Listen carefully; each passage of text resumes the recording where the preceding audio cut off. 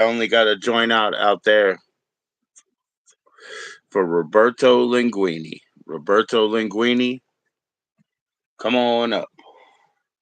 How's it going, my brother in arms? How's it going out here in these YouTube streets? Bruh, here we go. I do have my other phone. The link is in, therefore I can send it elsewhere. But right now, let's bring Linguini up. Fair enough, Harry Muff.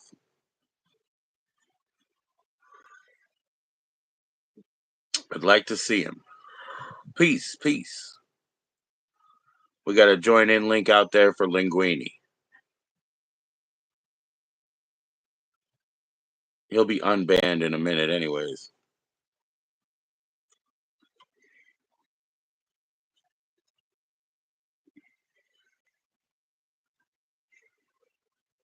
Come on up, my brother man.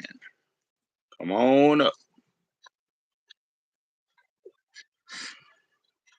Take one of these. Can of cigs. Take a can of cig down. Boom.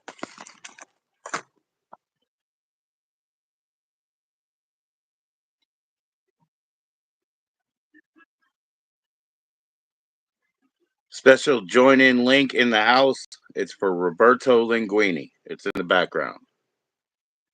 Check it out, Linguini. Go check your email.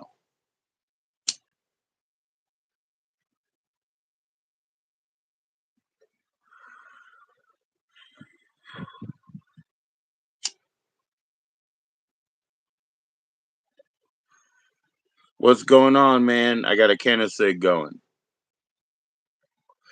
THCA can of cig going on. Here we go. Weed cigs, as they say. Got a join in link out there for Linguini and Linguini only at the moment. Woo! Yeah, sorry, I kicked over my 40 a little. That's why I burped. Cheers, cheers, peers.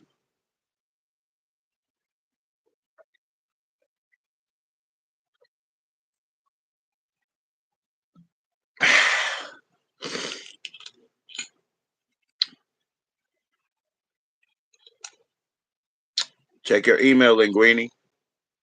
Check your email, brah.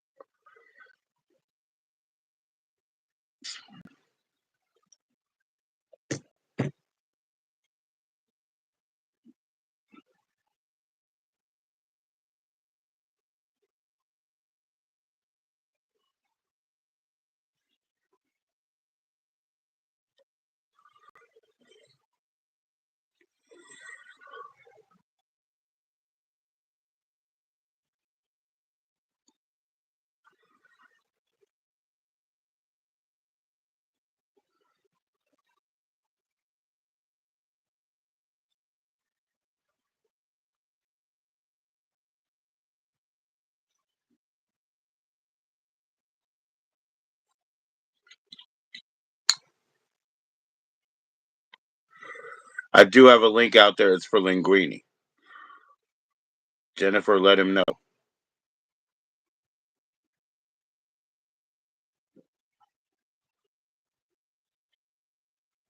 I'm the Arabian Prince, and you're in WA. Jennifer, let him know if you don't mind.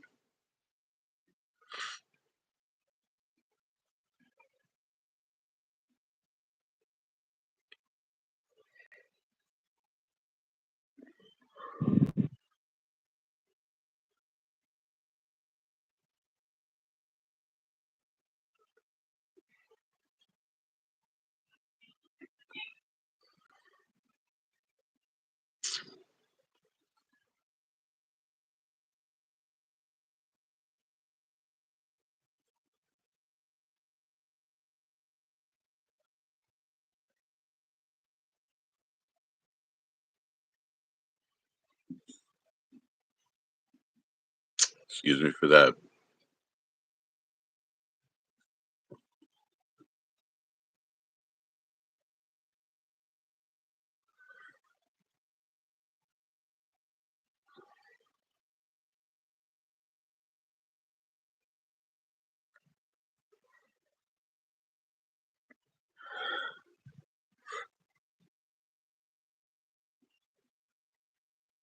That's pretty fucking cool. Pretty cool to see that, bro.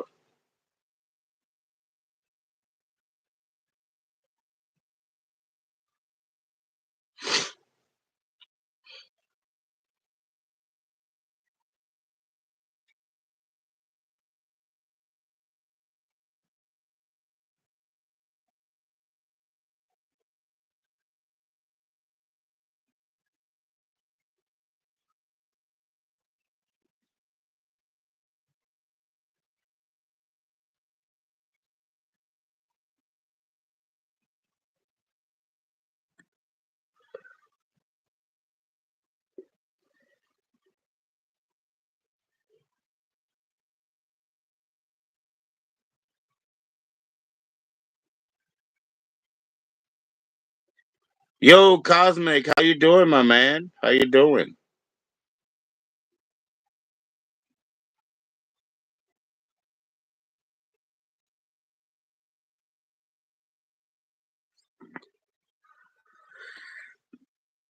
Not too much going on, man. I had to time out shelves for a while.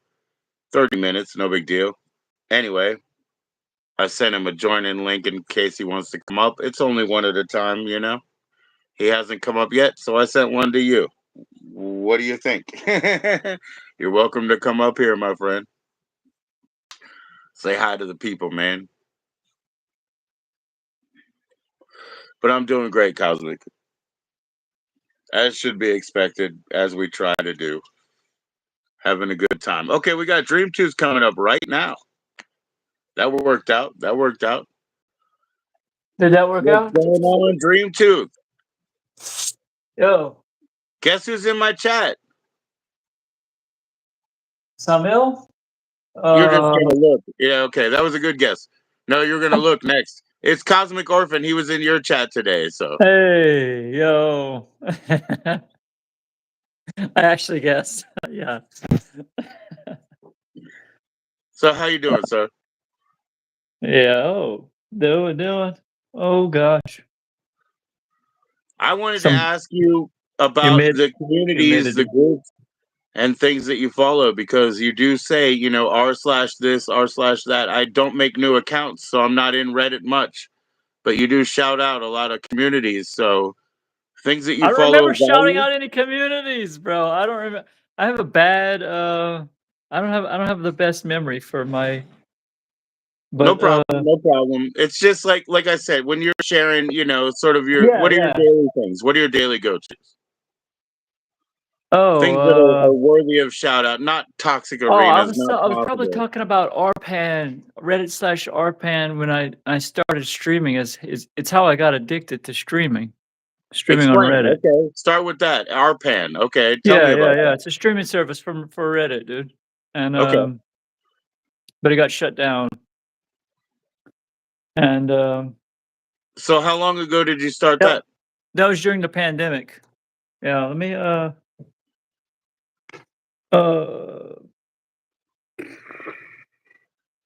yeah. You working with your rig over there? I just decided where to put the phone. Um yeah. I got everything close at hand. Okay, Feeling okay. ne feeling nested up, yeah. And so I'm trying to So, recover from, my long COVID and my, traumas and stuff, but, so you recently had like a long-term COVID, and I mean I knew that, but not everybody yeah, and does.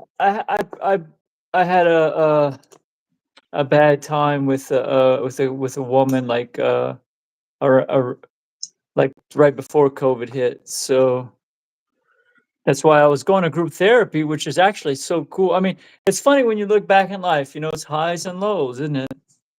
Group therapy helped me out so much, dude, like, with my articulating and I wish I had Yeah. gotten more, confidence, I guess, Well, when it was around pandemic, they people. probably had to shut it down for for social distancing reasons, right? You can't No, really have group therapy across, the aisle. it went through the pandemic, but then they shut it down after the pandemic. But, for the autistic, for my autistic brain with my, background, it really helped a lot to have the verbal somebody there strategizing, you know what I'm saying? Like helping you strategize, not giving advice, but just being like, "Have you thought of this?" Yeah, I, you f- can lead. I You found can. that I found like I found that like very helpful. I mean, somebody can help you from one thought to the next, but it's not even that. It's just their feedback that, like, oh, yes, I heard that part. Please go on. You know that they're listening. You know that you're not second guessing yourself, so to speak, because now it's been established that you've made that communication contact, you see. Because I have children with autism. I understand how they'll second guess themselves. Maybe I'm not getting my point across. Yeah, Just a right, little right. bit of acceptance, a little bit of acha, acha, as they say in Hindi, right? Acha, acha. I'm listening. Okay, okay, I'm listening. Acha, acha, G. I Keep think speaking, it's sir. Keep speaking, yeah. sir. Yeah. Yeah, I think We it's don't have that in our culture the same. we complete these right. I we A lot of it is that we complete these experiential loops for each other, we can bring it home kind of thing. Yeah. Yeah. Yeah, I have some of the other things that, my children and myself are involved with, sort of the OCD. And I have a son that has a, pretty heavy ODD, like oppositional defiant disorder, and it's pretty difficult. But one of the things that triggers off a lot of anger is a thought that never finishes. It just keeps looping. It doesn't get to the end. It doesn't get to the end ever. And that Yeah. it causes your discomfort, which, causes a feelable sort of Yeah. pain. I Well, feel that that pain. I was gonna say something too, because yeah, I've talked to this other guy on the regular with the high level similar, uh, like I have the same thing, I have that pervasive drive for autonomy, kind of thing. Yes, sir. It's like I my understand. nervous system will rear up when I feel a demand is placed upon me, but those things are not. It is subjective. We're having a subjective experience, so those things are not, always worth like making a statement about. Not that, But but just as you were definitely talking, yeah. get some coping in place. Be aware of everything that's Yeah, going yeah, on. yeah, Don't yeah. let yourself, don't let yourself lead you down a path that nobody's even, banking on or wasting their time on. You're making all those advances yourself, making extra strides that nobody's demanding of you. And please save your energy, right? Please. If they got a problem, they're going to come with it, right? Right. So, Yes, sir. so it's a slow learning process, I guess, right? That's so cool. Yo, Ganja King. Ganja, we got Dream Tooth right here. Dream Tooth is no art for Shiva. Maybe somebody can share the link, please. He live streams. He was talking about how he started back in pandemic times on Reddit doing that. So there you go. Oh, it's Old addictive. school, It's autonomous, addictive. and it's addictive, right? So here we Yeah, are. yeah. We stream, and we like to, as dudes, we like to be correct, and like I don't know, we're feeding off. We want to put a What? good foot forward, but hey, let's Yeah. all admit, the folly is right here. We're falling down this whole time. We're just falling into grace, I hope. Yo, thank you for sharing that, Cosmic. Thank you. Thank you, Well, Cosmic. Thank you, Joe. Thank you Dream guys Tooth, for Southern Louisiana, 46 years old. yeah.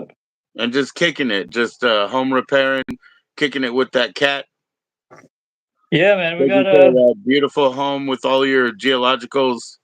sorry I missed it yesterday. I had a bad flare up yesterday. I was in so much pain yesterday, brother. It didn't hurt me, man. It didn't hurt me. I I didn't think understand. anything. I understand. Um, You got a link, Roberto. You do, but it's one at a time. So you have it in your email, sir. Trust me. So you can come up as soon as Dream Two feels, that it's his next phase.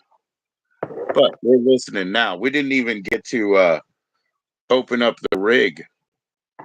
No, I got the Have Lobo you even ready. cleaned it down yet? I'm gonna do some hemp paper. Yeah, well, I've got the trusty Lobo, never stays dusty. Gets a lot All of right, use. man. Tell people what you got and how to use that, man. Not everybody has one of those. No, it's a little weed toilet. Check it out. It looks like a toilet when you look at it like, it's like I don't know. It's kind of funny. Yeah, But you can fit like a GI Joe down on it, like a Sergeant Slaughter needs a break real yeah, quick. You know, he exactly. had too Imagine many your GI Joe mushrooms yesterday. sitting there. And there's enough room in this. It's a vaporization deal we're doing. Yeah, we got enough room for like a point. Like a good amount of herb. Like a regular sized bowl.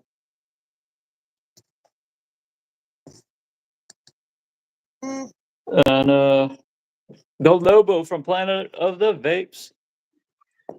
And so, just in my joint here, I'm just gonna put like a little something over a half gram of the green there, and then I'm gonna put some tobacco in. And that's my deal. So we'll be. I think we'll be synced up in a minute, so we can hit it. Yeah. Sip it. Sip it before you rip it.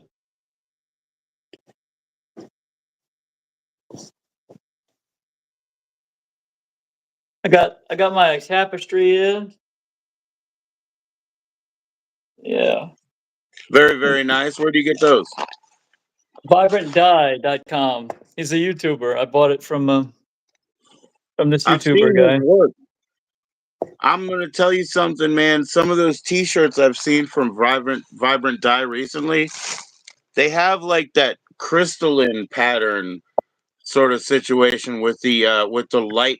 You know how people used to pinstripe paint so profoundly because they would use a striking white just in the right accent place, and then it becomes like like I said, almost like crystalline. And I've seen some of these shirts that he's doing that have that pattern, and they're just straight psychedelic, like really, really heavy, Yeah. high level. Yeah. So I had vaped this bowl. We're gonna reload here. And what are you smoking there? Oh, this is really nice stuff from Miracle of the Desert. Make sure my pinchers are clean. Just Right, be right. hand break and just be hand breaking this stuff up. It looks like a lot in that jar right there. Yeah, I've got a lot in this jar. I've got enough. Well, I mean, it looks like at least like it looks like I don't know a half, something more than Yeah, that, yeah, it's a hat. Yeah, exactly. Yeah. something like that. Depends on the density, right? Yeah, it's I have more than a some heavy half in little this nose. jar, probably. Um, Mai Tai. I've been having this one sitting in the jar for a good while. It's an Right on. indica. It's not too potent, which is kind of nice. You don't want it always the most potent shit, I guess. I don't know. I'm Yeah, not enjoying if it. you're gonna go garden or whatever. Yeah, for sure. Not all day. It's got a nice like orange peel terp. Yeah, I think we've been running into that a lot, like a lot of mandarin orange peel, right? I think the same that you've been tasting, I've Yeah. been tasting a lot of that too. So I guess Yeah, that's in there. mandarin. And it's in the Yeah. cheeses, I think, too.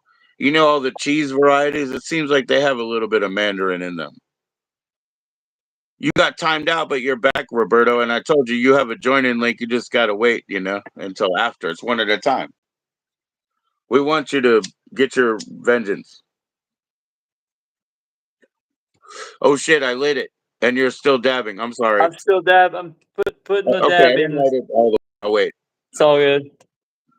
Yeah, you can come up, Linguini. Come up next. No problem. We're, We we're gotta get just, the we, so look, so we gotta get the proportion of concentrate to flour correct. I all think right. I got it there. I just So have this is just over a half gram in there. nice. This is warming up now. Thank you, Jennifer. I actually have a join in link for him. Yeah, mine's warming up too. We're just doing perfect. Mine's just warming to about 218, 288. No, who knows? Who knows? You got Smolder that clean water. the smoldering process, right? Oh yeah. I got some bubbles. Like I said, this is a. I got this from Sneaky Pete Vaporizer. I like this little setup I got. Yes, sir. Very clean, man. Very, very clean. I never see you cough, actually. Let's go.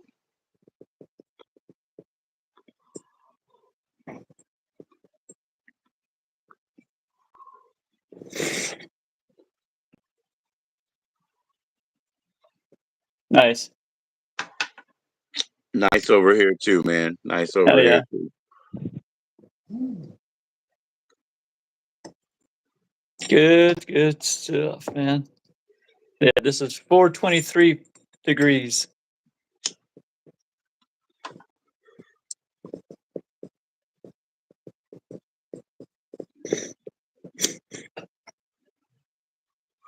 Couple more, man.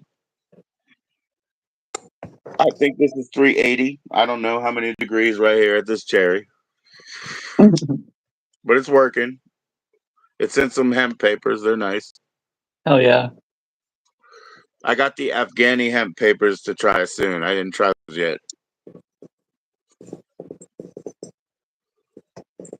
I saw you drink yesterday's water today from that, which is not a lot of water. Yeah. Right. Did you Yeah. get did you get any like I usually get like a celery flavor out of that. Yeah, like a little terp flavor kind of thing. Okay, okay. Okay. Yeah. There might be even more in this bowl. It's let's No, I see. think we've achieved it, man. If I had Yeah. any, uh, if I had any sort of agency, I would just say, okay, yeah, that's good, and pass it to somebody. But I got nobody to pass it to here, Right, right. yeah, Sometimes that's good. Yeah. No, yeah. I'll just I suck it up. oh, what are we talking about here? Well, Nice. that was just our smoking up, man. That was just our getting back Yeah, to this.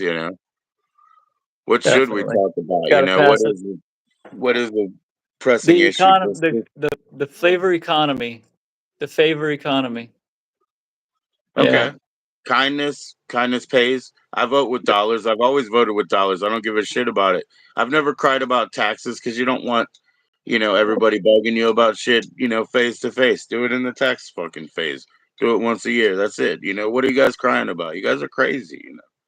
So yes, and then favors, let's just keep it underground. Don't worry about it. Definitely don't give it on a credit card. Don't tip the person on a credit card. Do it in cash. That way they don't have to pay fees. I, That way the prices I don't get said higher. favor economy. And I love that you just were able to take that. Yeah, It's yeah. your There's turn correct. now. Ping pong. I was actually thinking of the giving or what is it called? There's a term, Joji, for I was thinking of a different subject, like the well, the other side of that, like not the corrupt people, but people doing like pass it forward kind of that Yeah, yeah, yeah. yeah, that thing Well, I is mean, it's we deal with actually, in DC centric here. We deal with oh yeah, it's called a gift for a donation economy for our cannabis and stuff. Now, I'm from Maryland, okay? yeah. They made medical cannabis legal in Maryland. And guess what they did? Nothing. Zero dispensaries open for a good 3, 5 years or whatever. Right, I moved right. out of Maryland. Maryland changed anyway. DC never changed. DC becomes legal for medical. DC becomes legal for recreational, but no sales. You're allowed to grow your own plants as adults over 21. You're allowed to give them to other 21-year-olds. Here comes the gift for donation economy. I'm a curator, right? I'll give you something that I've curated. Give me a donation for, handing it to you, delivering it to you, blah, blah, blah. Now they shut down all the storefronts for a while, like all of them. They went hard. So Oh that can yeah, make sense. But the way that we do it is we have a farmer, it just from another situation. I quit smoking weed over here in Virginia. for 5 years until it became legal the way it is now. Because there was no more bud. It was just cartridges on the street that they were Uh-huh. getting from one or another place.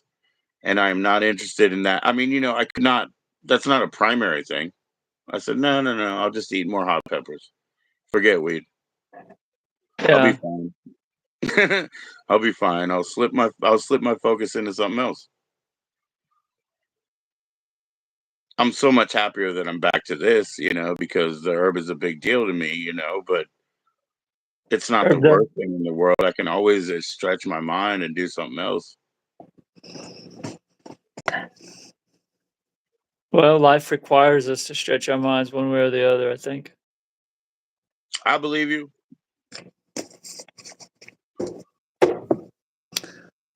Yep.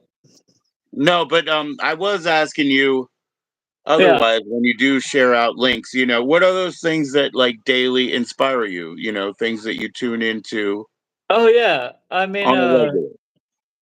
that inspire me. I don't um man, I don't talk about that. No. Well, no, like YouTube channels or type of music, because I know like you have like the garage time. It's like time to listen to hip hop, right? Yeah, yeah, yeah. That's pretty cool. You know what I mean? Like, does that bring you I to a like certain place? Al Mal stuff. This is Al Mal, I got- yeah, on Spotify.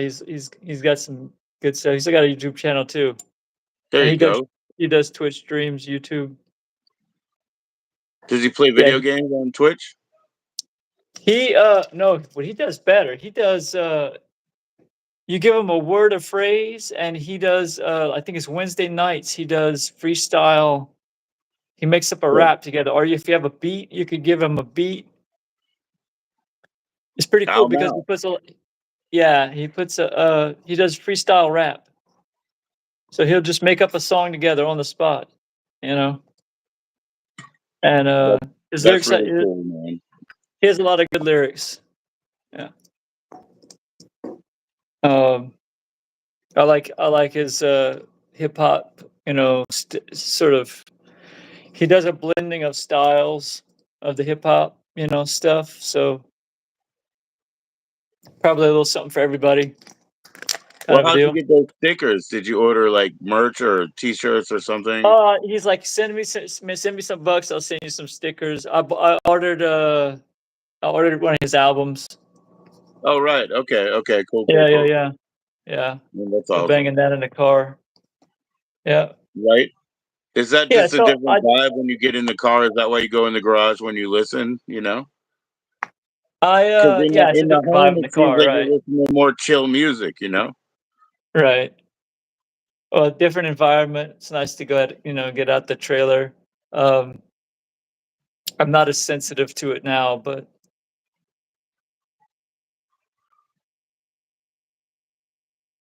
life sensitivities, how we live our lives, man. We try to stay connected to love and yeah, right. So I felt like his message was like speaking to me particularly, as I was getting through more trauma, just unfolding, whatever it seems to be at the time. Going to group therapy is when I found Al Mal. So Okay. yeah, And so yeah, basically, you're saying that is behind a bad breakup and things.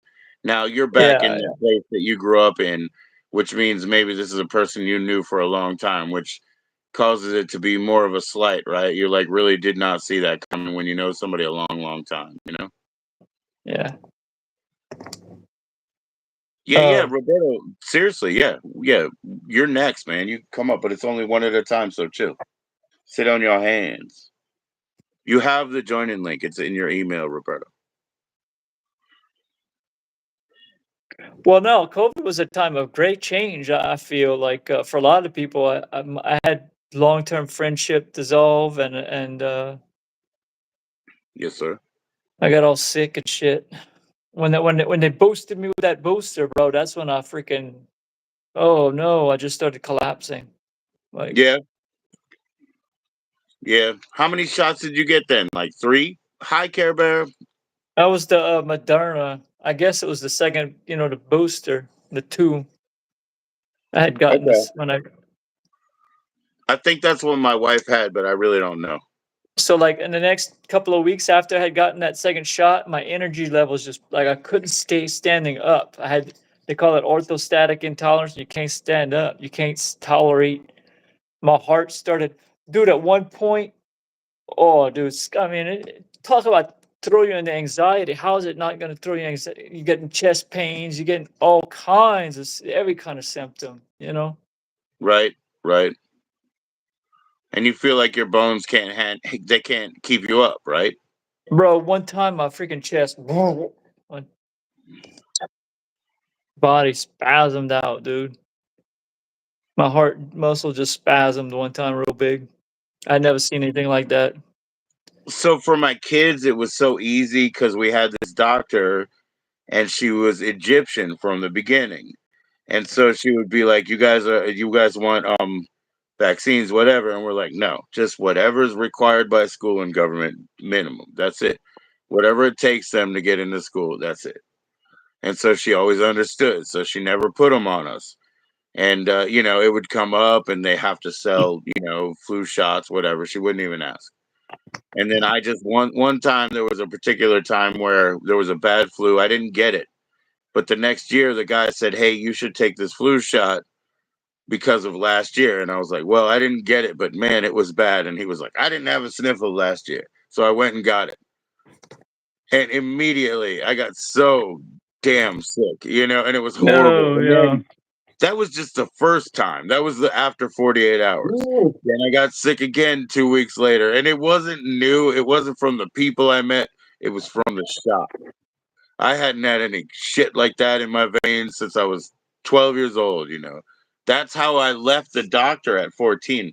They were, or something like that, before in eighth grade. Whatever. I left because they were trying to give me shots, and I said no, and they brought everybody in the hospital. And then they said, "Oh, he'll be back next week, Mom. Don't worry about it." And I never went back until I was 34 years old.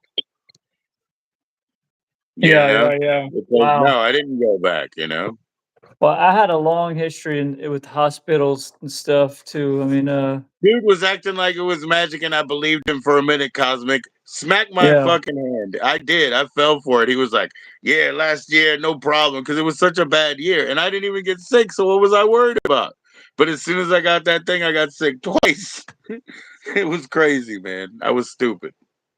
He fooled me, But you man. never know. You never know. It could Yeah, have been, yeah. he could have protected you. Nope, he didn't protect me. And then he had diarrhea everywhere. It got even worse. You know what I'm saying? He got Oh, sicker than I did. It got even worse. Still have to be a coworker with such a person. It got worse. I really learned then. no, I mean the shot could have protected you. I No, mean, I know. And that's what he thought. You know what I mean? His intentions were good. He right. got as sick as I did, though, and worse. Oh, I see. I see. Yeah, Af- yeah, yeah. It just After. backfired. It was just a bad But idea. was that what year was that? There was one year there was a really bad flu going around. Well, it was so bad the year before that I took it that year, so I'm thinking it I was used to like live in when I used to live in 2017. California. There was one year where it was bad.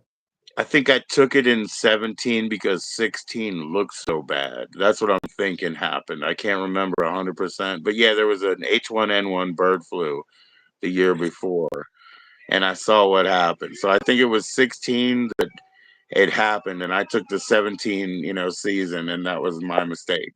Oh yeah, And Cosmic here had everyone there ever was. I get this. Yeah, I have a strange medical history, and it just gets stranger. It seems like as time goes on. It's kind of funny.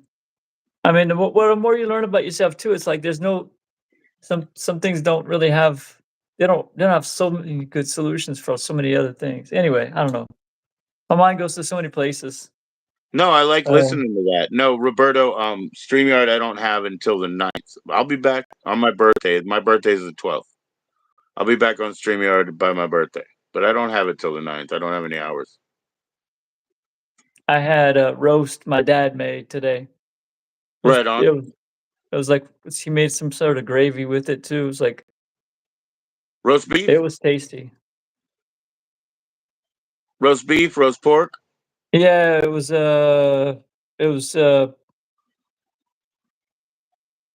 beef. Yeah, Right on, right on.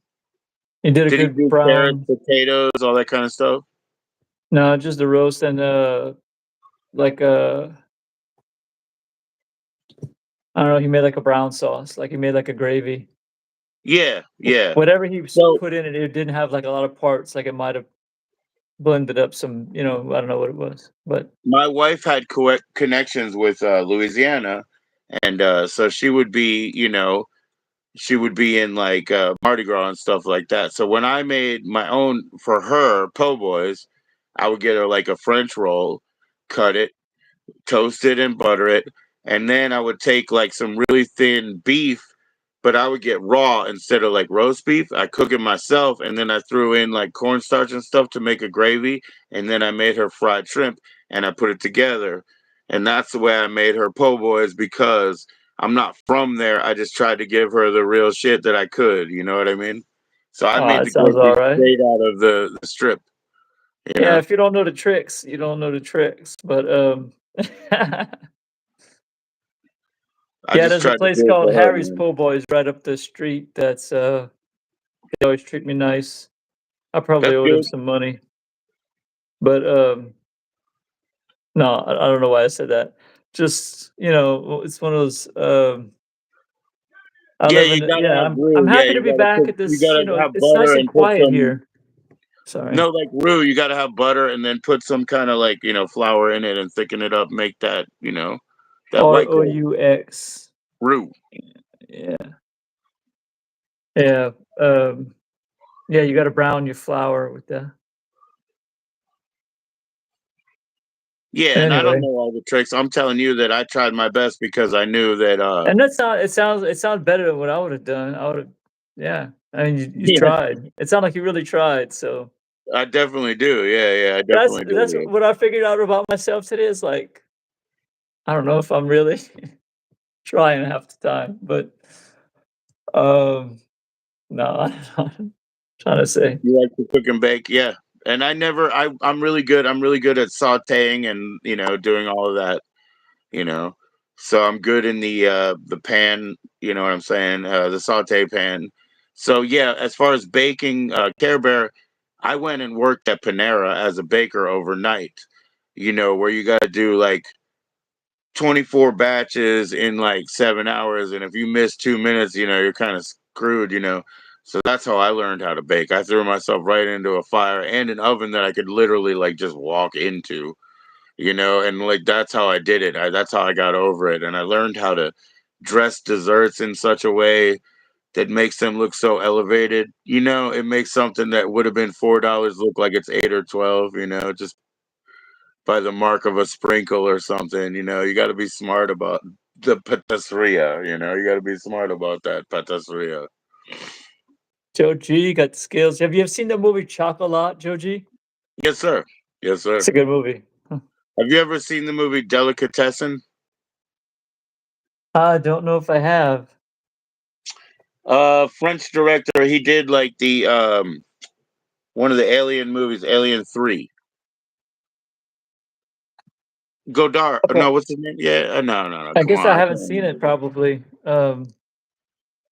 Oh, we got YouTube, Cosmic Orphan and Care Bear. Thank you for sharing Karen and Cosmic, man. Yeah, let's shout out each other and Bud Files, what's I'm going spending my on? other inspiration. Sorry. Yes, Yeah. tell us. I'm spending my time sometimes on the Soft app. I'm sharing on the Soft app some things. It's a app for neurodivergent. Started by this woman was making some content about her app thing. So Okay, okay. um So I have children in the 20s with autism, and so I'm very familiar with that, them growing up like that, being neurodivergent, having things their own way, and having things, you know, um, the rest of the world needs to also be flexible a little bit, but you can't. Let's say my son Anton. We always said you can't Anton proof the world, so you got to put copes in place for him. You know what I mean? You'll never Anton proof the sure. world. Sure. That's the approach, but make it comfortable and understandable, Well, man. There and is a just way to and then explain just, things. in seeking help and not getting any so many times or getting, just it's I'm saying, not getting help because you're getting told things that work for other people, but that will never work for you. Yes, sir. Yes, sir. I mean, I don't know how many times that's happened to you, but Oh, that happens to everybody, especially if right. you volunteer. Because if you volunteer and you want to help, everybody starts telling you how. And you say, hey, maybe that's my not my skill set. And they say, well, then you're of no use to help me. You can't help me. And that discourages the whole process. It Whatever just critique it, they're gonna it give squashes you, down the whole it's not intention gonna of somebody trying to pitch in. So what you need is somebody who's a good systems analyst to look at the field and say, I bet this person might feel comfortable easing into this job, and then they can grow naturally with their own God-given talents, so to speak.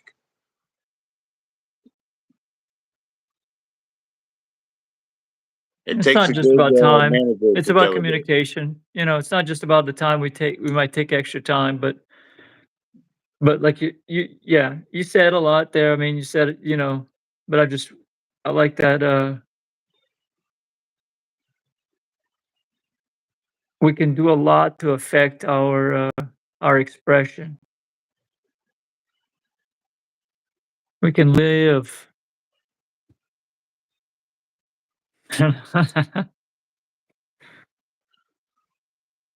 You can't spend any minutes. I'm not. You're not really in the background. I can't see you because it's only one at a time, Roberto. Stop spamming like so hatefully, man. Come on, man. Communication is key. Confidence. I got a degree in confidence, and I inspired the starting of a university for alternative type learning situations over in California situations we developed. And, yeah, they were like, "Okay, you get a degree in confidence." I don't know, I thought it was funny. Not that I don't know, this is a rambling story, but, yeah, you find nice people, you hang out with them. I don't know what I was trying to say a few things like communication and time and taking tasks, taking community seriously. It's important. We can build things together. We can inspire each other You for know, sure. some people are like, I guess they're crafty enough to find a new approach with each individual really quickly. I'm not so quick with that, but my thing is, anytime in the past, if your training system is any good, trust me, what I'll do is I'll just keep doing my tasks, repeating everything I do, and just tell them anywhere along the way, if you have any questions, just understand I'm not, speaking down to you, but I will repeat every single thing that I do and just walk you through what I do. And anytime you have any questions, and it turns out anybody is trainable. So as And it many turns out sort when of you give them this understanding of the basics, it's like they can be extraordinary, can't they? If you yes, lay it out for them, right? It's like people did not have the proper the patience to foundations. give them a chance, properly.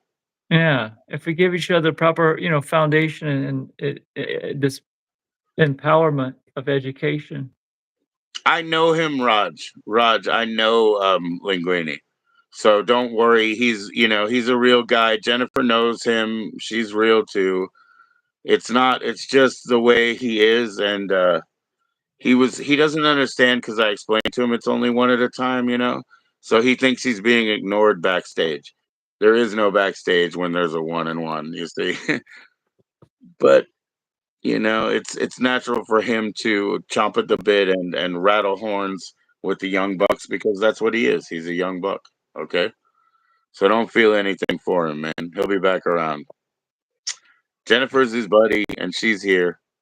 So if we wronged him so bad, she would tell us and give us the finger and walk out. We're all Every good, man. holiday season, signs pop up in store windows encouraging people to shop local. Instead Here of we go. ordering a mug online, purchase one made by a local artisan. Instead of expanding a corporation's profits support the work and livelihood of someone in your own neighborhood. Am I right? What? This is how we support each other's voice and communication. Yeah, we strengthen each other. Community. Right. This is from Yes, the sir. book Unlearning Silence. So I recommend this book. Elaine Lynn Herring. Pretty Okay. cool. Hey, Raj says cheers from India. Cheers, Raj. Rajneil Jennifer looks Prasad. cool. Jennifer is a real person, believe it or not, guys. She's been up here. She has not done a camera because she's camera shy, but she's spoken. Um, she identifies as African American in Compton. So, and she's been up here. It's a real person, guys. I'm sorry. I'm sorry that if you don't believe it because it blows your little minds, but Jennifer is Jennifer. So, enjoy. She is a treat, man. Very nice person. Very nice person. Nice. She My associates a lot people. with that Raton Linguini, but everything else will work out, eventually. She'll outgrow him. She looks like a Bollywood actress. She may, in fact, look like a Bollywood actress. I don't know. I've only heard her voice, as I said. I'm not speaking for any photographs. I'm just a realist on this side of the glass. Remember, Tooth, when you were talking about your ego, and I said, I can't pump your ego, man. I said, I'll give you all the encouragement that you want, but I'm not going to pump your ego. I don't know what you're looking for today. And you're African. All right. Proud African Jennifer. Thank you, Jennifer. Yeah, you kind of You won me over identified as after that. African American to me. I wouldn't have made that up because where I come from, there are American, African Americans, so to speak, and then there's Africans. So the people who came from where I came from didn't identify as African American. They said they're African. So either way, Jennifer, you're from I Compton. That's what you always tell me. I have some black in me. Yeah, but Yes, sir. Yes, sir. we all have the power to support or silence products, projects, and people with how we spend money. Compton pride. Me being from Maryland, part of my association is what kind of black. Part of my association is the Pan African flag. You know what I'm saying? I do associate with that because they all have that because they say we have common ancestor actually. So I don't know, but that's what they told me. How's Ganesh looking? Is he okay? Happy, looking happy, man. Okay. Well, he can answer you when he sees it. Tooth. What's Jennifer's that? asking. Jennifer's asking what kind of black. She said specifically. Um, my Sorry, Cobra. what kind of black? I don't know. My $90, 300. Did he I just don't talk about really. money stuff? Is that my imagination or what? Yeah, Is that a my black skin, imagination? a black skin child was born. um, Did he just ask about a money scheme or was that my imagination? Somebody please tell me so I can fix that. I'm part Creek Indian, and it was one. It was one of my one of my fathers married a black woman with more Creek Indian in him. He did. So Dude, that's all I you know. know, I don't remember. she doesn't, Um, you know what? I'm sure that that's fine. But that person literally just said something about like if you give me 900, I'll make sure you make 50 and like it was a literal like yeah, money scam handshake. Oh yeah. my goodness. I can't believe that happened.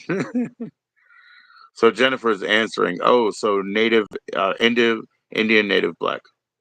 If you recognize that, and And Care Bear said Mercury retrograde tricks they are. One thing that will happen to you if you meditate consistently, you'll start to understand ancestral memories can be in these energetic bubbles that kind of come up, you know, they kind of come up and rupture and things happen in your mind, right? All these things, different happenings, but you get ancestral, you can get ancestral memories.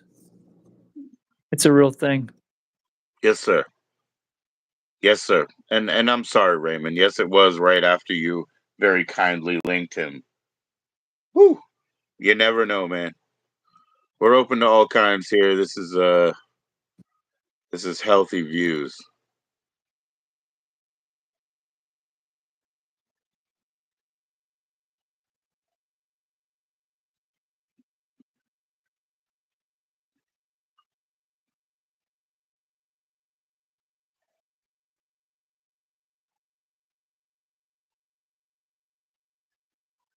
So you pretty much stream at like 1 p.m. most days? 11 through 3 seemed like, yeah, most days. I'll pick it Okay. up. Yeah. So just around noon. Around Yeah. noon, Southern Louisiana time, yeah. Yeah. Yes, Raymond, we do know you're of the light. Thank you for being on the right side of that, man. Thank you, Raymond. I don't know where that dude was coming from with his little tickle scheme, but it ain't getting anybody anywhere. He's trying to make 8 cents on the internet, so good luck. It's probably a lot of rupees. 222. Oh, that's the thing. I was gonna say what I liked most about India. Right on. Tell me, man. How many days you spend there? A week? Yeah, a couple of weeks maybe. Okay. What's your favorite thing about India? What was the best part? I know it's overwhelming. Oh, I yeah. know it's colorful. Oh, oh, it was Smell and sound and a light and color and everything there was full. this tissue paper that was just plastic. It didn't even absorb anything. My hands were sticky on the train, on the bus, whatever situation it was. Man, dealing with that shit was tough, bro. It was tough.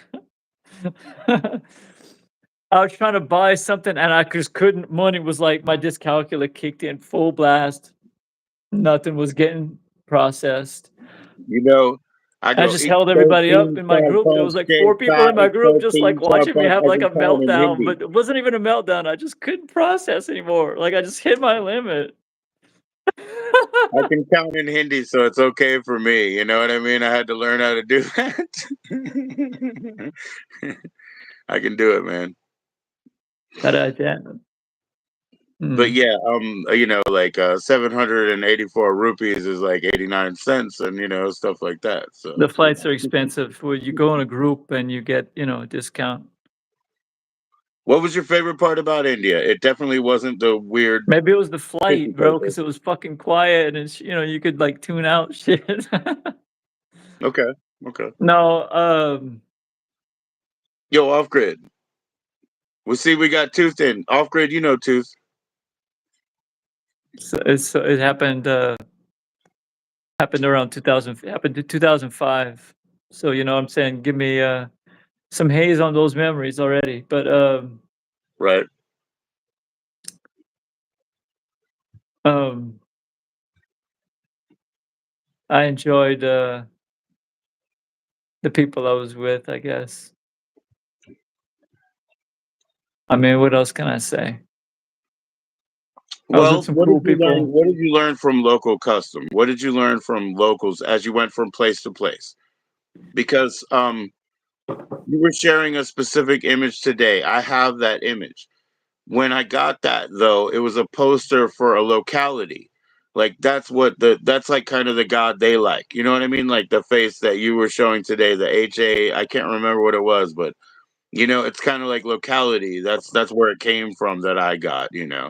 We like that guy around here. You know what I mean? That sort of thing. So what do the local customs inform you that you use now or that you understand now?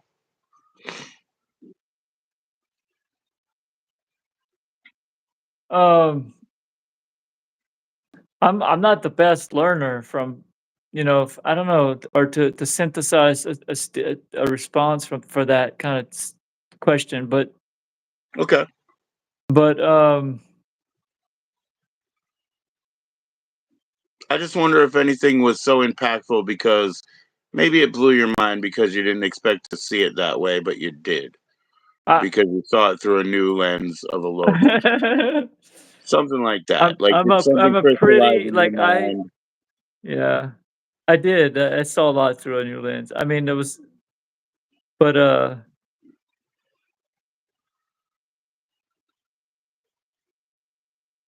I think it's just too much sensory stuff. Like to I can't even think because it those memories are too much right now. Sure. I don't have. I Yeah. know it's very color and speed drenched, India, and you spent a whirlwind time there. Well, the turn on the TV and seeing Hmm. the pace and stuff. I still can't imagine how everything was frantic and loud. Everything was frantic and loud. Everybody was saying and doing was big. It was super big. It was super magnified and stuff. So I think And what you that's learn is like they're desensitized to your whatever, like they're kind of immune to like a lot of, you know what I'm saying? Like some of the marketing that we do, I mean, they're kind of like they have this different it's kind not of enough. character training that you just observe when you're there that everybody there just kind of has like a sense of character. They don't You don't enter somebody's space, everybody's they're like respecting your airspace kind of a situation that they always maintain. So I think that's so we don't yeah, to contrast a couple of things, but they were kind people and Sorry, Care Bear. We're not trying yeah. to be behind on you. Imma get off now, Joe. No, Get no, some no. Listen, hydration. man. I want to say something that is very interesting because Yeah, the tiny little screen that we're in, right? The same way that you saw maybe a more frenetic TV, right? It's to yeah. fill that little screen and it's to catch that interest. So I think you were talking about how maybe even our modern advertisement, it's not stimulating enough. But that's funny because we're on YouTube. We have the smallest screen in the world. And if you hype it up, and now I used to hate going home from school and having to watch commercials between the show or whatever. But now when you watch an 80s commercial, they parade everything across the stream, but it is a bounce, bounce. It's like a 4/4 time. You're talking about India 16th notes. 16th notes. You know what I mean? We used to just have 4/4 timing. Go ahead, sir. And it's funny how that's soothing now looking back, but it used to be an annoyance.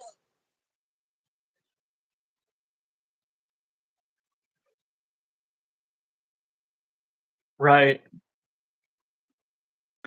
Yeah, they, in the '80s, they really unlocked how to manipulate us through the media. If you don't have a hat, t-shirt, shoes and cereal of the same thing, you know what I'm saying, then you're I way didn't behind. understand the '90s at all. So what were the '90s about for you? Like I It was funny because I think the 90s music was so bad that all those people that were like anti-music destructionists, like, the grindcore and black metal of the world, that's what I was interested in, was like non-art destruction because everything was so bad. You know what I mean? Like when they thought they had the idea of what genre and things were supposed to be, they were so oh, bad damn, that I love okay. the destruction of them. That's the only thing the 90s had for me was the Oh, gallows. Like the boat where we were like, if this is here or nothing, I'm jumping off. This is the end, because if that's music, I want no part of it. If that's damn. entertainment, I want no part of it. The 90s were just so bad, you know. Damn. Um, That's how you can make zombie comedy, and that's what happened. See, Because that makes no sense to your mind to have a zombie Well, comedy with gore, I you was gonna know? bring up something else about the '90s, about the fad situation. It seemed like everybody was trying to radicalize everybody on whatever the thing was. Yeah. That was my Yeah. thing. It was like, "Oh, okay. I'm You get supposed a to be flyer everywhere overstimulated. you This go, is the man. decade you're supposed to be overstimulated, right?" You try to get seeds, they tell you about how you have franken seeds and like these seeds are okay. Like you get a pamphlet everywhere you go, you know. Oh, don't Yeah. pick up that token, you know, you got to go to the other machine. Go change with this man, you know. It's ridiculous. You get a pamphlet everywhere you go in the 90s. I'm trying to go to the toilet. Don't go to these toilets. You know what they do to Afghans? See, Afghans? we could bring I've something like seen it. that back too, but, like, in a different way, I don't know. I don't Protestant, know. angry, angry black and white zines everywhere Yeah. that don't lead to anything. That's what that's what people don't understand about Bohemian Grove. Like all the nonsense they scribble around in signs and stuff, they don't mean anything. That's what the average person just can't figure is they don't mean anything.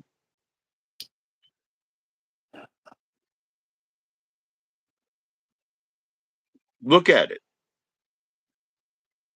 Yeah, I know what you mean. I know what it I know, so you're saying, Like all the camps that they have and like the signs that they have and the little etchings that they have and the booklets that they have and they make up this like yeah, fantastical lore because they don't have time to celebrate any real lore. And they're just it's BS. It's just winter wonderland, you know, except that it happens to be the spring, you know, celebration, the rebirth. might be demonic, bro. I mean, But why would it be nonsense? Maybe that's more demonic than right, that's what I'm saying. Yeah. oh shit, I better shut up about that. My channel's gonna get taken too. I'm gonna So when lose all when I was 15 streaming on of us. Reddit, occasionally I'd have, like, 1,000 people in chat, dude, because of a weird Reddit algorithm. That's cool. That's cool. Yeah. I had 2 days of 1,700, but they were from like botters, you know, botters and scripters and shit. One dude asked me to be a part he DM'd me on Reddit and said and gave me, like, an invitation to be a part of the Illuminati. And Yeah, I turned yeah. him down. He's like, "I don't think you understand. This is important." It was fake. Well, It was fake. I I wasn't born a Mason. I just wasn't think born a about Mason, the so I'm stupid in shit Gmo Ray. people put online. I'm in Yeah, Gmo Ray, okay, because I wasn't born a Mason. I can't be a Mason, okay, and I'm not of any sort of fake, you know, thoughts. But anyways, what the dude was pitching to you was totally fake. There's no such thing. right. Well, there is if he made it up, and that would have been fine with me. You know what I'm saying, Joe? Like, yeah, like, yeah, like, totally. But, Like like, that there could movie be, like, some Mystery Team fools out where there guys just like claiming he was like shit. that movie Mystery Team where Boy Genius was a guy who memorized one book of facts. That's why he was Boy Genius. The book of 100 facts. Exactly. So Yeah. within like a 4 block radius, you guys are running it, man. If you could just, yeah, just have a little space there. I mean, if we could push our art of communication. Yes, sir. Yes, sir. I Yeah, wish we had more. We don't have enough. You know, we're recycling words. We're trying to be accurate. I'm misunderstood all the time. I'm trying my best. Please hear me out. Be patient. I'm recycling other people's words.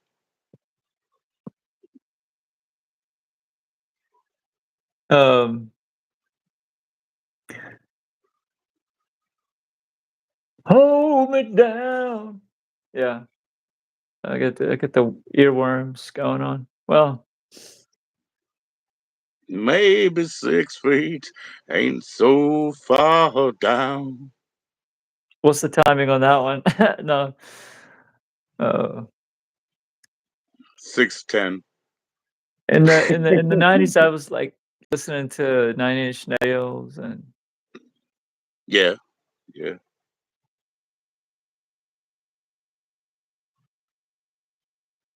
But I got into video games. I was big on the PC games. Yeah, I did all that in the 90s at the PC games. We did I like those multiplayer games, getting competitive situations with some like Okay. racing games or something. Is it like Metal Gear and stuff like that? I mean, I don't know what's I never played multiplayer. Metal Gear. I played I played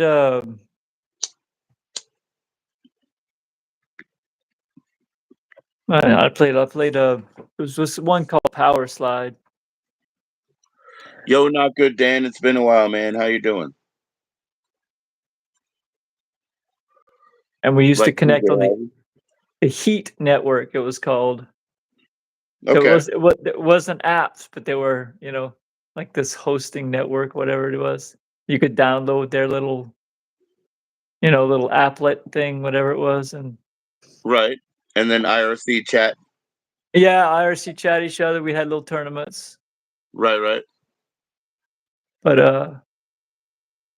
yeah, I like my Yeah, I've strategy been on games, role playing everything, games. man. I got on the phone when I was a kid, like 84. I started calling up like the temples, you know. So I've been on every sort of, version of being on, people's bad side on the phone or on the internet, tapping the wires, you know. I've been there. So yeah, the IRC is always that was the feature, man. That's where you get to talk to your friends. And what I Yeah, try to do now, QIRC was it called? IRCQ? Yeah, well, yeah, CQ, and it was just ICQ. Remember internet ICQ? relay chat, but you could tag it to anything. You could add it to any one of your websites just with a bit of code, you know. Right, that was the So IRC. basically, it was Yeah, just live yeah. chat. Yeah, yeah. So you could just hang it to your site with a little bit of code, and you know, Your GeoCities or your Angel Fire, yeah, uh, yeah, for sure. Yeah. your Yeah. MySpace.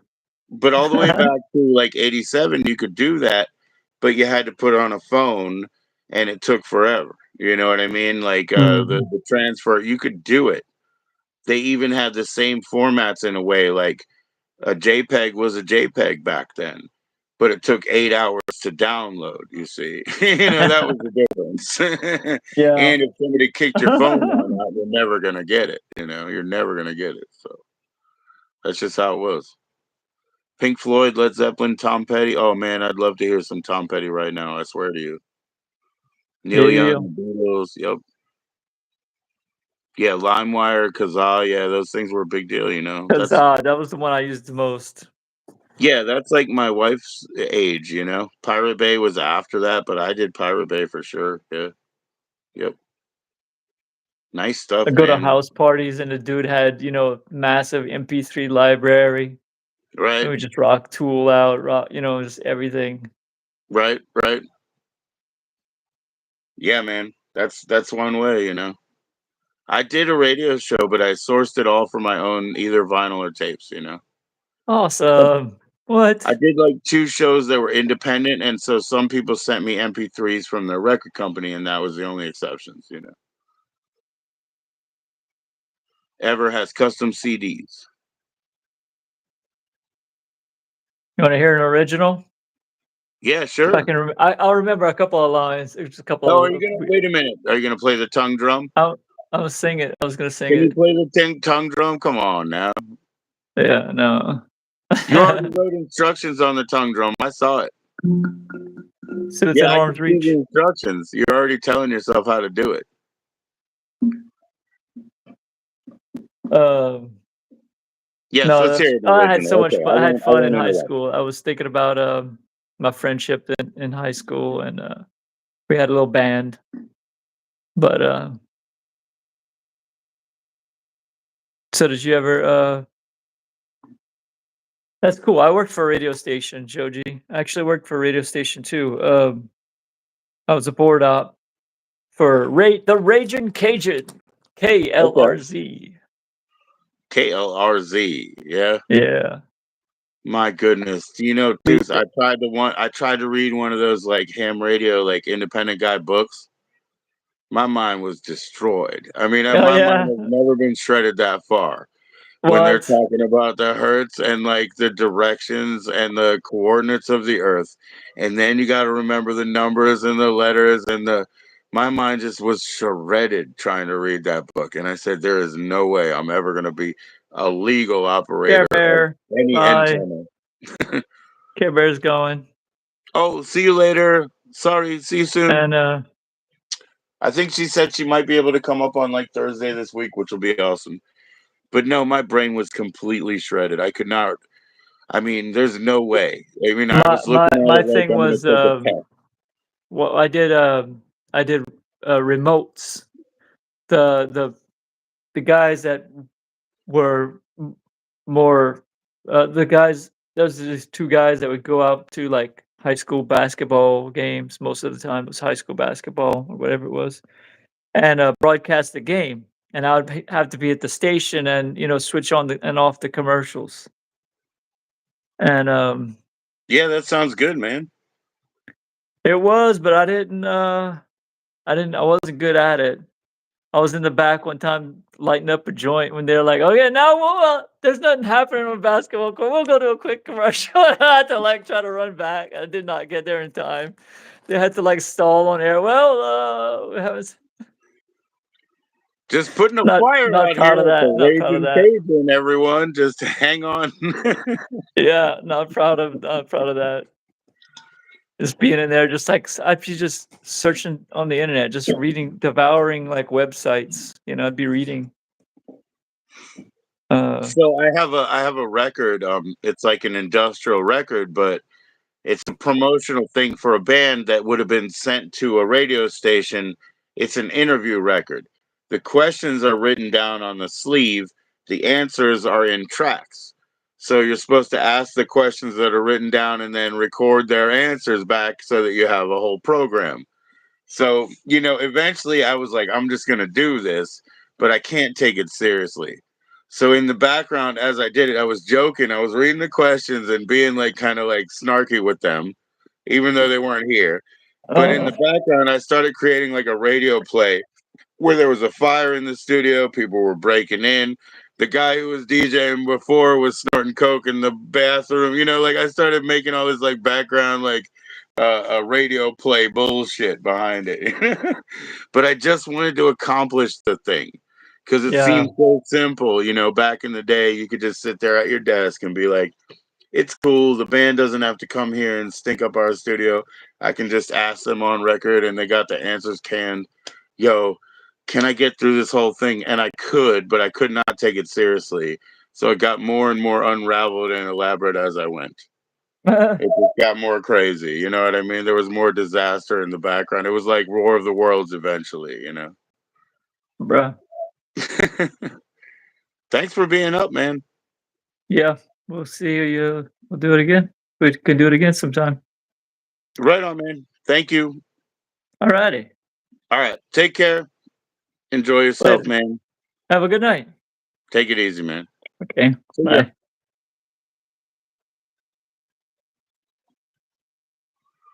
There you go. Thank you very much, Tooth. That's what I'm talking about. Cheers, everybody.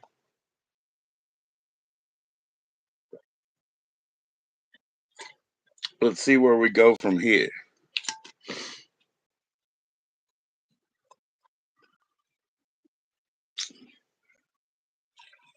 He's a nice guy, man. Go check out his channel about 1 p.m. his time every day. Like you said, could be 11 to 3 or so, but let's say, about 1 p.m. Louisiana time.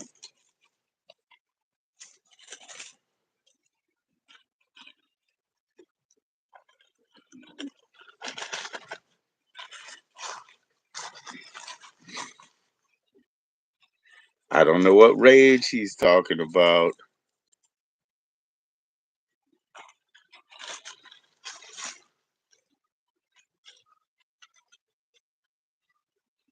The old bears, yeah. Yeah, the bear community is definitely being exploited. It's always happening. It's always out there. Bless them, bless them.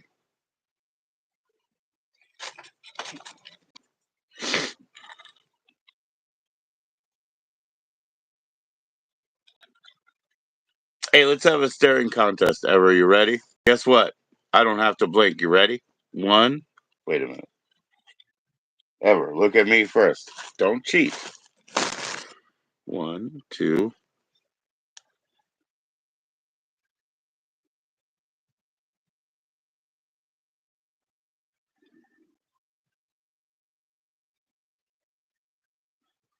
The average human blinks every 11 seconds.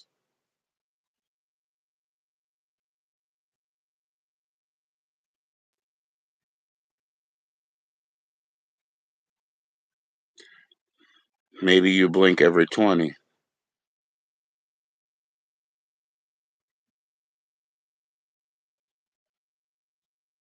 Certainly you blink every 50.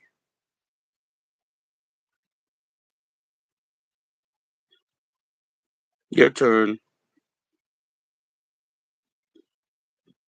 I know you lost.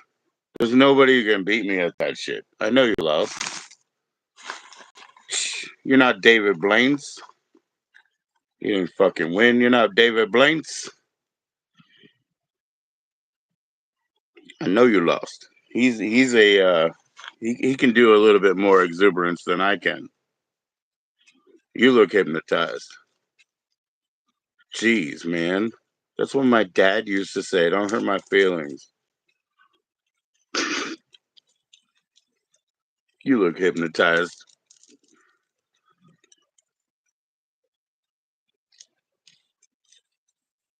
Hey, Jennifer, what's up? Dum. Now, Jennifer's in the house, and Compton's in the house. Linguini does still have a join-in link, you know.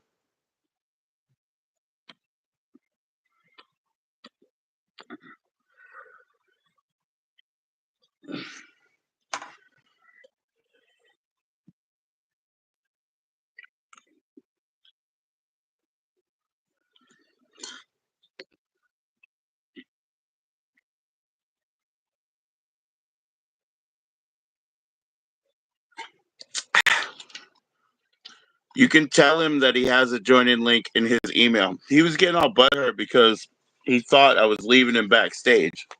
There is no backstage on YouTube, okay? There's only one person at a time.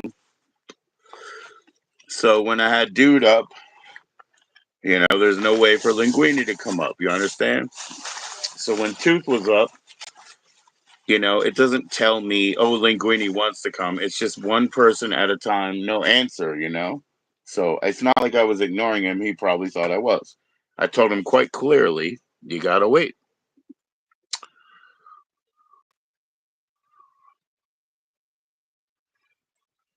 Yo, you guys keep doing it, man. Mm. Sit on a throne of ice, motherfucker. If you want, ever sit on a throne of ice, man. Be butthurt. Let's go. Is Linguini coming in? Nope. Steve, you definitely have a join in link. You coming up, Steve?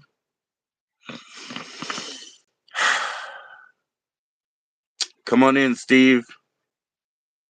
Ahisma. You think I have asthma? I have vaporator, man.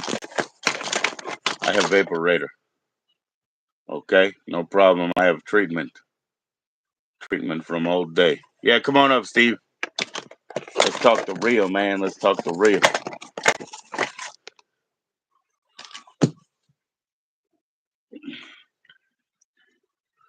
I got a rainbow stiletto for you. Ching, ching, ching, ching, ching, ching, ching. I got a rainbow stiletto for you. Ching, ching.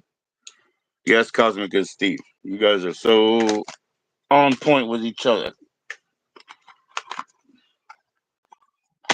Yes, you are on point with each other. I'm not trolling you as Steve. I'm not trolling you as Steve.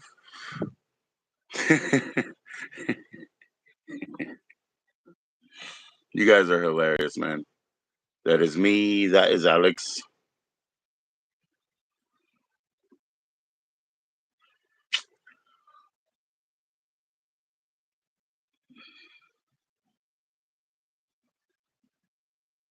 West Coast slang. Yeah. Jennifer, you're definitely welcome back up, but you never email me, so you never email me. You see? You see? You see? You see? So sad.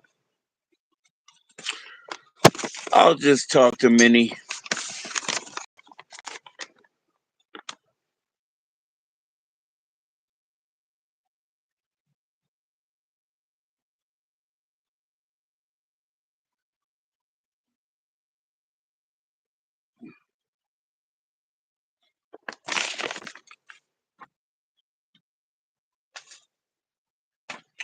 That's cool, man. You can be camera shy. You can be camera shy. I don't want the viewers, man. We've had people buy viewers. We've had people buy subs for other people. I don't want any of that shit. Why did we kick out other dude? Because he was trying to do money making, game. That's why. We don't want any of that bullshit over here, man. I got 11 fucking likes. That's my top all the time. And Steve's gonna come up, man.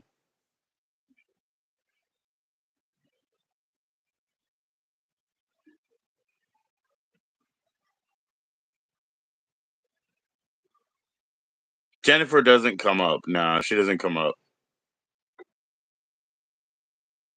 No, you said you're gonna bring 600 plus. You said you're gonna blink. If you bring them, they're fake. There's no 600 plus viewers out there. No, I'm such a jerk. Oh my gosh. All right, sorry. No, Steve, Jennifer, we don't have contact by email. She never did. She never did. She's been up here by voice, but she never did contact me by email. And Linguini, he already has it, but he didn't come up. He was mad because he thought he was stuck. Oh, 600%? What do I want? Ever? I don't want any watchers. She's watching hockey. Yeah. Watch something good, man. Don't be here. Thou fool. Thou fool speak. Thou doth bite that thumb at me. Why doth thou bite that thumb at me? Thou fool. Thou fool no speak. Es-tu ever a Dunkin' Donut franchise? Hmm. Que merde. It sucks, ever. A jerk. Oy! Unbelievable.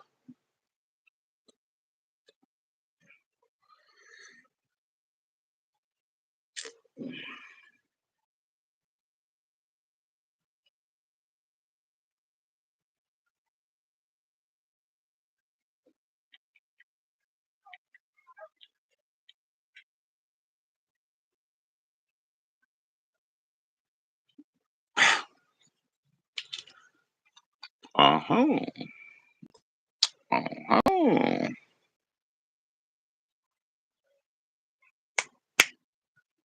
Hello, Cosmic.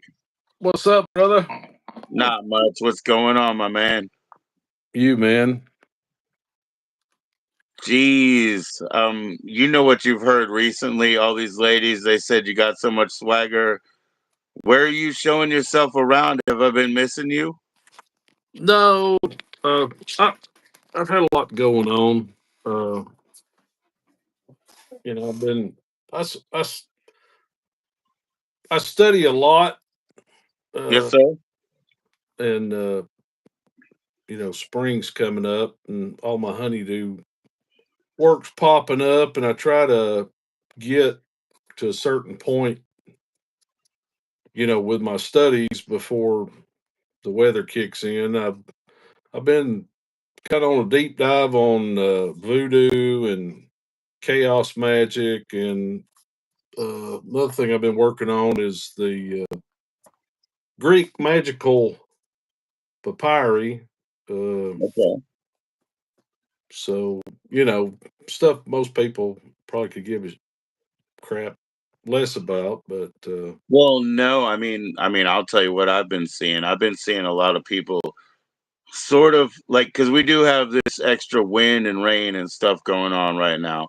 So I've seen them sort of cocoon up a little bit, getting ready to come out here on the spring, you know what I mean, and just have a rebirth. right, yeah, it's well around here in the South, it's once the weather breaks and the rain starts, and I mean, if you don't get on top of stuff, it just absolutely, it turns into a jungle. You can't get anything done. So, Yes, sir. well, did your wife like the deck? Absolutely, man. Absolutely. That was great. It was great timing. Oh man, what was it? Oh yes. She was asking me about her nesting doll just the day before.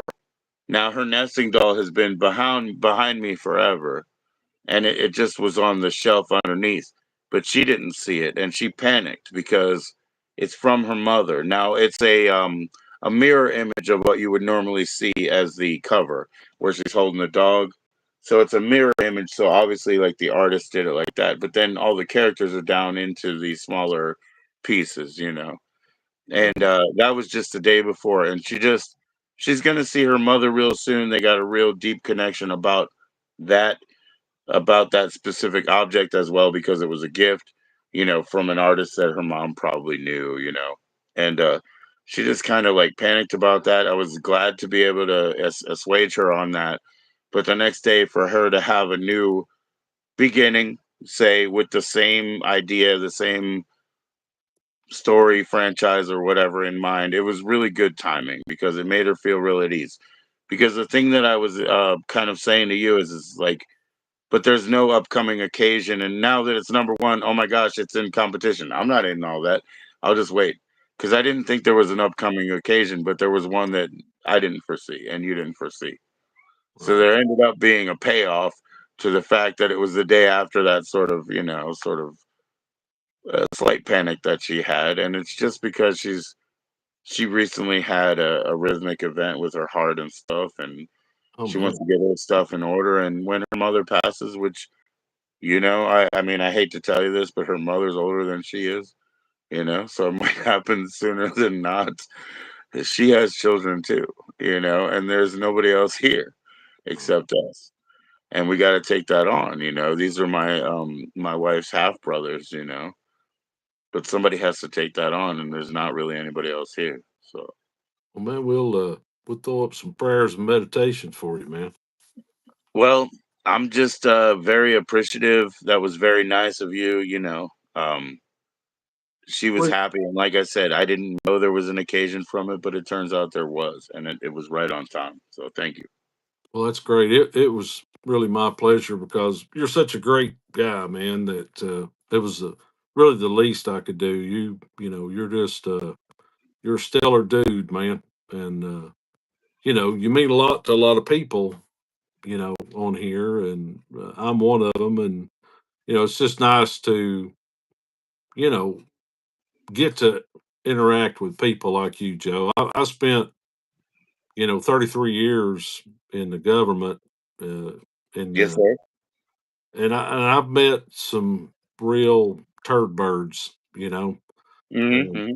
and I've met some nice people, Well, and you probably met brilliant people too, because it is the government. We have our brilliant people in the government. I mean, you know, and yeah, that's there important. That's stimulating and informing to your life. You know.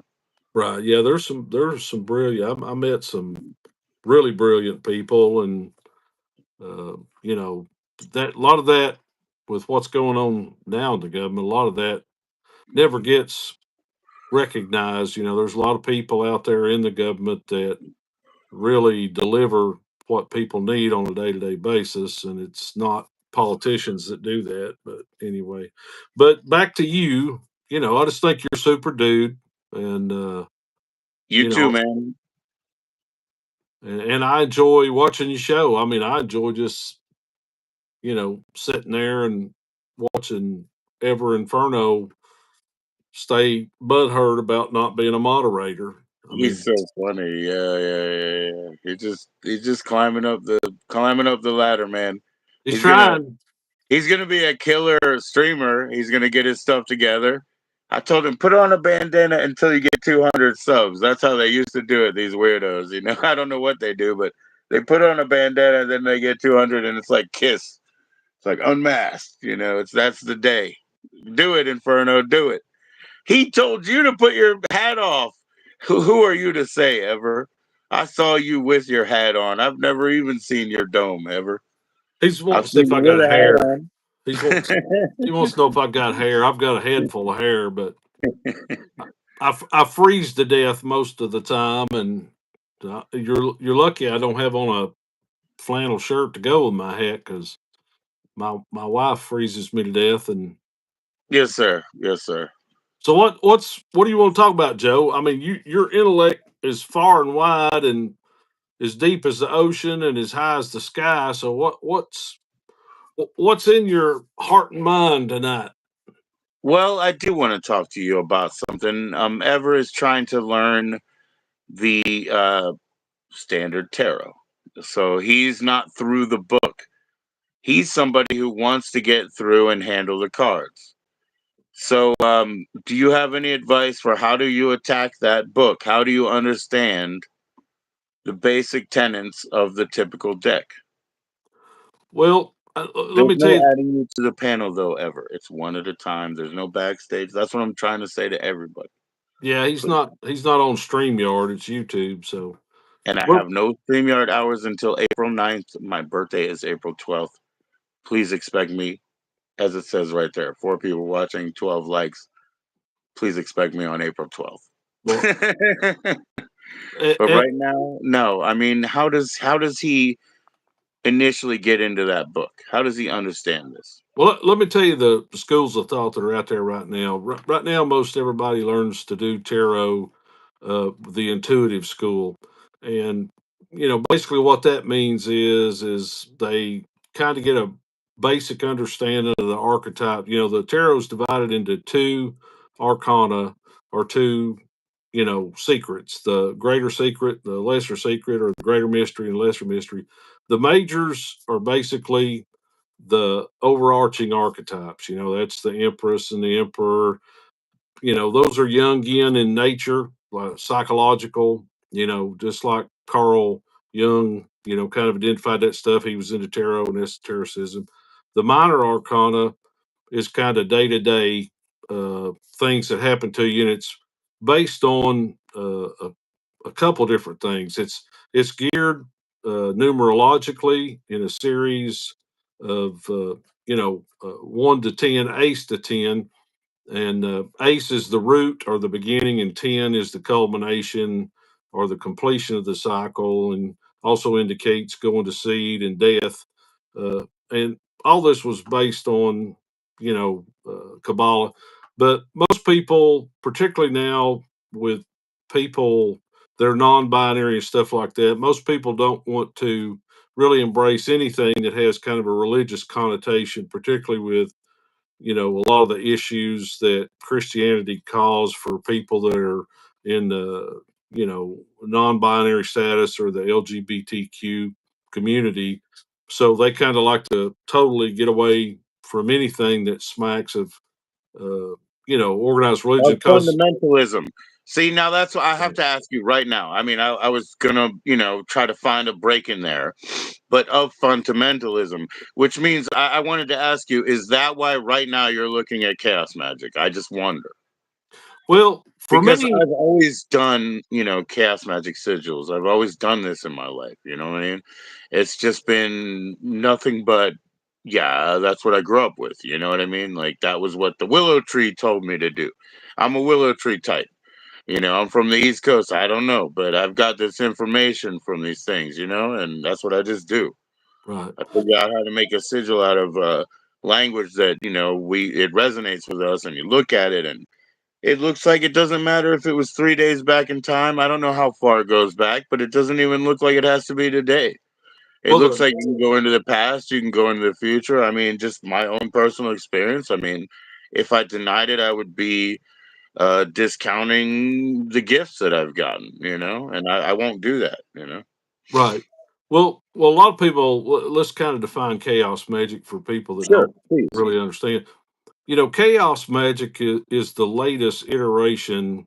When you look at Western mysticism, which actually evolved out of Eastern mysticism during the Renaissance, you had a bunch of Christian mystics who were exposed to Martinism, Freemasonry, Rosicrucianism, a whole myriad of things. There was resurgence for trying to reconnect to a higher spiritual plane during the Renaissance instead of just, like you said, the fundamental type religion. So they kind of put all these esoteric things together and crammed them into, the tarot system, which included gematria and gosh, just about everything from Hermetic philosophy to Sacred numbers, sacred geometry, the Kabbalistic tree of life, the sort of like pre-Muslim tribal sort of moon worship, literally. Like, I mean, am I wrong, or is Allah literally like moon god? Like at the end, when you pick up your divining, glass and you look at that stone, that's the moon goddess, Allah. right. Well, see, the whole thing about the Abrahamic faiths, which are three, is Christianity, the Muslim religion, and of course, you know what the third one is, right? Because you studied this. Uh, the, the whole thing about the Abrahamic religions is they all come back to this nexus in time. If you want to, well, let me put it this way: if you talk to people in the Middle East that are kind of Muslim oriented, there's one religion that they have respect for that's not really a Muslim religion, Okay. and and that's actually the Zoroastrian religion. And when you talk to them about, well, why do you have a respect for this religion, when you don't respect other religions outside the Muslim faith? They said, well, because it was here before, the Muslim religion, and it's one of the oldest religions in the world. Uh, and of course, you know, that, So, but go ahead. Zoroastrianism was, it was kind of like the sort of Greek oracle religion. There was information from the other side. There was a sort of altar to come to and get an answer in Zoroastrianism. There was a way to decipher and speak with the oracle as it is. Yeah. The Muslim, again, like I said, you have that piece of glass that interprets from the stone, the speaking of what I say, the moon goddess Allah, and that really was what it was. I don't know any of them that say so or see so, but Right. it Well, is so, you know. right. Well, Ahura Mazda was, kind of the entity of Zoroastrianism. And if you come forward, then you get to the three Abrahamic faiths. You've got Christianity, you've got the Hebrews, and then you got the Muslims.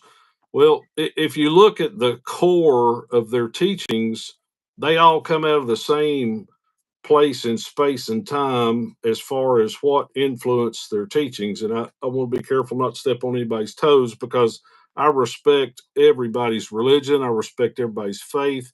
We As really, do as do I, man. I celebrate it all. I mean, everybody I welcome in with, their given welcoming, salam, namaste, whatever it be. I do salute, you and your religion, everything that's good with that. It's all good. I'm right. not a religious person. I'm really not. Well, I think more people nowadays try to identify as being spiritual, still religious, but all three of those faiths have this core teaching. That core teaching, uh, you know, uh, the only thing that kind of transcends that when you get into Western versus Eastern mysticism, the Indus Valley and the Hindus, the Hindus probably have one of the oldest societies that there is, other than China, and the Hindus, when you get into Sanskrit record keeping and the Hindi language and all this stuff, the Hindus passed down in both in writing and verbally their mythologies, their stories, and their tales.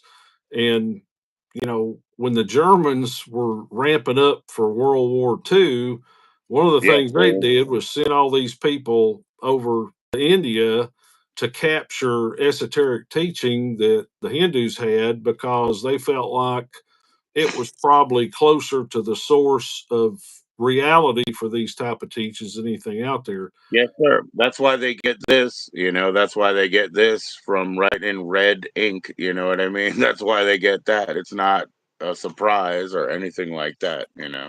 Right. So all I mean, if you shake both Eastern and Western mysticism down to the very core of what we're all after is to reconnect with our divine self. I mean, we're here in this realm, and this realm has suffering in it. This realm has, dichotomy. It has duality. We spend our whole life, doing this dance between our ego and our, subconscious, and then our higher self. And so when these, you know, Renaissance came about, these guys said, let's develop a set of tools that will enable us to kind of bridge this gap so that we can. Well, when you take a set of cards and put imagery on it, you can teach people stuff a lot easier than sitting in a lecture or, because people like to play games, people like to stay occupied. So a set of flashcards or tarot And a cards. and a picture's worth a few words, as they say. So, you put an image on it, it speaks to people. Right. It's So, engaging. They want to throw the cards back and forth, and right. So the history of tarot actually started, probably realistically now, they say, with the Muslims, with the Mamluk cards. And of course, they didn't have pictures on them because the Muslim religion didn't allow you to do the graven image thing. But they had, intricate so this writings, is a lot what like their. that's a good point. That's a good point, and I want people to understand this because they've already seen it. This is why when you see a nice Muslim shop, you'll see a bunch of letters on the wall. You'll see like a poster, and it's like, it might be gilded, but it's a bunch of letters or a clock or something, and it might say Allah Akbar, with letters. They don't have images, things like that. Film is probably prohibited basically strictly by Quran. When I read Quran, it looks like you can't go to the pellicula, you can't go to the movies, but that's just me, and do what you will. But it looks like that to me. It looks like images of anything are very profane. Right. I Well, don't I and don't know what it's taking away from the present, but apparently it is. well, Just each religion follows the doctrine of their prophets. Each religion really. Well, let's use Christianity because we're in the Western, U.S., Eastern yes, sir. Western U.S. here. So, you know, Christianity came out of Judaism originally. The Jews, they had the old covenant, and then of course, there's the new covenant, and then what modern Western civilization now in this country is predominantly, the Christian faith. Well, if you go back and look at all that, they all come from the same place. The Muslim religion, if you take the Muslim religion and the, Judaic religion, they're Right. really, really close together. I mean, you can put them side by side there, and a lot of the events and happenings and interpretations of their sacred scriptures are really close together. Well, And then then, the most I guess the most amazing part of that is like, with actually like Muhammad and like, sort of the traders, right? Like sort of the merchants class that he was from. That wasn't that long ago. So right, what you're saying, right, is kind of amazing if you put all of that on layer upon layer. That time was not that long ago. right. So it's pretty amazing that it lines up that way. You know what I mean? Right. And the crux of what those religions were endeavoring to do through their see what man does is, you know, man realizes that in this realm we seem like we're separated from divine, you know, God or the prophets or the law or whatever it is. So we develop rituals and we develop practices and we develop sacred documents that we hold to be divine. And then what we try to do is hold our physical being and our spiritual being accountable through these rituals and practices and attendances to the temples and the synagogues and the churches Yeah. and If and, I and remember to check in with my, say, my portrait, right? Like daily. If I remember to check in with it and, do my puja for the day, and just like that's why I'm here. I'm in front of you because I'm confronting what I need to deal with today, and I'm, doing it thoughtfully, spiritually. Let's go. I've kind of done a first ritual for the day or something like that. And I guess if you fulfill all of that and you stay true to the answers, then you're on the right path. Your creator obviously made you to run, hopefully would run in the same way within the same circumstance. So I hope he's happy, or she. I hope they're happy. right. I I mean, really feel it's like kind we're of a okay as long as we're well intentioned, good people. I feel like we're okay. right because all three of the Abrahamic religions have the basic foundation stone as we're sinful. You know, we're in a fallen estate. We're sinful. So, you've got to do something to appease, the deity all your life and repent of your, sins or make sacrifice or go to temple or, some variation of that. Well, Well, you wouldn't know, that be fine if it doesn't take forever? If you can solve that in a day and a half, fine.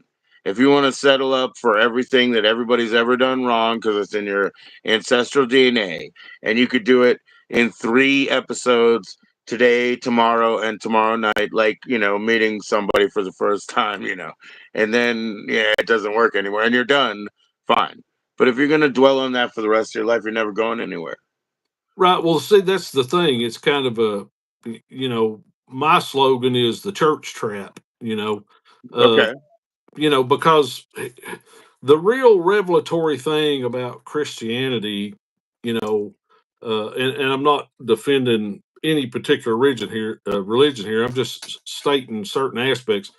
You know, when you're talking, I'm going to tie it all into tarot because that's what started this conversation. So Yes, sir. Yes, sir. all these Christian mystics took all this esoteric information, which the church forbade, by the way. That's why it was embedded in secret societies and clubs and groups with handshakes and all this other stuff. Was because Like carve a fish on the wall so we know where to go tonight thing. right those Right. those those kind of things, and you didn't want to be persecuted by the Catholic Church or any other church or or whatever. So, you know, the real revelation was back in the day, Plato defined what forms were and how forms work, the Platonic solids, all this stuff that were influenced by the seven, you know, primary objects out in, our solar system, the sun, the moon, the planets that could be visually perceived, Sure. back in the Renaissance, Venus and Mercury and all those. And basically, they said, well, those heavenly bodies influence us spiritually and physically because we're 78% water, and spiritually because they're probably entities behind those, you know, spheres Whatever and divine energy is obviously, illuminating and controlling those spheres. right, Now they have density, weight, gravity. They're pulling from us because we're also made of the same material. So therefore they have influence day to day. Where are they pulling us this way, pulling us that way? It's a focus now, and you know, there we go. right. And because, people observe that, they believe that because, they didn't have television and the internet. and they didn't have light pollution, and they'd walk outside, look up into the sky, and see the galaxy and the Milky Way, in 3-dimensional, full spectrum, because there was no light No pollution, street lights. streetlights. No street lights, guys. Yeah, no pollution down here. Right. So they attributed that to divinity. And so, when you get into there's a great series of books by a guy that, I started studying, which he got from a book that kind of put him on the path to put all this stuff together. And it's actually called The Devil's Pulpit, is the name of the book. And if you really want to understand where most of the three Abrahamic religions come from, they're actually Mhm. tied to the mythology of the zodiac and the stars and the night sky. Okay. So when Christianity pops up, basically what Christianity is everybody's rocking along, the Hebrews and the Muslims and the Zoroastrianism and all these other beliefs. The Gnostics are in there because actually the Gnostics are kind of the precursor to Christianity. Actually, the Christians probably ripped off the Gnostics. The And, Gnostics got to foster and carry on a Christianity for the future because it was under attack by the Pharisees and Sadducees, and then the progenitors of, or the people that followed them. Actually, right. yeah, So, because they were about. Well, they were the tax collectors, really. I mean, that's what it looks like in the Bible. That's what it tells you. It's like the people who were gaining the throne or the knowledge crown, either way, whether it was just power or knowledge, they were the tax collector guys. right. Bad guys. So basically, everybody's doctrine was based on the sky, and what people did. Astrologers, they prepared charts. The Jews. If you go back into the Book of Job in the Bible in the Old Testament, and I'm going to prove my case with ancient documents because that's what I study and give you examples. If you look in the book Okay. of Job, when Job was down on his luck and they wiped out his kids and nobody was left but his wife, and she was telling him curse God and die, and his animals died and everything, there's a reference in there about the Mazaroth, and I may be mispronouncing this because I'm not Hebrew, uh, but the Mazaroth, if you look into it, is the zodiac. So, you know, the zodiac is part of the astrological teachings that drove ancient religions, predominantly the Abrahamic faiths. And, you know, the astrologers prepared charts, and the king would say, "Get me the astrologers." If you look in the Bible, you've got examples of all that stuff in the Old Testament. That's what Daniel, Shadrach, Meshach, and Abednego, were the names, that Daniel They and were his, three brothers, right? Those are three brothers. well, they were captives. They were the Shadrach, Meshach, and Abednego were brothers, and Daniel was their consort. They were carried into captivity. See, prior to the Jews being carried off from the Middle East into captivity in Babylon, they didn't have a written history. They had a verbal history that was driven. They were kind of a nomadic people, and they kind of followed the Canaanite god El. Which you'll notice similarities when you get over into Judaism about El Shaddai and all this. Well, El was also the Canaanite god who was the storm god that ruled over a pantheon of other gods. And if you want to go do a quick study, that's easy to do. If you go on YouTube, there's a Harvard professor. She's a female, and I'll link it sometime for you. She Okay. had she has an exegesis study of the Old Testament as literature. That's 22 videos that are about an hour and a half long. It's a Okay. brilliant course. She's one of the foremost experts in the Old Testament. She also speaks uh, Hebrew fluently and also Ugaritic. See, Ugaritic is actually the precursor language to Hebrew. You know, uh, Okay. Ugaritic is from the land of Sumer, and the Phoenicians and that group So there. like Or, like the city of Or. That's right. One of my jokes, one of my favorite terminologies is I call the Bible the big book of Babylonian magic. And people say, well, why do you know, why do you say that? And I said, well, because you know, it starts off with Abraham. Abraham is the cornerstone for all three of the Abrahamic religions, both Muslim, Yeah. Judaism, and Christianity. Well, it says Abraham was from Ur of Chaldees, so he was Okay. Chaldean, and Right. Chaldeans were the best magicians there were, probably ever, Yeah. and I that's where the school. There are two books that you would have hated me to do, but I did to the bookstore. One of them was Egyptian and Chaldean Magic. It was 110 years old, and the other one was the other one was it wasn't Phoenician. It was Sumerian. Yeah, see, Yeah, and it was about 100. And yeah, you probably wouldn't want to see those go, but I also had to purge, in life. So right. some other kid, I hope he picks them up and learns. So if you go back all the way back, to Sumer, they dug back in the 50s. They dug up a bunch of clay tablets in around Sumer. They discovered Sumer. It's probably the oldest civilization that we know of that recorded. It predates everybody. 6,000 years before the Jews were even the Jews. Back when they were just nomads, and they dug up all these clay tablets that Sumer actually had buried or that were destroyed in a calamity, and they started deciphering these things. That's where Andrew Sitchin and his books came from. He was one of the few people in the country that could interpret, speak, and read. The Right, and language. when it's written down, they call it a phenome, right? Which is kind of funny because like from the Phoenicians, right? But anyways, it is a phenome when it's written down, and they've figured out how to decipher all of the iterances that make any Right. sense. I mean, That's it's not high level espionage at this point. It's no, just it's weed and clay, and they can right. figure it out. It's Yeah, it's an evolution of little marks in clay, right? yeah, Well, one of the things they came across was, when they started looking at the Sumer's records, was that there was the whole book of Genesis, only a lot more expanded with a lot more detail, 6,000 years before the Jews ever even had a history, right. of Genesis.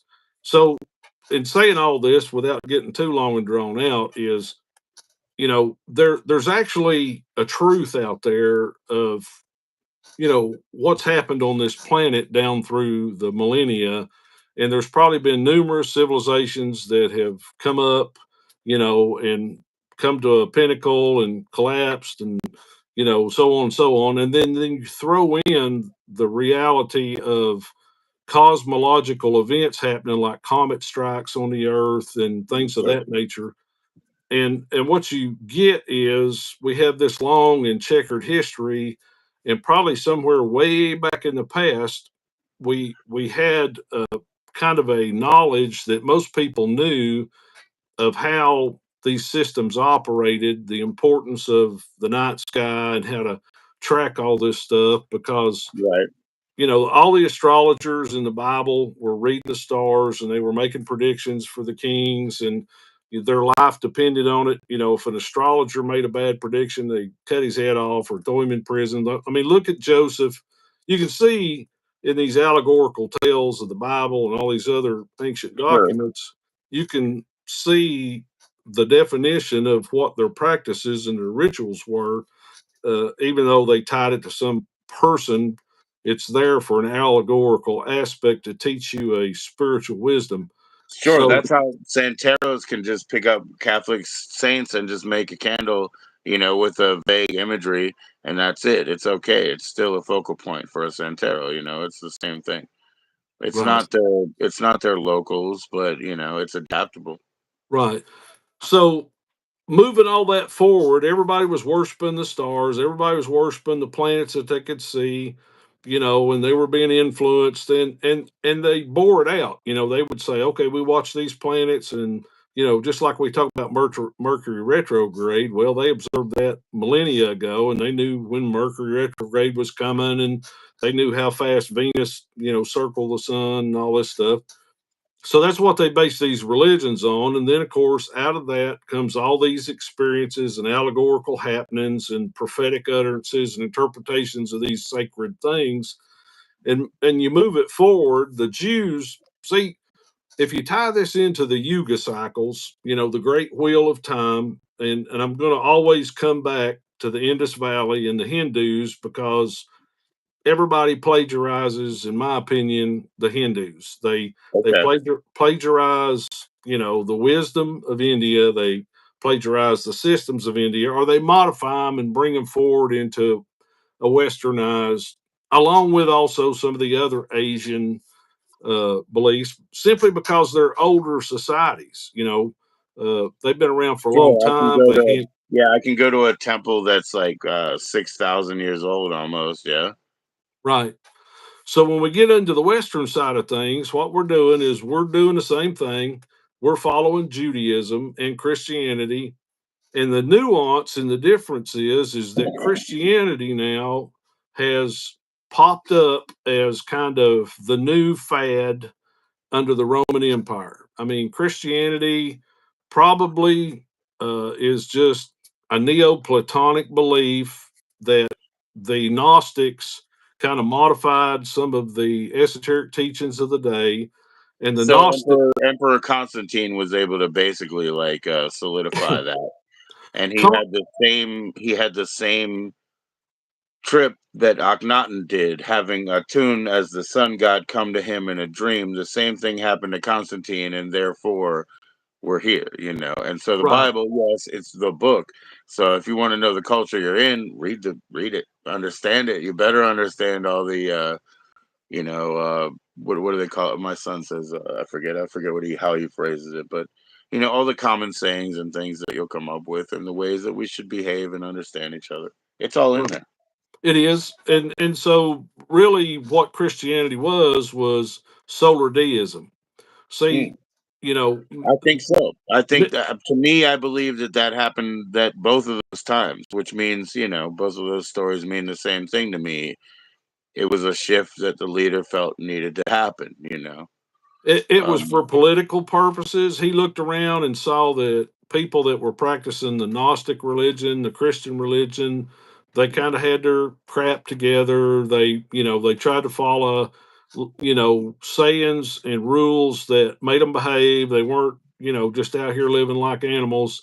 And he said, there's three Caesars right now, and I want there to be one, and I want to be that one. So he went out and created a Roman nationalist campaign, kind of like what we're doing in this country now with a Christian nationalist campaign.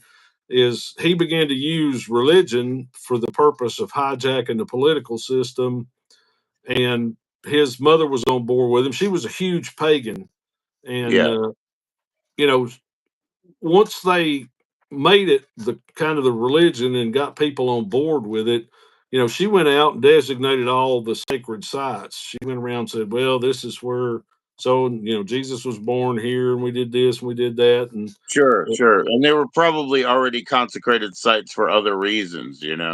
most of them were, sacred to other uh, sacred, belief systems and stuff. But I mean, it's been going on like that for eons.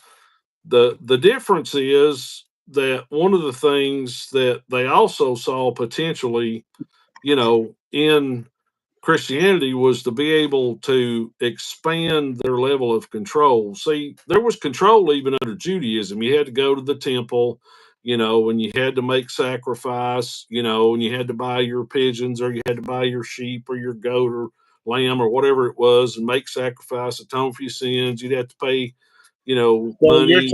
you're basically telling me that the koshering prayer is for sale. Like when I get a rabbi to cut the throat of a goat for me, I have to pay for the prayer. It's all about I'm not power. gonna buy a goat that I cut. Wow, my goat's no good. I gotta go pay for the fucking prayer. Right. That's insanity to me. You understand? That's insanity to me. Well, That's see, that's the crazy. whole purpose of religions as far as the bondage side of it, the intellectual side of it, the That man is control. control. That is Right, control that I cannot right. comprehend. But you I can't. cannot comprehend. Right, but you can't throw the baby out with the wash water. See, the whole Oh, thing is those guys that brought in that form of control and money and power and all that, they saw the reality of the spiritual teachings behind this stuff and said, there's power here. There's the ability to motivate people here and control people, manipulate people, and generate not only power and control, but a boatload of money, yeah. and of course, you get into the whole Knights Templar thing. If you go back and research all that, the way they came to wealth and power was they knew that the whole religion was made up, because they made discoveries in the Middle East when they're on the campaigns, Mm. as it relates to Christianity, and they came back and pretty much, said, "Hey, look, we're going to blow the whistle on all this stuff if you don't work with us." I'm And surprised that soldiers and agents actually cared to look.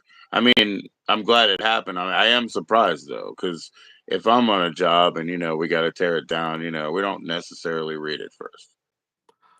well, I think most of them were there probably from the get go looking for more than just, a pilgrimage and a holy war. They were actually out for wealth and gain and power control, just like the people that sent them.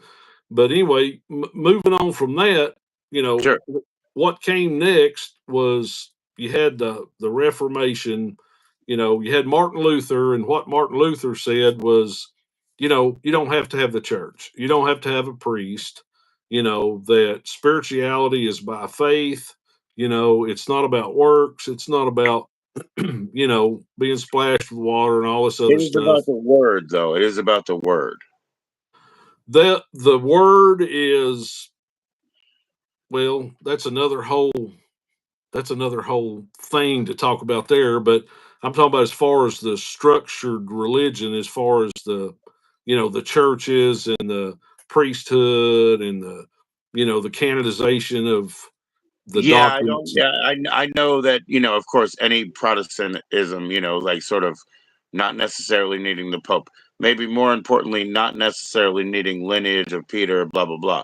Like, I mean, that's that becomes sort of a corruptible sort of a situation where it's like, yes, we have direct Pope lineage and Bishop lineage down from so and so and so and so, the Church of Peter and blah blah blah. And Right, I think like that is very corruptible. Certainly was. You were talking about when there's three Caesars in town, there's just too many Caesars in town. right. So it makes sense to me that, and I wasn't saying anything derogatory, but obviously that would have to be more word centered, meaning that it's not cultural. It's not like, well, thankfully he's a prince born of so and so and given shield by so and so.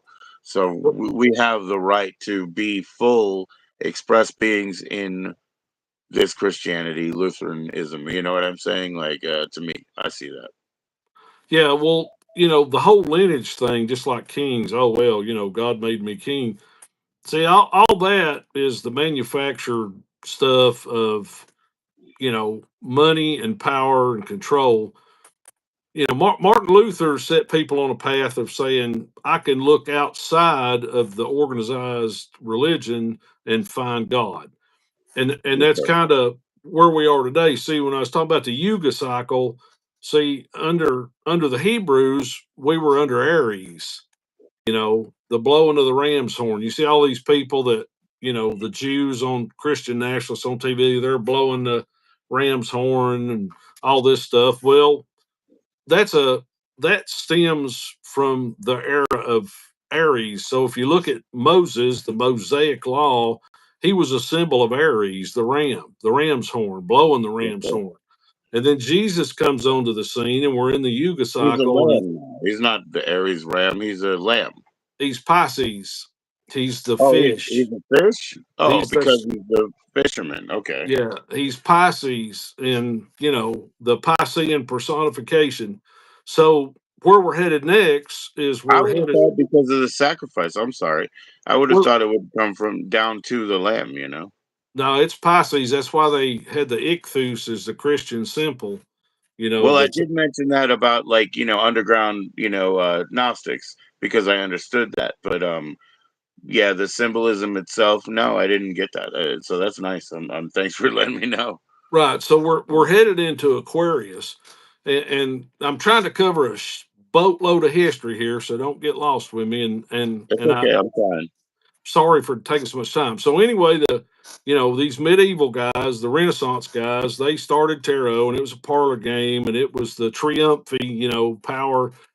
The fool was the idiot, and then you got to wound up at the end, and you had the king, and they marched, and each one trumped the other, and it went from that. And people began to use it for divination, to divine thing like bibliomancy and all this other stuff, or casting bones or ruins or stones.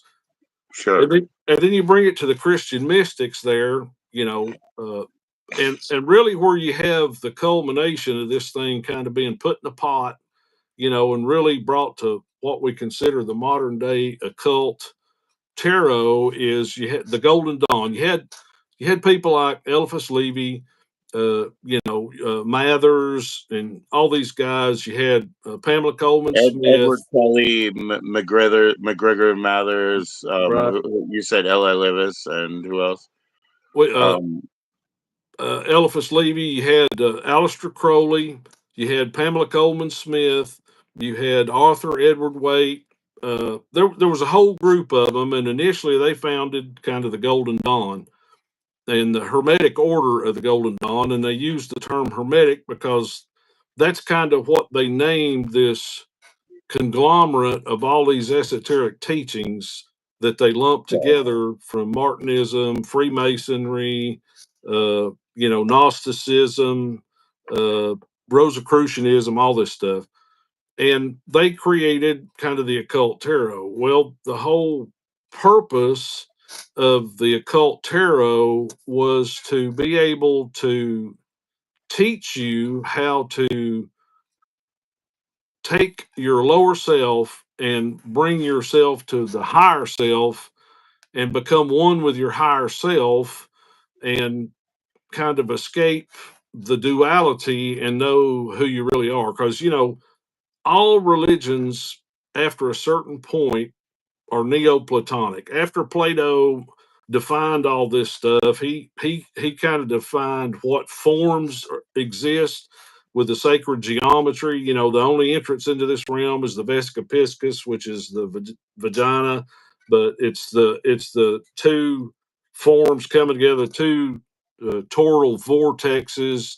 It takes two toroid vortexes to make a Vesica Piscis, that's a male and a female, and those energy fields create the opening for the birth of another soul to come forth into physical manifestation. Now, like I've told you before on here, I'm kind of a hermetic kabbalist for organizational and talking points because it's easy to structure that stuff. okay.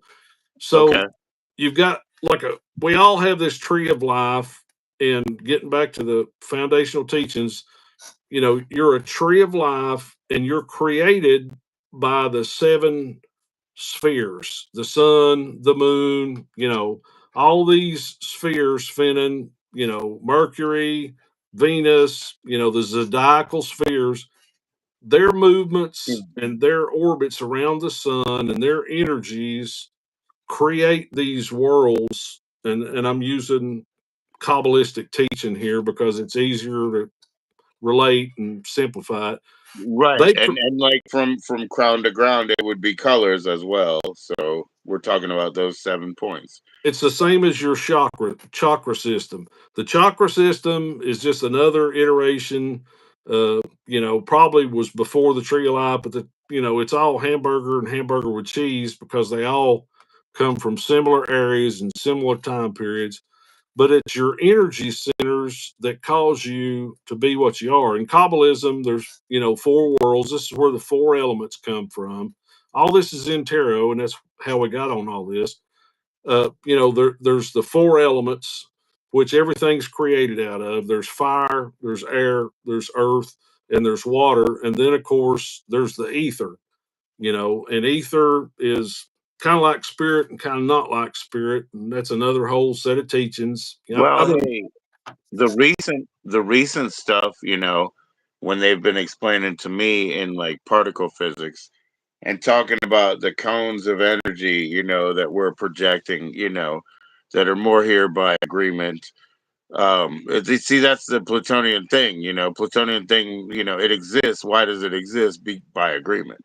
And like, so that's how this happens. And like, so even the more recent stuff where they're trying to give it to us a little bit, I'm starting to get it. How that it's not necessarily the ether like you say, but how that can form into form, temporary, and as many holes as are in it, it is here, and that's what we're doing. Right. That's what we're doing. Yeah, and see, that's where we talked about magic earlier. See, one of there's some pinnacle foundational pillars that are in Western mysticism, and one of them, there's actually two more established magics before chaos magic.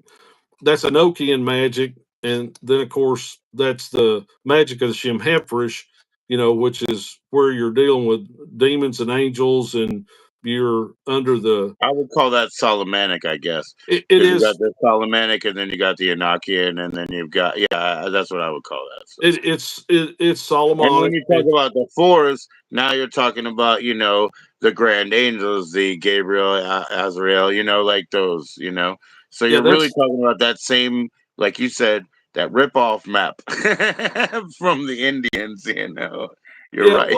It's Right. the same map.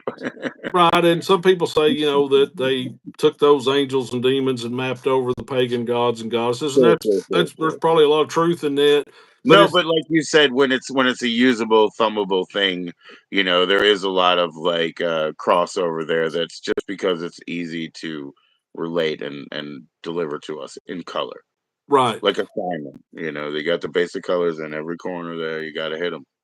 right. So those two magics, predominantly Enochian and Solomonic. John Dee developed Solomonic, and that's another whole ball game. I don't necessarily agree with some of the Solomonic stuff as far as certain things. I do agree with the energies of it. I do believe that there are spiritual truths there, and I do believe there are gateways and avenues and energies that can be utilized there. But there's more to the story, just like Enochian. Uh, to well, Well, anyway, actually, John D, that is the Enochian, right? There was two guys working together. John D was the one who was translating, I think, from right, maybe 12 Enochian angels that he right, was translating. Because one time I did this experiment. I wrote a song in four different languages. It was English, French, Spanish, and Enochian. So right. that's why I know that Dr. John D was on that side, not the Solomonic.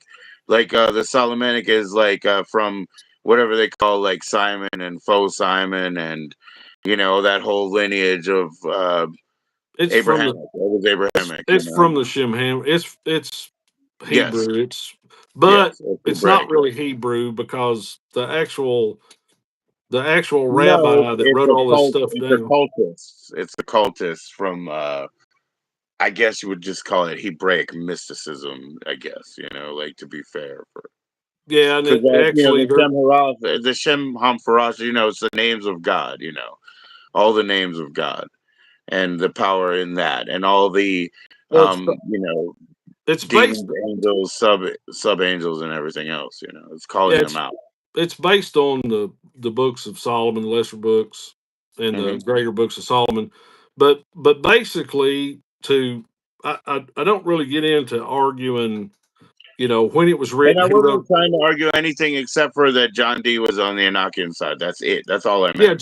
John Dee Yeah. invented the Enochian. Well, he actually it He and his was partner, he was more of like a sleep prophet, I guess, and his partner was the one to take it well down, from well what his I his understand. partners actually who channeled it, and he was a known con artist that had been arrested multiple times and talked D into swapping wives with him. So that's another whole story.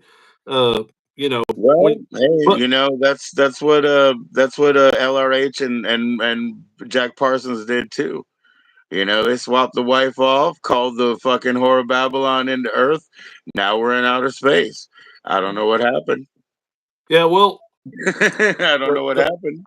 but the whole thing is, there are spiritual premises and mystical things that are truths that if you just look to the personalities that trip over them or discover them or even make them up, uh, Right. you may miss great truths. So, just like we talked about chaos magic, Baby if in you the bathwater, you already said. Yes, for sure. right, Baby in the so bathwater, so yes. so coming forward, and of course, we've had a boatload of organizations that practice both Enochian and Solomonic magic. You've got the AA and you got the OTO and all these different people, even witchcraft. Modern day witchcraft. Crowley and Gardner were big buddies, and hung out together, and then they split off, and so it's really a small kettle of people in all that Yes, it is. Yes, it is. brought forward the initial ideas, but they co-opted them from other people. So chaos magic pops up really with this guy right here. This is Austin It's Osman Austin Spare deck. Osman Yeah, Spare. Yes. yeah. This is his deck. Which what's comical about this is So it's this is taking the Kabbalist tree of life and the Sephiroth this is and tarot. I and mean, finding the clipped off of the Sephiroth. well, what he did was, this is a big hit now is his deck because Heck it, yeah, heck yeah. He's a grand artist, man. I love especially black and white. right, but if you look at his deck, it's a copy of Oswald Worth's deck, and of course that doesn't have anything to do with what you know Oswald Spare developed. What he came to the realization was he's a brilliant artist, and he Yes, was sir. well on his way to probably fine tuning his tarot. But if you look at his source documents and stuff, I don't think it would have been too earth shattering because he copied Oswald Worth's artistry and he was using, the source book for reading tequila cards, but that's another whole ball game. All the AOS people will send me hate mail. But what he I did don't do think was he so. became the grandfather of chaos magic by coming to the realization that instead of going through all the ceremonial stuff and wearing the hoods and using, here, let me pull this up. You know what this is, don't you? That's a scrying mirror. I have That's one.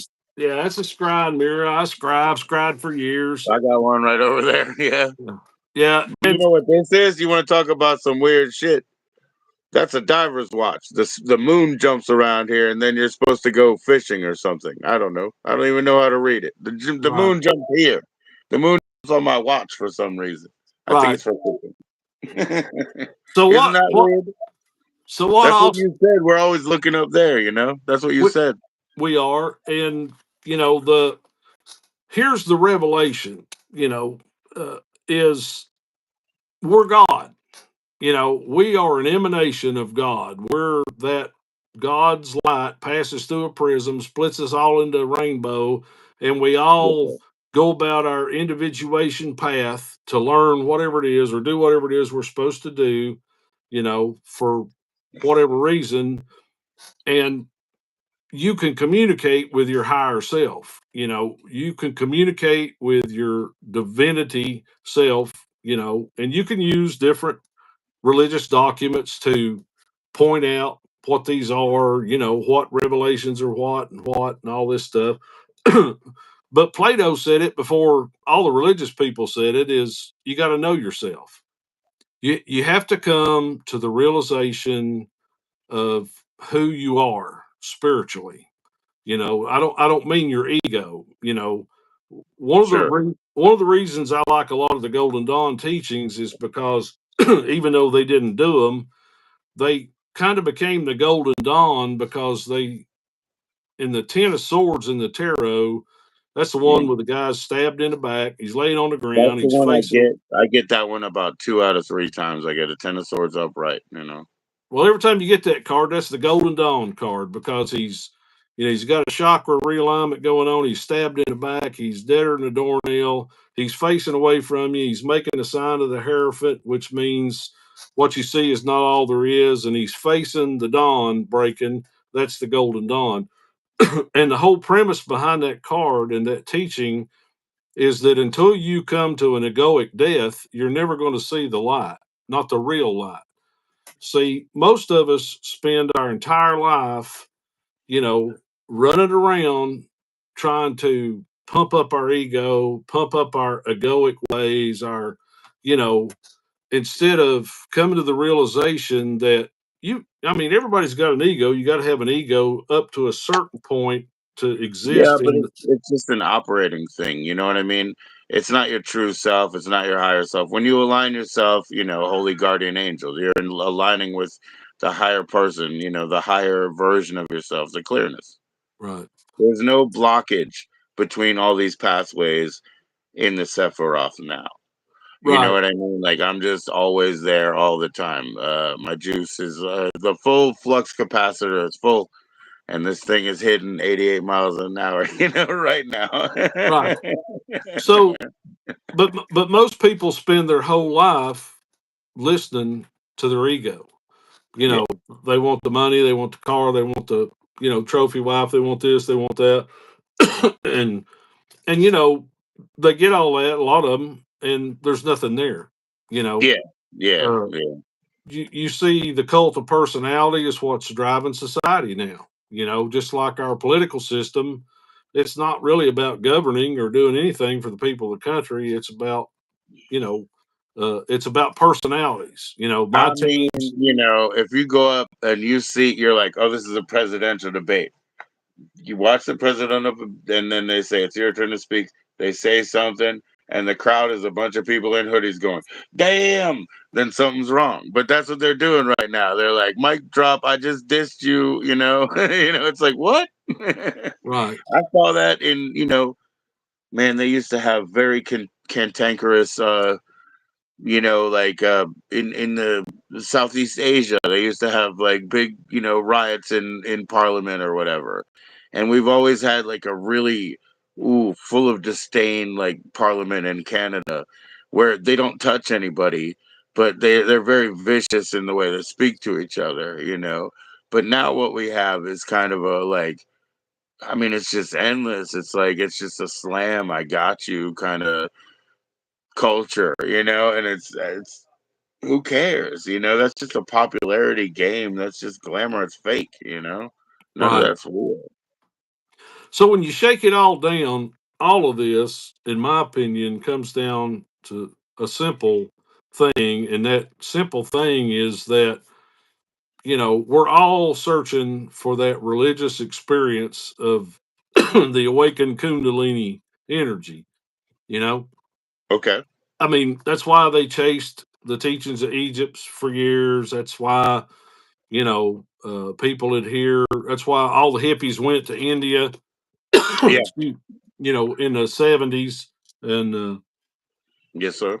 the Beatles and all that stuff. Is everybody's looking for the So that path, Kashmiri trail, right? it's wonderful what happened because they had like culture and music and everything. A lot of stuff. We learned a lot of stuff. We shared a lot of goods. Right. But for me, it's a lot simpler because if you look at the Egyptians, Hmm. they had a lot of this stuff figured out. I mean, not all of it, but they had a lot of it figured out, Right. and it might have been handed to them from another civilization that predated them, and they just inherited it because as Okay. time went on, their civilization just deteriorated to the point that they didn't even understand their own stuff. They were caught up in money exchanging over funerary rites that had become their main economy, and everything else just went in the crapper. Yeah, that's pretty weird. Like last ditch sale or whatever. That's pretty weird, man. Right. It really is. But for me, I think what we miss is we're missing the simplicity of understanding that your pineal gland being vibrated is what produces that, higher mind experience. Okay. For whatever reason, through evolution or the curse or whatever you want to call it, I don't know, but w- you have to trigger that higher plane experience through meditation. I think it really, the access is through the throat chakra. I think, I think it's a vibratory thing. I think it's a Okay. sound thing, because if you look at kymatics and you look at the ancient writings, whether it's Hindu or Christian or Hebrew, it's all about the word. Well, in the beginning Well, was the word. The word was another thing I've heard only in this specific case is first like putting your tongue up on the roof of your mouth and finding like the entry to, you know. I've always been told that you have to find the place you're going first with your tongue. Yeah, well, I'm not real sure on that. All I know is that it's probably certain vowel sounds and certain frequencies. You know, Yeah, well, yeah, I mean, you can get on YouTube and pull down a video on kymatics, or however they pronounce it, and they take a tin plate and put it on a thing and like vibrate a sound pillow through, type thing. Yeah, dump salt on it, and it makes different geographical shapes based on the pitch of the sound.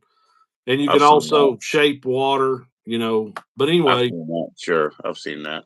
right. So I think that our higher experience, not just a familiar one. See, you can operate in a familiar lower realm, uh, Sure, like we talked about one time when I was on here. I talked about the five kings of the Philistines and the five senses and being ruled by your senses, and then you have that Sukkaic realm, which is that not quite there. It's the familiar realm, because there's a collective consciousness, but there's also your individuation stream, and then the other people's streams, and they all feed back together at some point. But I don't think we fully understand how and where and when, because you can read people's energies, they can read your energy, and there's a lot of things that we don't fully understand about the subconscious and the conscious. I mean, we talk about a lot of stuff, even the Hindus talk about a lot of stuff,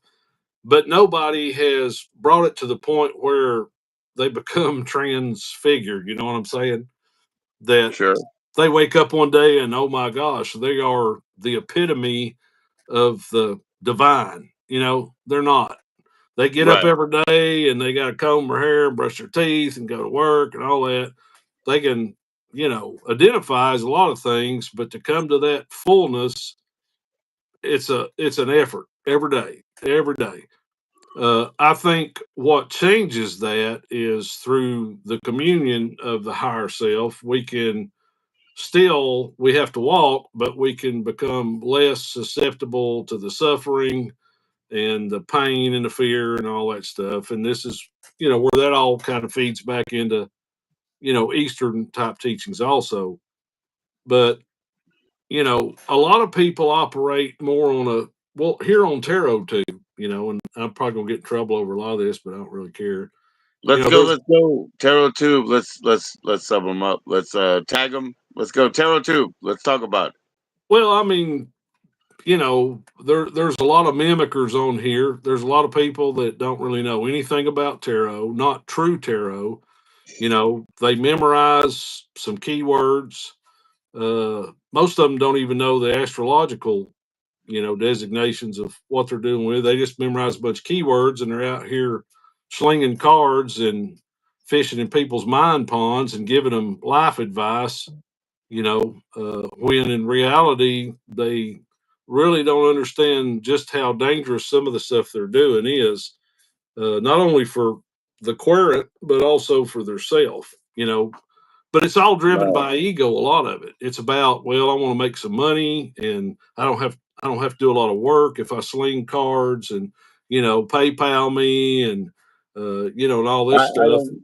I don't. I don't think that that's like minimal work slinging cards. I really don't. From my point of view, I think that's actually a hard job because I'd totally rather keep pulling a crank on something all day than throwing cards for people and trying to make up excuses. I Yeah, think that's really hard work, man. well, I think that's really hard. I'm not talking about the legitimate people. There But are every people. time somebody asks a question, right, they have a need, and usually it's a hurt, and they're like, "Is he gonna come back?" And it's like, I mean, it's like before you look at the cards, you're like, "No," it's like you just said it. The way that you pose that question, it sounds Well, really sad, but you just said. but I mean, who are you going to trust to read those cards for you? Somebody that knows what they're talking about and has I hope so. I hope so. your You know best. what I do? I used to just look at astrology.com way back in the day in the 90s. And I still look at it. And if you put in like a couple of cards, it'll give you the relationship. And it makes a pretty nice, synopsis that makes sense between the relationship between the cards. Just by throwing them in there. Well, So I sure, will you do that after. I'll do right. that after. Well, sure, you can get generalizations on anything because I mean, that's just the nature of human beings. Just like your zodiacal sign. Everybody that's a Virgo is going to have similar traits because that's how the zodiac works based Sure. on, when you're born and your energies. But to actually deal with the root, see, this is the problem I have with it Tell me, is yeah, sure. you can go around and tap into somebody familiarly, with familiar energy, and you can tell them, well, here's what I feel, and XYZ, and so and such, but you never touch the real issue that's driving all the symptoms. You see what I'm Sure. saying? Because if you get out there and look, you got the same old people on Tarot Tube giving the same old readings to the same old people week after week after week with the same issues, and nothing's changing. The person that got the reading last week comes back and old Joe Blows left me again, and baby Yeah. needs new shoes. And these people are in this repetitive cycle, Well, of that's having. what I'm saying. Sometimes you tell on yourself the way you ask the question with old Joe Blow. It's already been done 3 times. Is he coming back? Before I look at the cards, I'm like, yeah, he's not. And now we got to do this. And I don't even do cards. I'm just saying it comes from that. And you know, um, as you said, maybe certain people will come back 3 times in a row to hear the same thing. I don't know because it makes them comfortable. All I'm saying is like for what I would do is if I hear something, I will also go and look it up and just see how those things, gel and just see if there's any sort of relationship there. Sure. Nothing is going to be a detriment. If you give me a reading, Well, let me ask then you I'm this, sure. Joe. If you had a brain tumor, Mhm. would you go and let a guy operate on you that had just read a couple of books about brain tumors, or would you go to an actual surgeon? No, no, that's yeah. The thing is, no. I mean, if I was interested, I would go to an actual surgeon. Sure. The thing is, I personally, I've already not understood whether I'm going to let anybody cut me. So I'm Uh, actually in a different story than that. But obviously, if I was going for the surgery, I'm going to go for the pro. well, that's what I'm saying. See, Yeah, yeah, that's yeah. what you get into. See, you know, working with tarot was never intended to be what it's devolved into. I Oh, mean, okay, okay. it's like any other tool. You can take a chainsaw and do all kind of stuff with it. You know, but that may not necessarily be what that I don't thing need was. a chainsaw to open a beer can, for example, but I could Right, open it with it. I could. right. All I'm Probably sa- make more of a mess than I need, but I could. right. All I'm saying is that there's a lot of people driven strictly by their ego when it comes to reading cards, and they're not going to put the time in to learn the systems and the real spiritual teachings of the systems. They're not going to take the time to meditate and pray and belabor certain issues spiritually. They're going to pull out a pack of cards and they're going to flip them over and they're going to regurgitate some rehearsed keyword slogans, and they're going to say, well, it's my intuition says X, Y, Z. Well, intuition is an emotional response to a feeling. It's not insight. See, and what I'm saying is there's a higher plane that tarot can work on too if you understand how to operate in that plane. And most people are not going to make that effort because they're really in it not so much for the querent, they're in it for their own ego.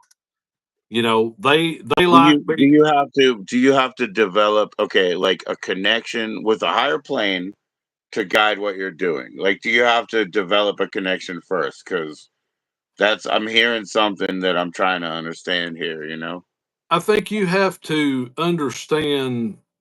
Well, let me give you an example. I've seen readers on a show where they tap into everybody's energy but the querent. You know what I'm saying? They'll say, well, I drew this card and here's what I feel about this with my intuition. And the querent says, I ain't got a clue what you're talking about. And then somebody else in the chat will say, well, that's my That brother, sounds like me. That sounds like me all day right here. right? So, Let me go get a cigarette, man. I've been okay, smoking these weird fake weed cigarettes. I gotta go get a real one, man. That's all. I'll be right back. Give me a okay. minute. If you don't mind hanging, if you don't mind, I'm right Oh, back. I don't mind. I don't want to keep you all night now. Just tell me when you need to get off. Oh, you can keep me. You can keep me. It ain't nothing right now. What time is it? 11:30. My wife's still here. I was saying it's weird. I got a fishing watch, and they're looking at the moon. I don't know how to read it, but obviously it's important, right? They're Right. still looking up.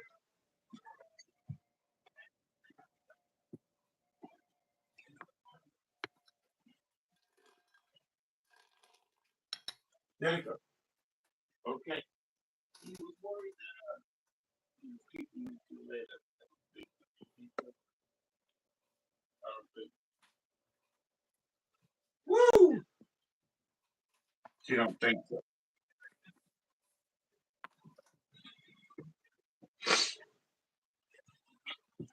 I made sure. I asked my wife. She doesn't think I'm too late either. You're not keeping me. Okay. She's cool with it. Well, I sure don't want to make the family mad. Nah, they wouldn't be mad. They're so cool.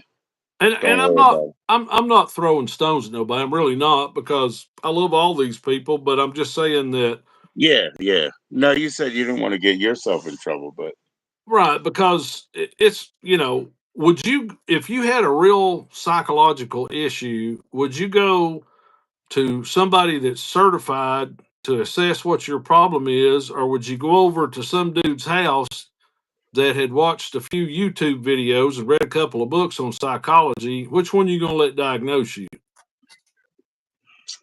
You know what I'm saying? I do. I know what you're saying. So all I'm saying is, based on my observance of being on here, and I've been on here since 2012. Uh, Okay, I, that's a I while. haven't been doing cards on my site and stuff. I've been traveling around, observing things, studying, learning, all this other stuff. Kind of keeping to myself, but I've seen there's a lot of undiagnosed mental illness on YouTube, which a lot of people probably don't want to admit to or even consider, you know. Uh, so, and Nah, for say, sure there is. For sure there is. I mean, sometimes it's part of people's lifestyle. Maybe they even get, like, let's say, a check, right? And it's part of their lifestyle to hang out here. And well, that's okay because I hang out with those kind of people too. Here, and well, it's cool because yeah, I don't have a problem with them hanging out. That's not what I'm saying. What I'm saying is, if you got somebody that you're reading for and you don't know what their issues are, you can trigger people. well, that's what I say about, because people, like, I don't know why this is, but occasionally they'll say, you ever sell some.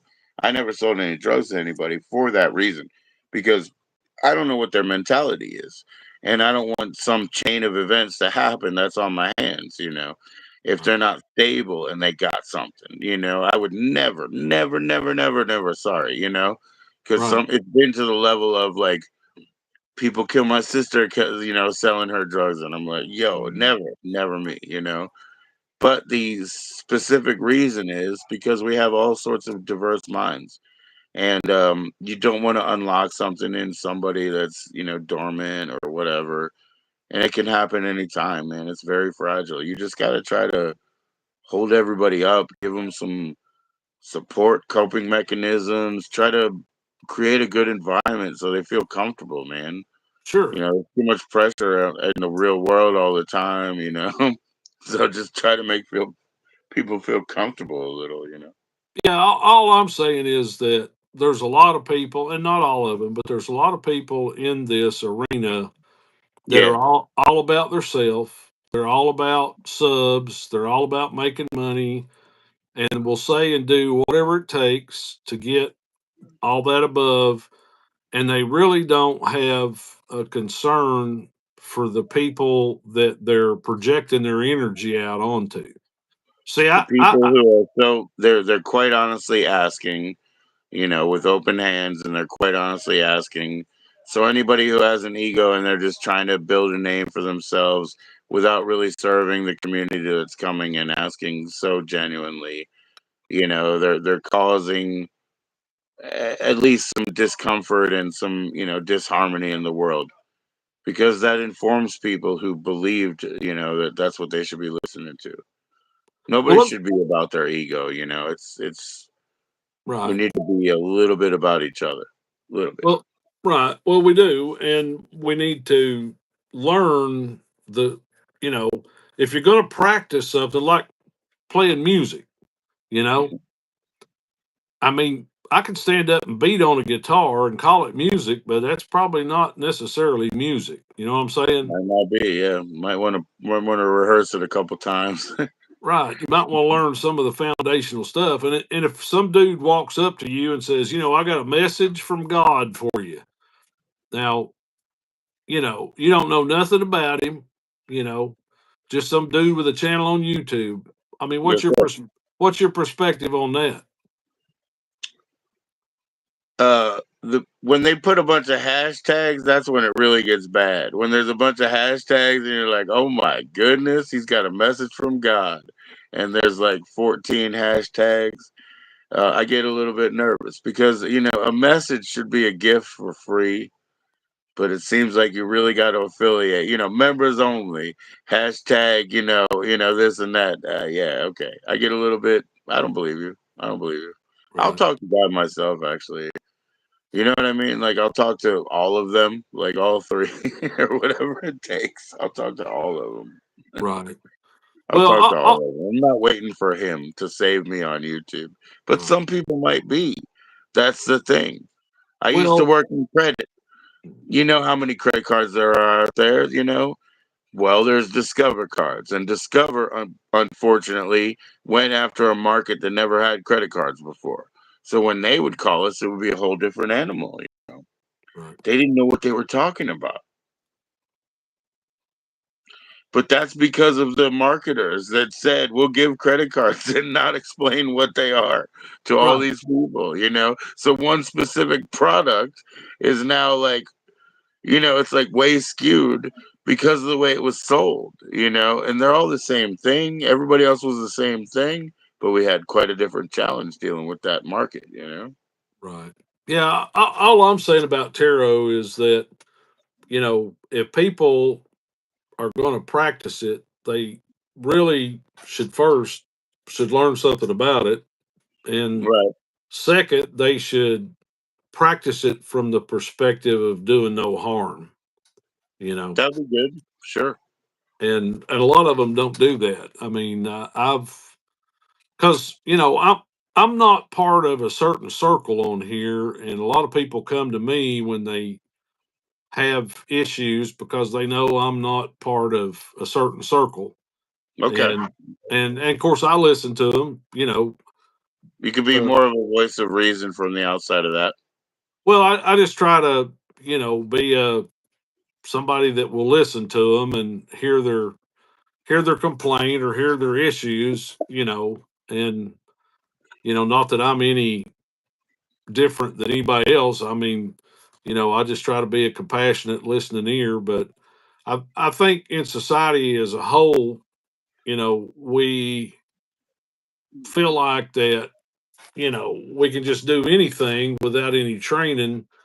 And I mean, you can see it even in the political system now. We've got people in politics that don't know how to govern. They can't govern themselves, much less govern a country.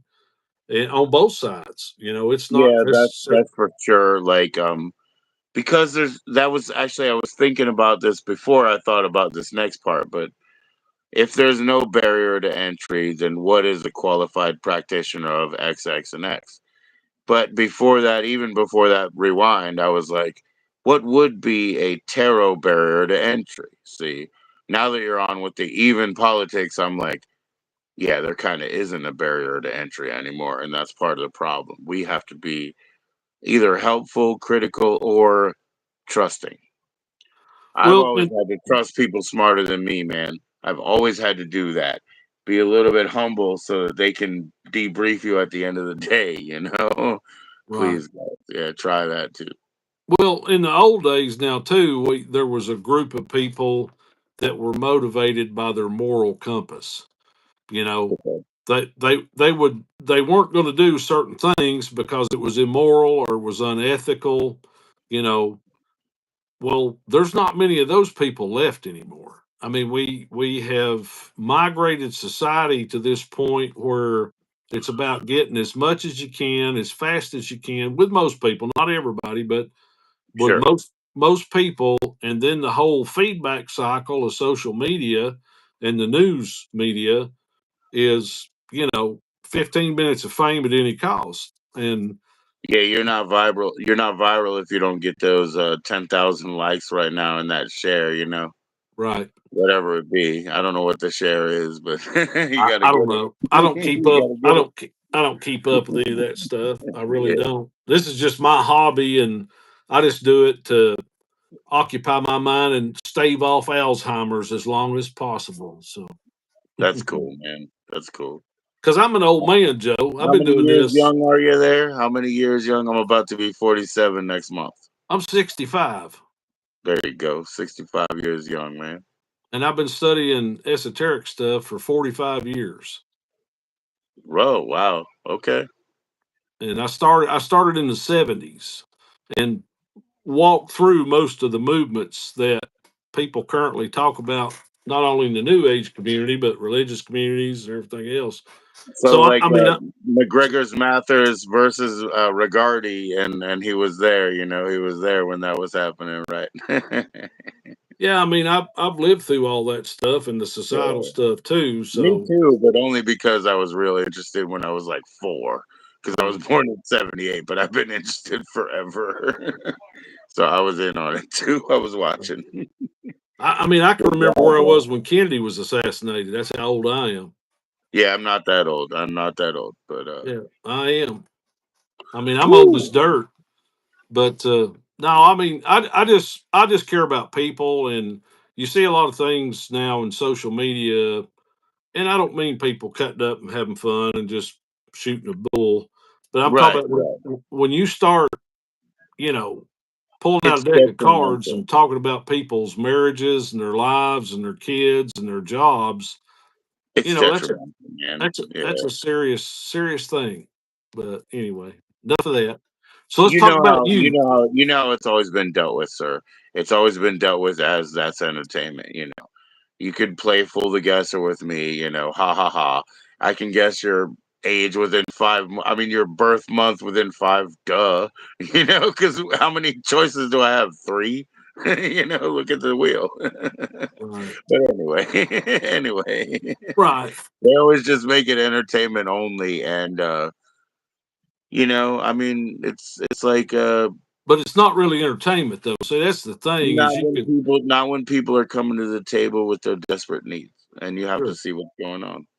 It's just like there's no difference in what they do on Tarot Tube and the complaints they make about the people that exploited them in religious circles. It's the exact same thing, Right, you right, know. Because when you walk into a church or you walk into a synagogue or you walk into a temple or whatever it is, you expect the people that are doing the work in there are going to have integrity and ethics right. and you know and it's that way anytime you deal with people's psychological being and their spiritual being and even their physiological being because they're all intertwined. So that's my only complaint is I've seen some really horrible things since I've been here on Tarot Tube. I really have. Just, Yeah, nothing but ego, out of control ego, cult of personality, all about the subs, all about the money. I've watched them tell lies, blatant yeah, lies about stuff, and I think, do they not understand that all this stuff makes a loop? You know, yeah. you get what you give, you reap what you sow, you know. I don't, but yet, you know, There's a lot of people. They seem to have really kind of strange intentions. They want to pump themselves up, advertise their brand, I guess, or whatever. But I guess there's no place in that when you're trying to give somebody advice, guidance, whatever. But um, I don't know how. Again, where is the measuring tool? Like, how do people prove that they're qualified? well, I mean, that feeds into a whole different scenario, but the bottom line is, they need to know their self first. You know what I'm saying? I mean, a guy asked me one time, he said, well, you know, he called me up and he said, I got a problem. I said, well, what's the problem? And said, well, this guy's doing these life coaching readings for me and on my finances and XYZ and XYZ. And I said, well, tell me about the guy. And he said, well, he's broke all the time. He lives in his mother's basement. He's been fired off of 6 or 7 jobs. He's trying to Oh get on wow! And that's the disability. guy you give. That's the guy you give money orders to. Wow. Okay. Let's open up that can of worms. You know what I'm Well, see, saying? that's what I told him. I said, well, Yeah. why in God's name are Yeah. you What are you getting thinking, bruh? What are you tarot thinking? readings from a guy that has not even established himself in the very principles of the thing that he's reading for you?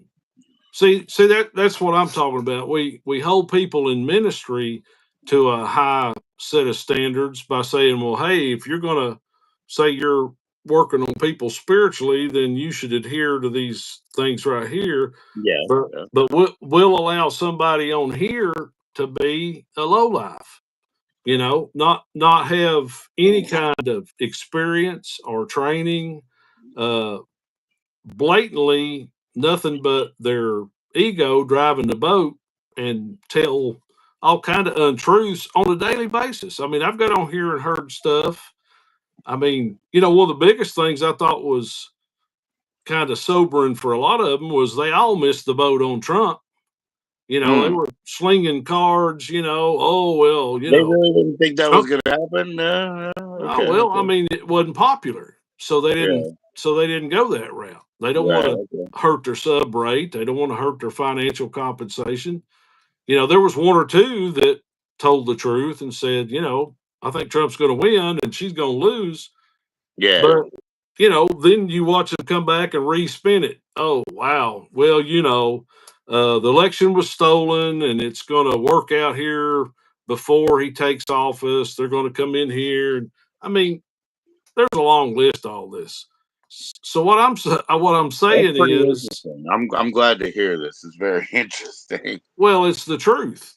See, and Mm. a lot of people don't want to talk about the truth on here because they want to Well, keep the this delusion. is never going to be a money channel.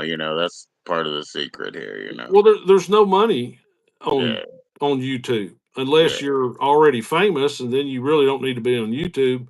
Well, Anyway, yeah, but some people get memberships and then their fucking friends give them $4, and it's like, nah, I don't want my friends $4. That's not cool. yeah, but what I'm saying is you're not going to get rich on here. Yeah, yeah, yeah. It's like pro football. When you're raising your kids and they're playing football or baseball and basketball, there's Sure. that delusion of I'm going pro. I'm gonna get a scholarship and I'm gonna be playing in the Gonna NFL. be in the Bears, man. Gonna be in the Bears. Yeah, just not statistically probably ever gonna. You know what I'm saying? Yes, sir. The great thing about America, we talk about the American dream.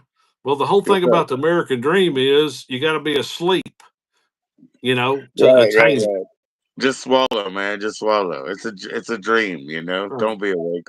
So I'm about being realistic. I'm about being truthful, and I'm about actually helping people that have a need. It's just like, you know, when you read for somebody, the very words that come out of your mouth have the power of life and death.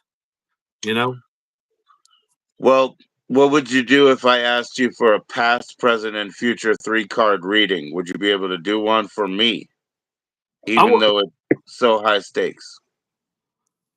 Well, I wouldn't read for you unless I had a relationship with you. First off, say I don't believe in these cattle call readings. I mean, if people want to do it, that's fine. A lot of people don't Oh, have a so problem okay, with it. okay. So what would I have to do to get a reading to get to that point? Well, you'd have to come in and we'd have to sit down and talk because, Oh you wow, to come to you live. well, or we could do a private, a backstage. You can do a backstage, but I read different than most people. The first thing I'm going to do for you is I'm not going to do a quick reading. Sure. I'm gonna read on. I'm not even gonna let you ask me a question. I'm gonna read on the four realms, the four worlds of the elements on general energy to see what energies are at play in all four of those realms within your tree of life, and that's to start off with. And that will tell Can you you. do this? Can you do that? Can I do that? Like live? Oh, well, not right now because I'm not set up for it because it's a little bit lengthy. Oh, I thought you were just, if you read me, first, just a starting. Well, What can you do now? I don't operate that way. See, I'm that's just asking, just asking. yeah. I don't. I mean, I can sling some cards for you right now. I can That's shuffle a not what I'm deck. asking for. I'm asking you what you're good with. You're not good with that. That's cool. Well, I'm good with that. I'm real good with that. But I don't do that because I don't want to put energy out there that's not going to accomplish the purpose. See, one of the things you do when you do these cattle call readings is you get people numb to the reality of the information they're getting. I mean, Okay. that's why they run from reading to reading. Well, I don't like the reading I got here. I don't like the reading I got there. So they shop the readings, and if you listen to most of the readings, they're so vanilla and you know uh, all over the map that I don't blame them anyway. What I'm saying is that there's more of a depth to the set of tools of tarot and mysticism and the esoteric teachings than just pulling out a pack of cards and memorizing a bunch of keywords and everybody regurgitating the same thing. You'll see What's sites up? on YouTube that will learn all the meanings of the cards in 2 hours. Well, you know, that's pretty pathetic, because there's a tremendous amount of energies and spiritual wisdom contained in the teachings that make up the tarot that could take you a long time, not only to learn, but to come into full understanding of how to work with those to not do harm to other people. And that's the message that people don't put out there because it's not popular. They'll tell you, oh, well, just develop your intuition. It's all intuitive anyway. Well, it's not really all intuitive. It'd be like going to the doctor, you're sick, you think you're dying, and say, Doc, I don't want nobody with no medical training. I want you to use your intuition and tell me what's wrong with me. How far do you think that would go in the medical profession? Yeah, yeah, that's not for me, man. That's not for me. It's that way with anything. People need to develop a skill set, and that skill set has to be polished. And people are going to make mistakes. We all do, and that's how you learn. But if you don't have a foundational understanding and teaching to start with, you're not just going to make mistakes, but you're going to wreck people's lives. That simple. Yeah, yeah. At least whatever that skill set's supposed to be, I mean, you're obviously not gonna, actuate. You're not gonna do it. Whatever. I mean, it could be something that doesn't harm people's lives, but it'll just be done badly, you know. Right. So, I mean, that's why I pretty much keep to myself. I mean, I review decks, but I don't wade off into, I don't want to rock nobody's world. I'm not trying to police nobody. I'm not. I will speak my opinion because, free speech, at least for now, is still something that we have in this country. Yes, sir. But Yes, sir. but I am worried about, you know, some of the things that I see for the poor old people that are going to be impacted by it. Because I've had a lot of people get upset and leave Tarot Tube because of how they're treated, the things that have been done to them, the things that have been said to them, and then the after effect because they didn't necessarily go with the flow of things. You know, Okay. I worked in a I worked in a highly volatile work environment for 33 years that if you didn't have your head on straight, Right. you could die every day because we worked with uh, high energy, high voltage, explosive potentials, Sure. scalding water, you name it, Concentrated we did it. energy, man. Concentrated energy. Right. And you had to have your head on straight. Yes, And sir. I learned real quick, that if you don't, have training, you can make a mistake that will wreck everybody's lives. And it's the same way, we tend to treat spiritual matters, too loosely in this country, and I blame religion for that, because there are so many quacks out there in the religious side of things, televangelists, all these people, you know, we all, one of the reasons everybody's migrating to the older teachings and the esoteric stuff is because they see the fallacy of the traditional stuff, the fundamentalist stuff, and the people involved in it. Well, a lot of that's due to the fact that, any guy can get up and declare that he's a preacher and get him a certificate off the internet and boom, start a church and get his tax, declared that he's a charitable, organization, a church, and blah blah blah. But that's why we're where we're at today.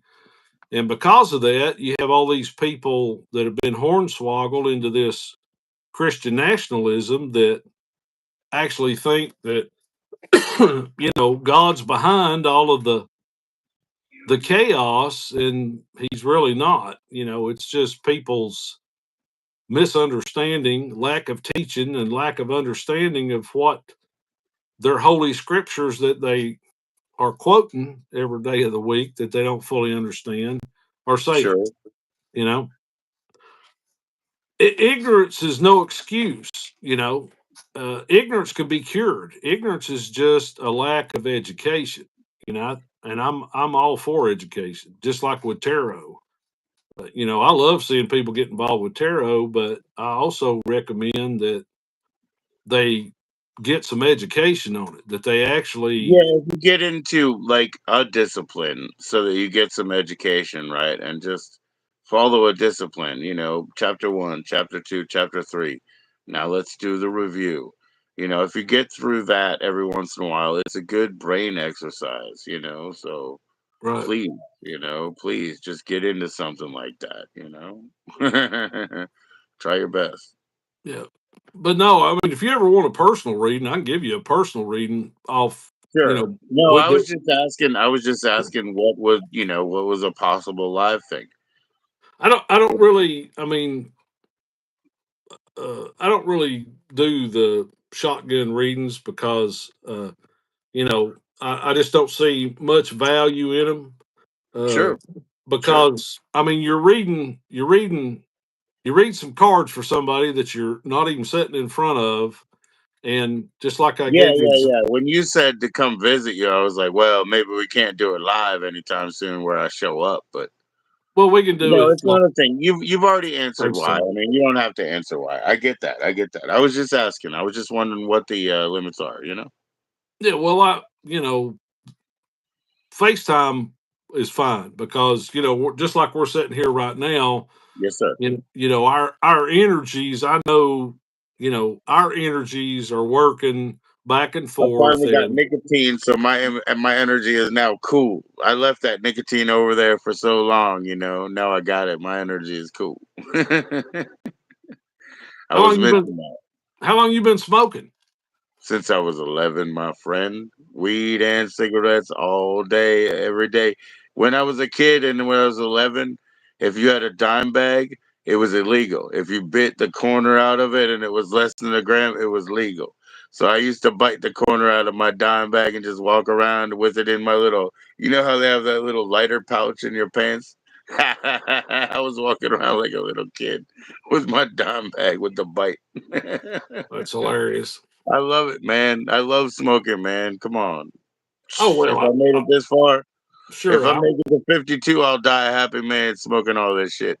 I s- I smoked for years and then Yeah. then finally quit just Yes, sir. because my allergies and stuff. It just bothered me so much in the springtime, along with. But no, I don't get down on nobody for nothing. I like smoking weed, but it's just not. I couldn't I do it when I couldn't worked for the I government. couldn't believe the little person I was. I was such like a smart ass little kid, It was like this horrible little kid. I was like 11 years old with my cigarettes and all my bad attitude and bad juju. It was bad, man. I was a bad little kid, man. Crazy. It happens. I mean, it's just, and it was more common, with us older Yeah, generations than it yeah, is now. Because all the helicopter parents now, you probably yeah. they don't allow a lot of that stuff. My parents My just turned kids, you they just loose and don't said, want "Be home." anything to do with it. My kids know better, They don't want to drink. They don't want to do this. They might drink later. They might smoke cigars later, but they know like it doesn't do any good for them right now. They're in their 20s. They don't want to deal with this shit. So they're Right. smart kids. Well, they are. They've learned with the internet and school and everything else that you're not bulletproof and you're not immortal, so you got to kind of take care of your body a little bit. Yep, yep. But anyway, but no, don't take it the wrong way, because I mean I hope the community grows and thrives. I just get a little concerned sometimes with the complaints I hear from people that have had pretty bad experiences. That I think Yeah. sometimes we worry more about subs and things of that nature, because there's a lot of click farming goes on too. That's another thing that a lot Yes, of sir. people don't want to talk about that, and that's just totally. I don't really understand that. I mean myself, but I guess that's what Well, people want I to was, do. I was, So I was just like joke with people. I'm like, I'm doing fine. I get 2 subs every day. But I do keep getting subs. I'll drop them every once in a while, but I get more. I get more. And I just joke with people because it's like I'm not trying to do anything. I'm not hashtagging anything up. I'm just doing my thing and like slowly but surely. Yeah, they don't have time for me this week, but they're not gonna like delete their subscription either. So it just slowly goes a little by little. Let right. it go. Let Well, it go. you're genuine, and that's what people like, and and you can get into that whole grind of the algorithm and all that other stuff, which really nobody knows what the algorithm is. Sure.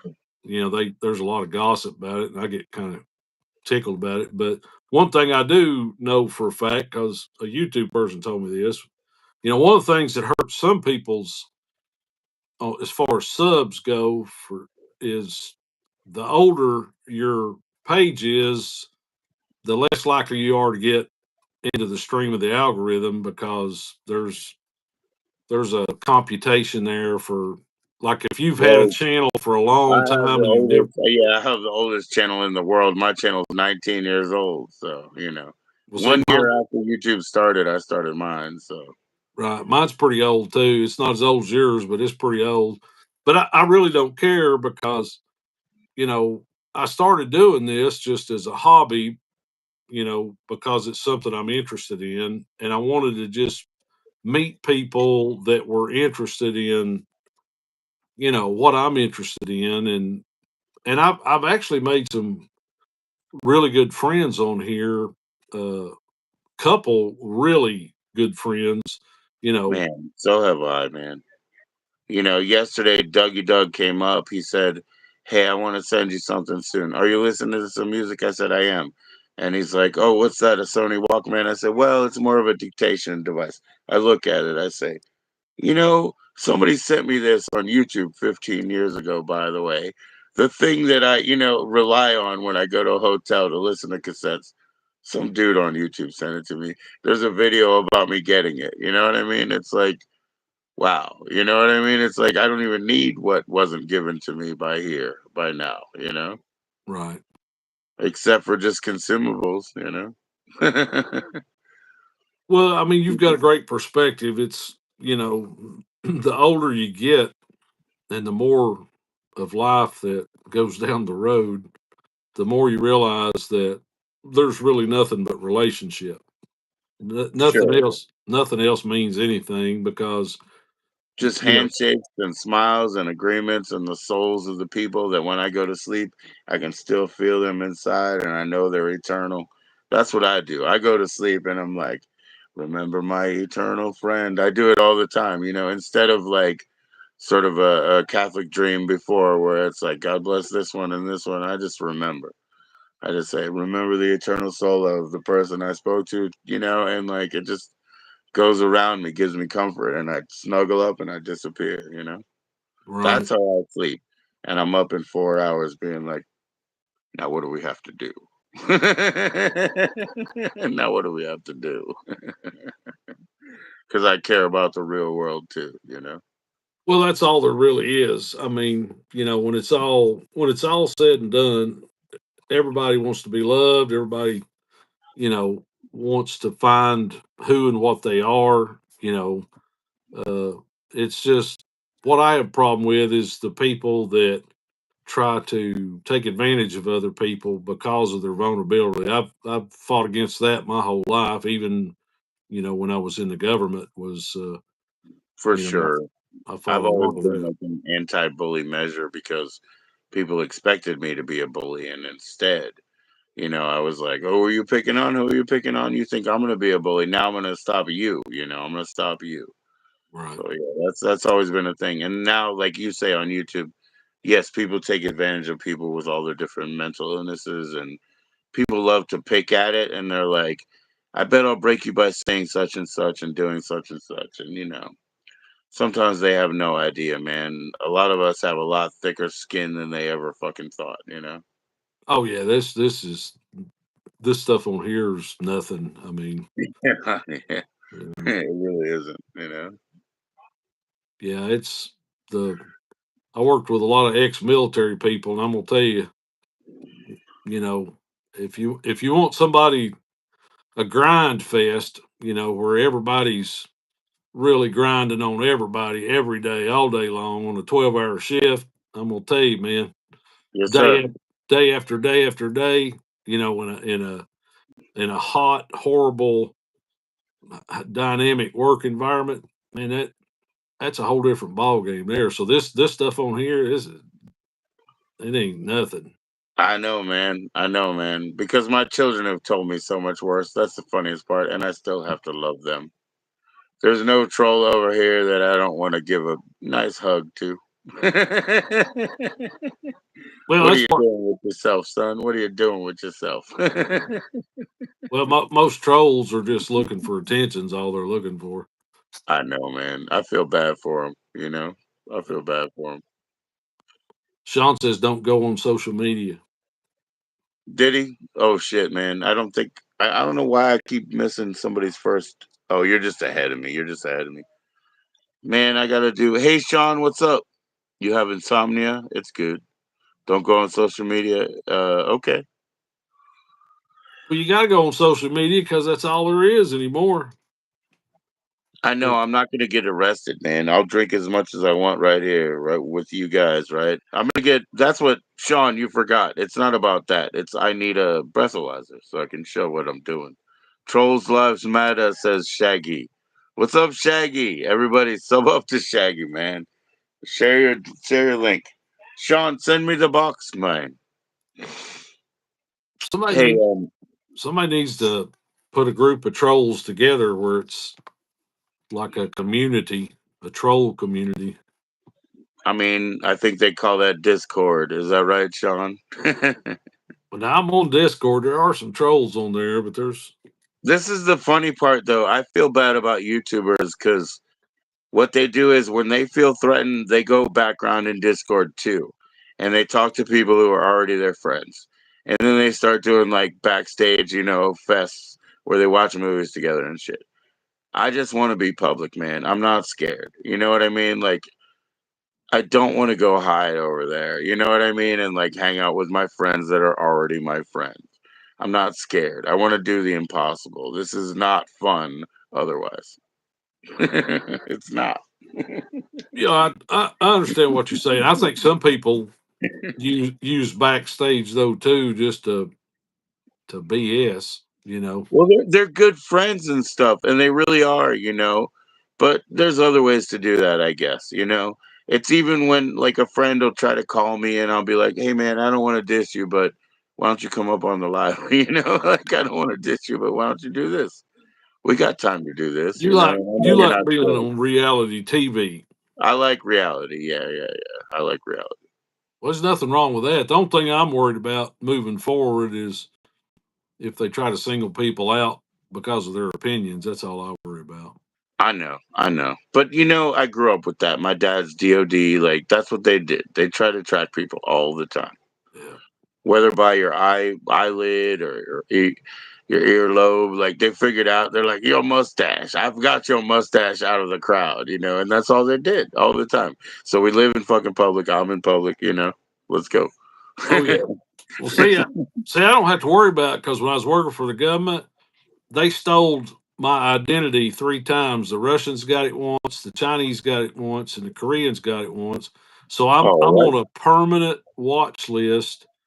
I have to log in and check. They've got me on this lifetime. I got you. They got all my personal Your information. They life got all lock. my Your health life records. lock, like for real. Yeah, life lock, my man. He's like got to put his fingerprint on everything. Yeah. And every week I get these things. I have to log in and so your information was traded on the dark web to such and such and such and such. And I mean, Yep. there's nothing I can do about it. Of course, everything's locked down you know, like a bear trap. But I mean, Right. Right. that's the world we live in now. They even have my health records. They have my retinal scans. They have my palm print. Everything. Yeah. Yep. Yep. Yep. I don't doubt it, man. I don't doubt it. I actually like one of those times I was just in for a minute. I have an FBI number. I heard them. And I was like, I have an FBI number? And I was like, oh, okay. That only helped me before. Because these people come out of the bushes sometimes and have helped me. They've never done anything bad. Never. They've only helped me. Yeah. Well, most time they're not going to do anything unless there's a misunderstanding. Just Yeah, like yeah. all my information, the government's who let my stuff get stolen.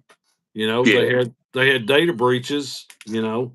And there's nothing they can do about it. Of course, they watch all my stuff from here to eternity until I die. But the pitiful thing is they don't really make any effort to do anything to prevent that from happening in the future. Because this happened 3 times to me. Well, there's a bunch of people that are qualified to do that, like new tech wizards and shit. They're just not employing them. You know what I mean? Like those people are being suppressed for the older people that are just holding on to their stupid jobs. It'll change. It'll change. Yeah, I hope so. It takes time, man. It takes time. Things are kind of weird but this is the last time they're going to do it this way.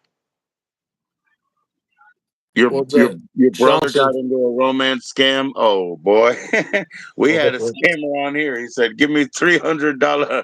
I give you 60 back, bro." What the fuck? I was ready, man. I had my credit card out. That yeah, was my man. that's the first time I'd seen that in a while. The money Yeah, bill. it's been a while. Yeah, it was nice to see. He took a while too. He was nice before that.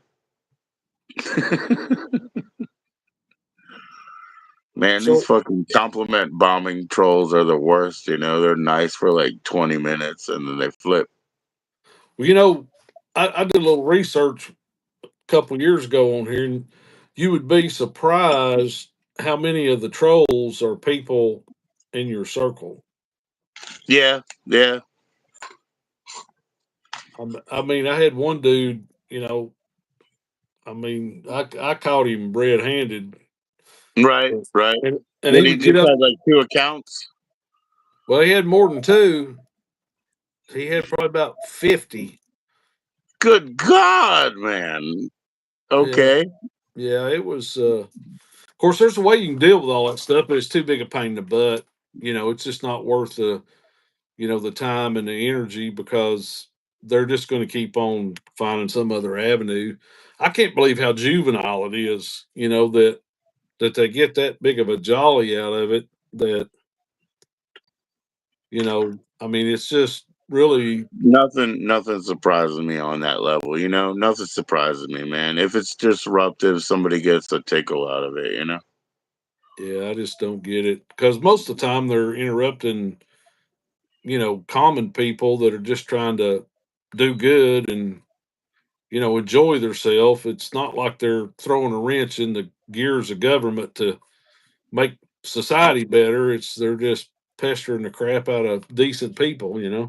Yeah, yeah. They don't have that power, man. They don't have the power to do something, destructive or constructive on a big level. So, but they have access to us. So that's partially us. Yeah, but that's they didn't We they don't have need to make that. We don't have to make it. yeah, they need to move out of their mother's basement and get a life, you know, Yeah, yeah. or wherever they are. My favorite thing is this. I figure this, right? Everybody, I think wants me to go widescreen, it'll look better or whatever. But every single time I see some dude who works at like a shoe store, and I'm like, is he looking at the newspaper? No, he's looking at his phone and he's just scrolling through. I'm like, I hope he's watching me. I hope when he fucks off for 4 minutes at work, he's watching me. I hope he finds me one of these days. So every time I see that, that's what I'm like, that's what I'm trying to do. I'm trying to catch that guy when he's getting 3 minutes off of work. It looks like he's looking at a newspaper, but no, he's watching me. Mhm. He's watching the Oh, Joe good. show. Yeah, he's watching our show, man.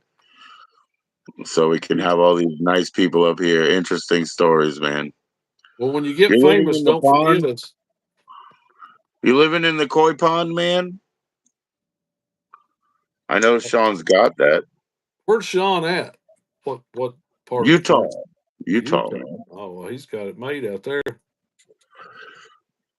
Have to bring in all your own stuff, don't you? Cigarettes, booze, weed, or I are mean, they changed any Sean's out always there? smoking. I don't know how he does it. He's underground. I don't know. I don't know how he does it, man. He's in the highest part of Mexico ever. When Mexico went way up there. That's where he is, in the desert. Yeah, beers that are over 3%, man. How do you do that in Utah, man? Virginia already buys in their own stuff, so the only 8% I can get are very, very limited. Oh, really?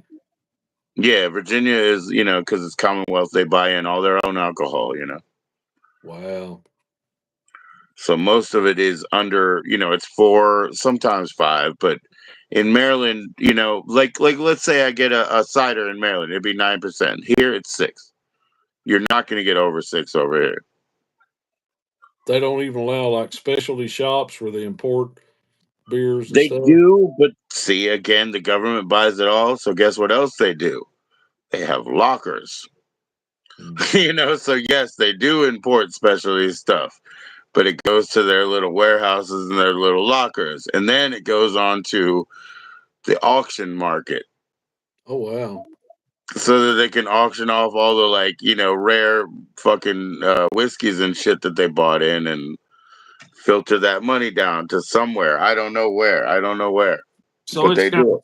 it's a racket then, isn't it? It's a racket. Virginia racket, man. Buying fucking alcohol, man. It's a racket. So is weed legal there? Yep. But you can't buy it or sell it. You have to just hand it off to somebody who's over 21. You're over 21, you can grow it. Hand it to somebody who's over 21, that's it. And that's it. But There's you have to nothing grow. else. You have to grow your own. Basically, legally. We have a farmer.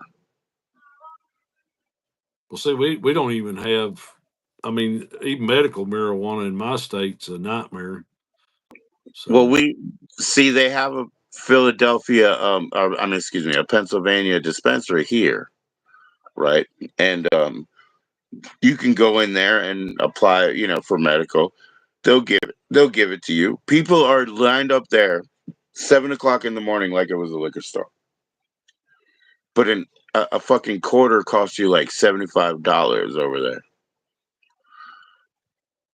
They'll give it to you, but you got to write down your name and say my back hurts or my eyes are bad or whatever, and they'll give it to you. I think you got to It's go not to a legal. doctor What they're here. doing is not legal. It's not even legal. That's one thing I really wish the Democrats had done before they left power was just decriminalize it completely and make it legal nationwide. So, Yeah, but they didn't. yeah. I mean, right now what they're doing is they're taking this is one I have one this last pot from over the counter. It's THCA. So what they did, they took this off the counter here too. So some companies will mail it to us and some companies will not. Because we have legal weed, they took this THCA off the counter like 2 weeks ago. So the deal is they're trying to make everybody medical. Because we had shops in DC that I was talking to the last person about the gift economy, curation, and then it's like a gift for donation. And they shut them all down. They really did. We went in those shops. We love those shops. They go from the top to the bottom level. Now we were seeing kids in DC, fucking kids in Anacostia, getting on the bus, 11-year-olds, smoking banana fucking hash, spreading shit around. It was horrible. Well, my wife and I were watching these kids, and it's like that's that slippery slope, dude. These kids are screwed right now. They're getting these things out of these like weird weed shops. Like we all want it to be legal, right? But we don't want this to happen. We don't want this to happen. It's bad, man. What's up, See, Space Monkey? I've never really understood. I thought once the states that legalized it, that the other states saw the tax revenue off of it, that they would be lined up to create that income stream off of those They don't taxes. have legal dispensaries. There's no legal dispensaries. When I lived in Maryland, before I ever moved to Virginia, they made medical legal and they opened 0 dispensaries 3 years. I moved all the way to Virginia. They make residential legal, like whatever you call it, use, legal in DC. But you have to grow your own and you have to give it away. And nobody even called me. That's why I got fucking pissed off. I'm like, dude, all these people I grew up with, nobody even called me to like once it was recreational legal. I was like, you guys are crazy, man. And before it was legal in Virginia, I quit for 5 years because on the street there was no more bud. It was only cartridges that they were getting from legal places like California, Colorado, blah blah blah. Only cartridges because that's what they would do in the mail. I quit. Said fuck it. I ate more hot peppers, than normal for 5 years. That's how I replaced weed. I can live without weed, but I'll never live without my nightshade fruits. I'm never. That's my Italian side, man. Give me some marinara Right. with some extra spice. Well, see, I really have never understood the whole marijuana issue in the first Hmm. place. I mean, I really haven't because my age, When I was growing up, they always said they hate Indians, they hate Africans, and they hate Mexicans. That's why weed's illegal. That's what they told me. They said, "Son, they hate Indians, Mexicans, and black people from Africa. That's why weed's illegal." And I'm like, "Oh, well, that's why everybody around here does it anyway, right?" Gotcha. well, see, that's the way it was. You know, That's why I was smoking when I was 11. I was like, "This is fucking normal," you know. right? Well, so that's the way it was when I was growing up. In fact, when I was in high school, we actually bought our weed out the back door of an Episcopal church, and the priest sold it to us. And he'd stand out there in the parking lot after you bought a bag and smoke one with you. You know, uh, everybody smoked. I mean, and everybody thought it should be legal. I mean, even a lot of the politicians, some of the cops. I grew up in a small town, so I knew everybody, and they knew Right me. on, right on. Yep. I just thought, well, where's this big giant rock that's in the middle of the road? At the political level that nobody can seem to get it out of the road. I just don't get it. And I was just taught it was pure racism. That's what I was taught from birth. I was like, "Son, it's racism. Have a bomb." Like that's it. I was just taught Well, they hate them. that probably makes the most sense because of how people are about race in this country. It's the America's dirty little secret, but it ain't Yeah, so yeah. ain't so secret anymore. But It wasn't a secret where I grew up. Where I grew up was 92% black people, and like that's just the way it was. They were like, "We know what we do." Some of them are tobacco farmers. There are a lot of runaway slaves, DC. That's how it works.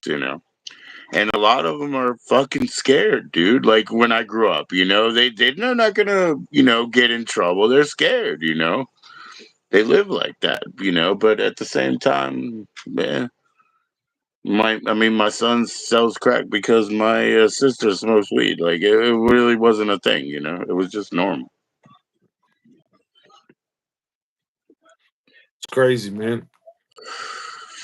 How we gonna fix all that, Joe? How are What, we what, gonna fix all that?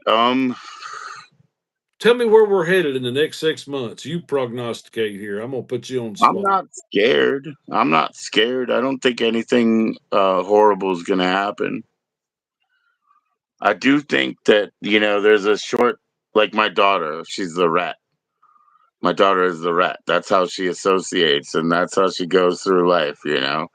I do think there's going to be a period where the rats take over for a while and we just got to move. We got to fix everything, all the infrastructure. You can't fucking fix the pipes if you don't move. The rats are going to tell us that that's the end. You got to move 40 yards that way. Let the men fix the water pipes, okay? Like eventually that's happening. It'll be We'll be interesting. okay. It'll We'll be be interesting to okay. see what happens. I mean, this reminds me a lot of back in the '60s and the early '70s. You know, where you had that whole shift. That whole paradigm shift, and everybody was That's when right. they created suburbs, right? Because everybody was mobile by car. That's when they created that. It's like post war coming through, creating a new promise. So in the 60s and 70s, that's when that was like coming up, right? It Yeah, must have felt ideal. You could do everything and anything. there was that, but there was also a lot of the Vietnam. I had two older sisters and their boyfriends. Everything was about Vietnam. Of course, I, Sure. I wa- I was too young to be worried about the draft.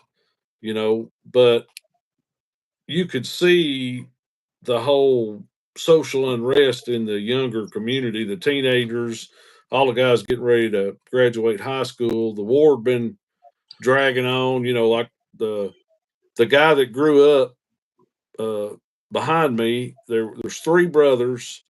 and their dad and mother lived behind me. And the oldest brother was the first young man from this town killed in Vietnam. And Okay. of course, he was decorated. He saved some other guys' lives and all this stuff. But the war just had this.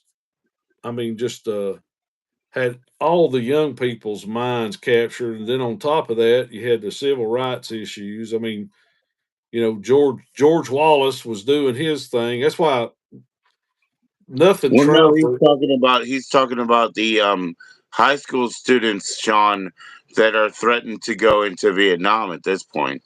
'60s. Right.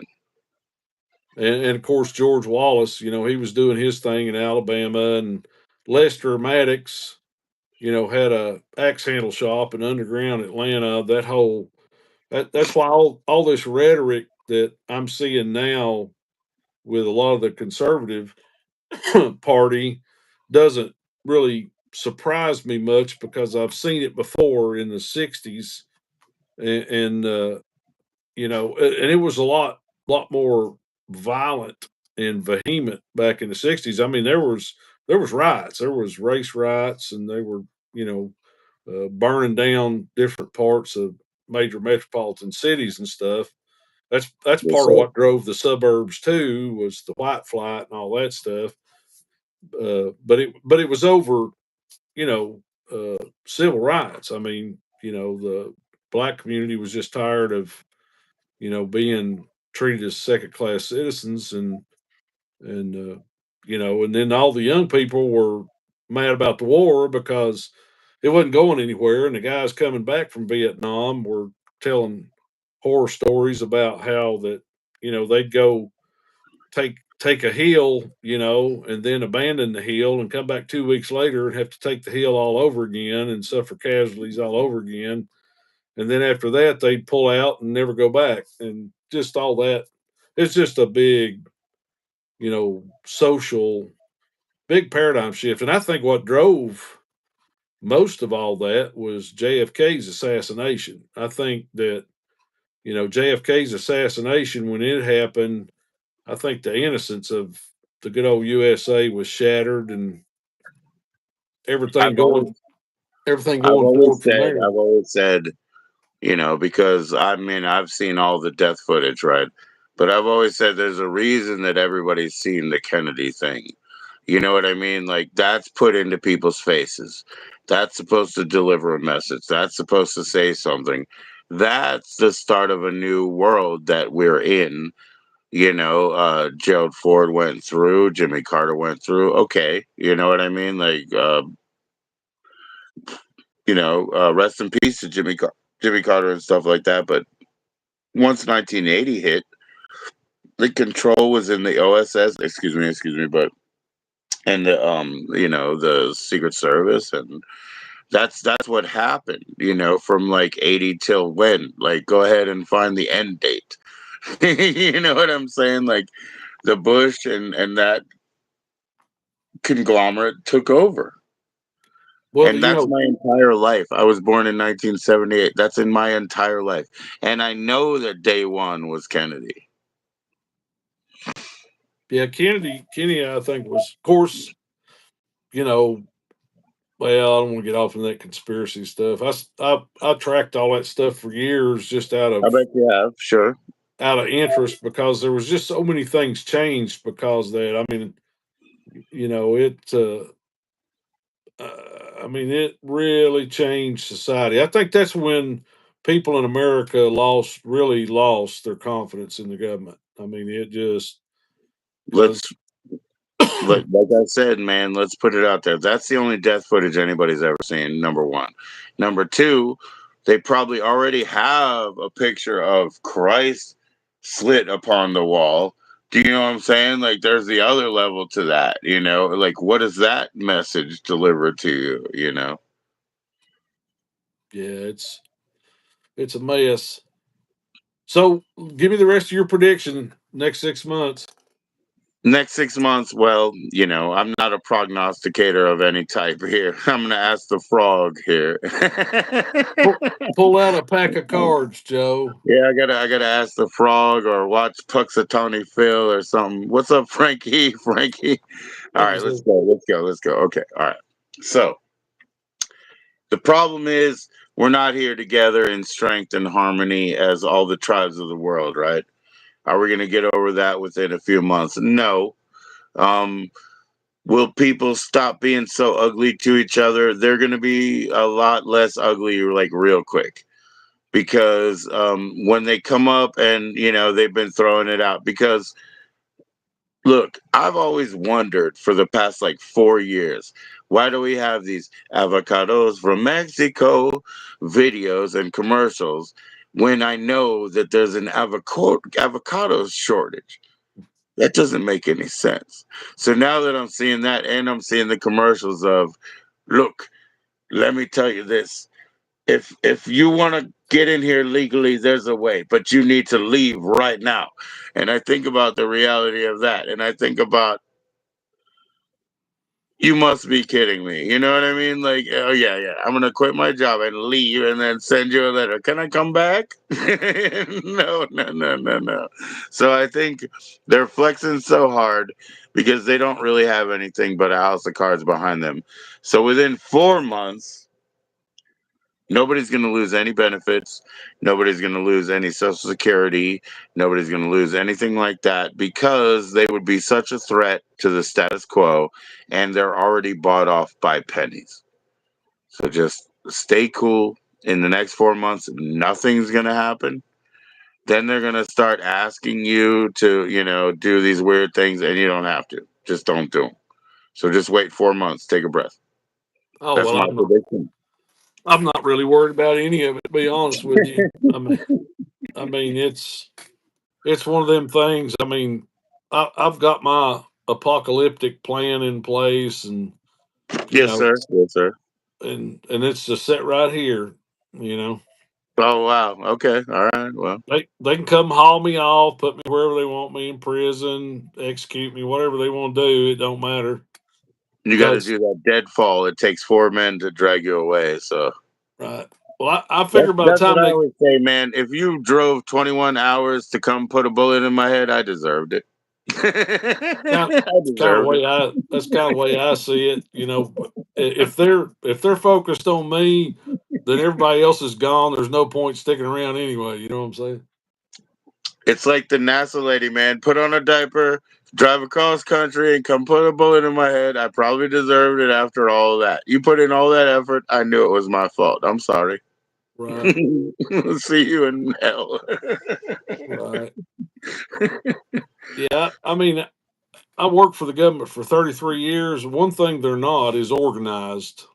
Oh no. Oh no. Yeah, oh my gosh. Any drug dealer in the world is like, is it raining? Yep. Pretty good. Is it the weekend? Wow. Government is at home, lazy motherfuckers. It's the weekend. Do whatever you want. You know what I mean? They're so lazy. You're right. All they know how to do is say, let's get off work. Yeah, it's the guys at the top that cause all the problems. Because they don't really understand. Well, like the post office down here where Yeah. I live, they've got the post office so messed up that they don't even show up at my house some days Yeah, because yeah, yeah. they Yeah. don't have the staffing.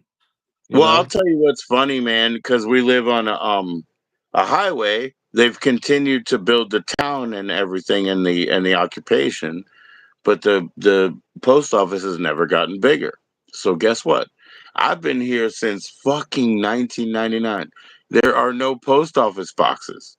They've been taken up the whole time because they don't build more. They don't build another building. We have this tiny little building across the street. I couldn't have a post office box if I wanted one. All those little stores pop up so that you can get a commercial one, right? right? But my goodness, I mean, like for that long, for 22 years, I haven't been able to get a post office box in my area code. No, why? They would have to build another room, man. They're not going to do it. Yeah, they don't have any money. See you later, Sean. Yeah, they Sean say Lee, they don't have any money, but tell Sean I apologize for not giving him the floor. oh no, Sean, he doesn't stream. Oh, he doesn't. No, no, no. I think he might have once, but he doesn't stream. No, Yeah, they're going to privatize the post office because it's you know, sure. but I think that'll be a mistake. But because Oh man, speaking of Sean, I sent him a box. They sent it back to me. When they send it back to you, they don't give you any credit. You just have to start over. So I lost all that money. I sent it to him again, and he's gonna send some of it back now. So it just so happens that he came up. But yeah, the post office is really shady and not helpful. yeah, they don't have any money, don't have any help, and see what's messed them up so bad in the last few years is the way the laws are written. In some areas, they have to do all the deliveries for Amazon and stuff Yeah, yeah, yeah. the last 4 miles, Yep. because it's written into the law. And see, they didn't they didn't Yeah, in the industry anticipate. they call it last mile delivery, but yeah, it doesn't matter how many it is, but yeah. Yeah, it's So that's that's how they started getting them to work on Sundays way back. My wife and I we caught like postal workers that, we had known for a while. They started getting mad way back when Amazon made them start on Sunday, and we would see them like throwing packages into people's garages and stuff because they were just fed up. And then they would see us and they'd be like, they'd be just like, and I'm like, well, don't do that. It's not like we're gonna tell on you, but we see how mad you are. Just like chill, man. yeah, most of what I got here now is contractors. They don't even work for the post office. Yeah, like the laser ship, right? Laser ship usually does the end. I've got them here, but I mean, even my postal workers out of the post office driving the postal trucks, Yeah, they're yeah. they're contractors. And Subcontractors, yeah. yeah, because see, the way they've got it now down here, nobody wants the job. Yeah. They Yeah. they they won't take the job permanent, so they're using these third party people to come in, and they're horrible because I mean they'll put your mail in somebody else's mailbox. They don't, they'll come through the neighborhood at 50 miles an hour, and Yeah, for sure, man. For sure, yeah. anyway. But enough of that. No, Well, if you I've need to worked go, for a let me know, decent. man. I'm just What's that? I say if when you need to go, let me know. I'm just trying to occupy the space here. Well, no, I don't need to go. I don't need to go. I wonder if somebody would want to join after, but I doubt it. I don't need to go. I don't need to Well, go. get somebody else up here if you want. I'm good with that. I mean, I doubt they'll do it. I've talked Come way too on. long, and I'm probably going to regret every bit of it before it's over with. So. Okay, well, I'll let you go. That'll be mercy for you, but that's just a mercy thing. Nah, man, seriously, it's messed up because I don't know, you got to be careful. There's no good way in industry. You've got the unions, they tell people don't touch anything. They let people who bumble through move up because the people who get their hands dirty get caught into metrics and get kicked out. It's like, wow, what are we supposed to do here just to make a living and make a few mattresses in Ohio? What are we supposed to do? Well, I think first off, we're going to have to get money out of politics. And the second thing is we need to outlaw corporations. I think if you own a business, you should have to be personally responsible for it Okay. from the cradle to the grave. And I think, because see, you can't put a So that corporation. means a business needs a president. Well, I think a president would be fine as long as you can't shelter assets and you can hold that president responsible and put him in prison if he's doing breaking the law. Okay. Okay. Yeah. Yeah, he's Because not going to hide behind, just an LLC or an entity that he's not named to. right, because I mean, how many white collar criminals can you point out that has actually done any jail time in the last 25 years, other than a few token ones. It's just symbols. Yeah, they'll send like they'll do like what is it, Martha Stewart for 2 years or something. Yeah, they'll just do tokens. They just throw tokens out. It's just a game. Yeah, it is. I mean, it's kind of ridiculous, and they were. I looked at a survey they did here a couple years ago. It was kind of interesting. I used to do some training for some of my guys. I was actually a business manager for a union uh, Okay. for covered 3 states, and I used to train my stewards and stuff. But we looked at a survey they did, and it showed that most of the CEOs, they did a psychological profile on the CEOs in the country, and basically they found one thing that was dominant among all I bet CEOs. you I can guess this. They tested for the sociopath. Yep, they were all They tested sociopaths. for the sociopath. I bet you they did. Yep, they were all narcissistic sociopaths with borderline personality disorders. Every one of them. Right, I bet you. Yep, yep. See how I saw that? Yeah, I see that coming, man. Yeah, Yeah, the YouTube is just the covert narcissist. That's how you run a channel. That's how you do that. But yeah, if you're a serious sociopath with sort of non-caring tendencies, yeah, you'll be a CEO of the corporation, right? Soon enough. yeah, yeah. It's kind of interesting, and I worked for some of those guys. I mean, it was, and they were easy to work with in the sense that you knew exactly what they were going to do.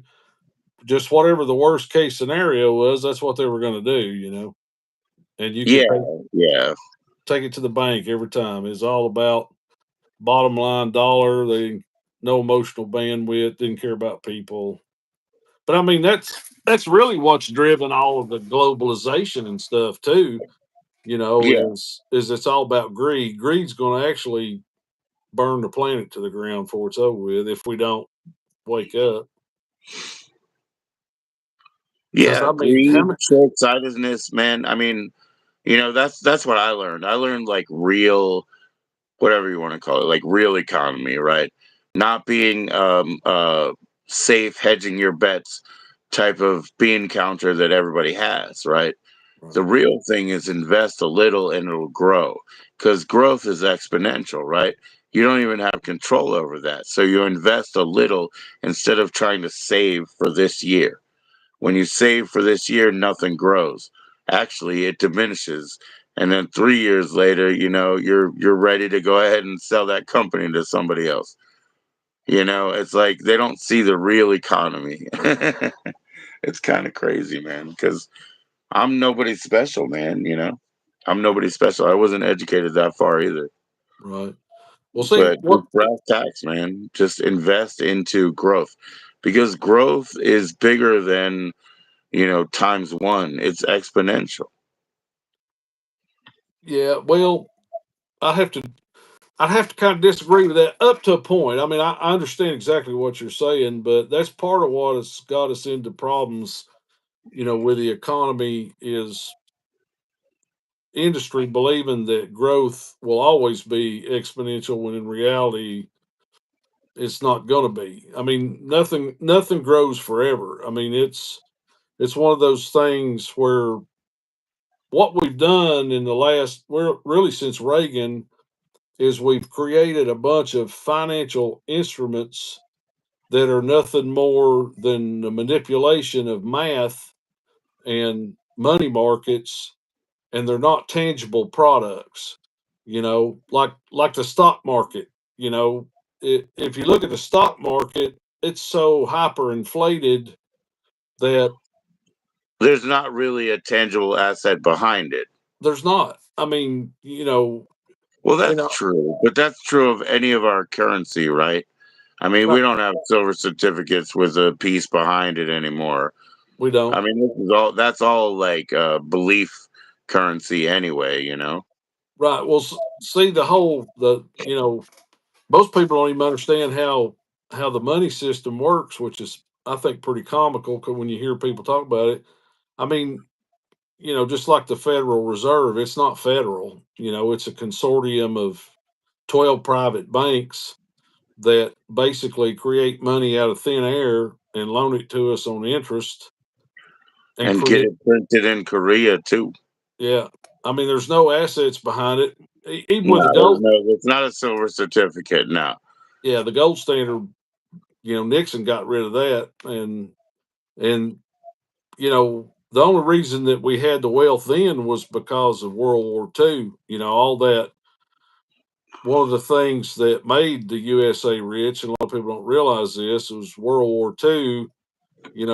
When we were bailing everybody out from the Germans and the Asians, we took their gold basically, and that's where all our gold reserves came from. We became really, really wealthy in just a 4 year period of time and coasted on that for years.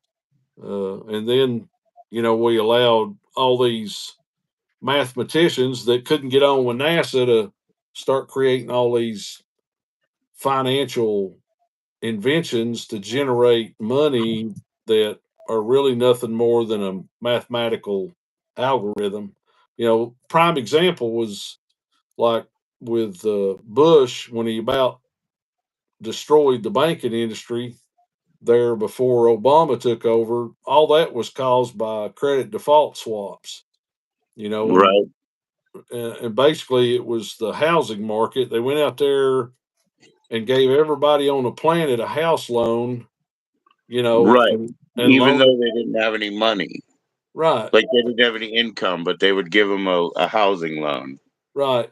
And then what they would do was they would take those loans and package them with good loans and created a product out of them and basically said, well, you need to buy these on the stock market because we need to get rid of them because they're not gonna pay the loan off, but we'll make it look like it's a decent value because there's other good stuff in there with it. And then on top of that, they created credit default swaps, which were outlawed back in the 30s because that's what caused the stock market crash in the 20s. And what that is, it, 1929. yeah, that was, but they call them bucket parlors back then. But what they did was they allowed credit default swaps where you could bet against the market. You could bet against the companies in the market. So Okay. that's what they were doing this time. That's what was that one big company that went under? Halliburton and also the electric company. You mean No, no, it was an insurance company. What they did was, Enron? huh?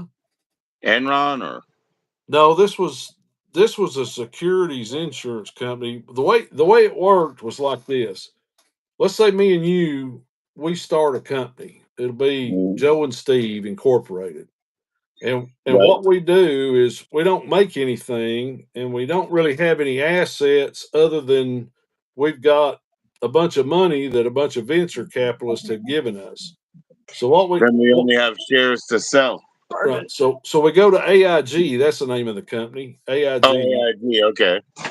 So we go to AIG and we say, "Hey AIG, we want to buy an insurance policy that says that Shearson Lehman Brothers are not going to make their quarterlies the next 4 quarters.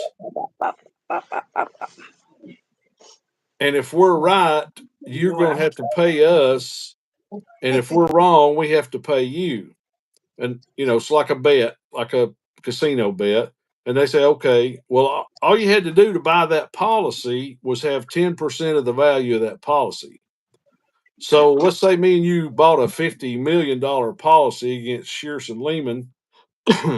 We had to pay 10% of that. So what is that? $5 million. Right. So we take our 5 million and we buy that policy, and then we sit back and we wait on the housing market to crash, and we get $50 million. Now, see, a lot of people didn't catch all this, you know, because they were too busy looking at mortgages and common people and all that. But there was a boatload of money that changed hands in those credit default swaps when when all of the markets tanked that nobody talks about. There was Okay. a there was a small group of people that made billions of dollars on that bailout from their credit default swap insurance policies from AIG. Now, see, that very thing was outlawed back in the 20s because that's what caused the market crash in the 20s. Right, right, right. But you didn't hear anybody talking about that. Well, see, that's one of the reasons we bailed out all the banks was not because we didn't want the banks to fail, but it was because all those guys holding that AIG paper knew it was coming and constructed those financial instruments, and they got billions of dollars out of it. There's Right. a good movie on Netflix about it. There was one guy made about $9 billion out of it because he recognized the algorithm in his trading software before it ever even got to that point and bought some of that stuff. So that's the kind of stuff they do. Well, what's that Netflix movie called? Let me look at it here. Wait a minute, and I'll tell you. It's a great. It's a great. He's making another prediction too. This same guy. Let me look this up right quick. Right on. Thank you. Yeah, because I don't want them to miss that, man.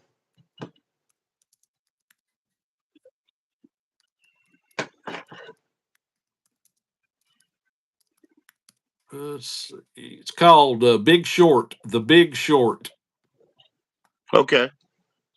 It's got Steve Carell, Ryan Gosling, Brad Pitt, Okay. Okay. I and Yeah, I don't have Netflix right now. I have like all the free stuff that's on a Fire Stick or whatever. But I'm not sure it's Netflix. It moves around. It came out a couple of years back, but it's a true story. right But on. the guy that it's about was making a prediction this year about another financial collapse coming. Because see, even after we went through all that mess and bailed out the banks, they let them come right back and start constructing those same financial tools, you know, Right. and selling them on the market again. And that's where we're talking about the exponential growth. It's impossible to grow something past a certain point when it comes to resources and everything else. You may open a new market and create growth in a parallel market, but markets become saturated, and eventually integration with new technologies will actually cause a collapse in that original market because of the transcendence of not only the product but the market and the technology. Just like landline telephones, there came a point in time where they quit making landline telephones, you know Right. Right. because nobody needed one anymore. Same thing with VCRs and all that other stuff. so Right. Right. so that's where the money was made in the old days, was by people that anticipated those convergences of technology and markets, and caught the front end of the wave on that. Well, now they just create them out of thin air. What they do is they create a financial instrument like a credit default swap, and they say, we want to make $1 billion, so let's create an insurance policy that lets you bet against the company on the stock market. And you don't have to have a lot of money to do it, just 10%. You know, Right. so that's where you talk about regulation. Uh, we still have yet to rein in the banks. We still have yet to rein in the Federal Reserve. I mean, the Federal Reserve, we're just all in bondage to the Federal Reserve because every dollar that's in circulation is a dollar of debt. It's not real money. It's just a note that says somebody created this dollar out of debt, because that's how fiat currency works. Yeah, And that's what I understand about that.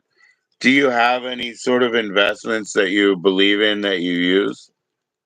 I've got quite a few investments, but I have to monitor them, because none of them are safe. Not Right. nowadays.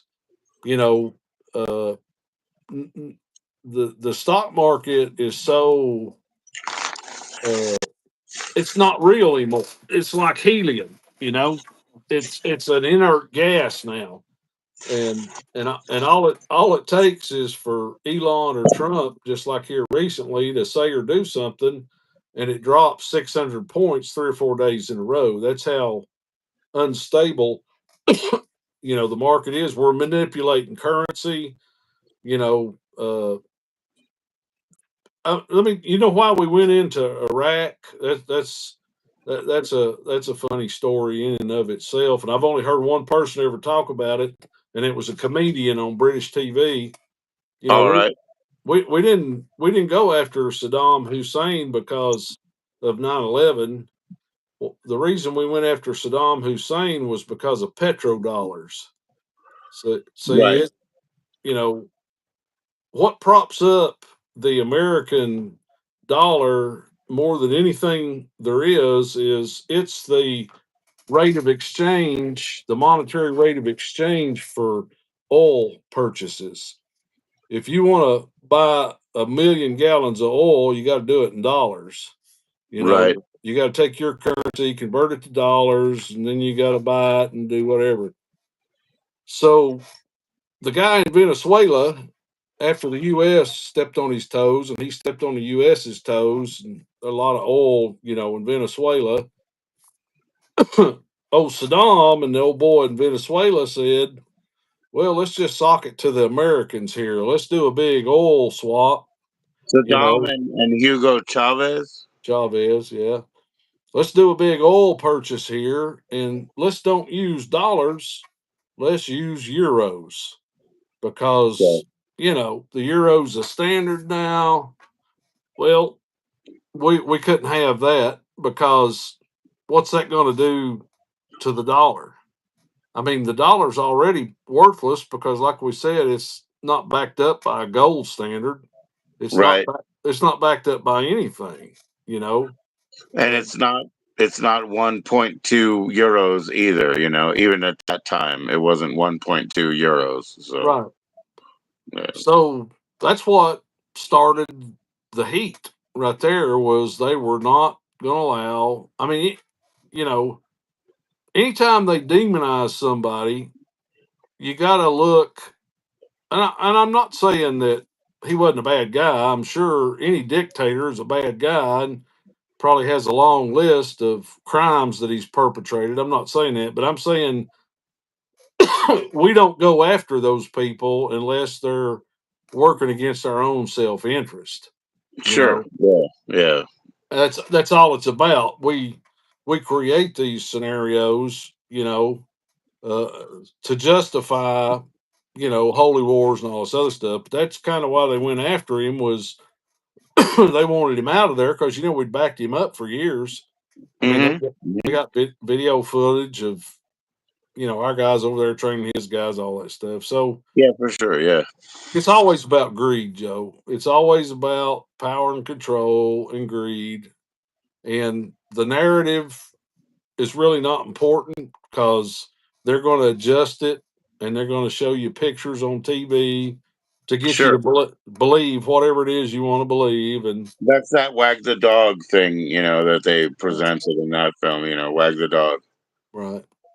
And that's why I think we're where we're at right now politically is because the American economy's out of gas, as far as the dollar. Now, I'm not Yeah. saying that we can't make stuff. We can still make stuff in this country, but the dollars, it's tapped out. You can only expand and contract the fiat currency so long, and then the value of it has nowhere to go because it's all Right. debt. There's no more liquidity left, and it becomes what it already is worthless paper. So that's this last round of inflation,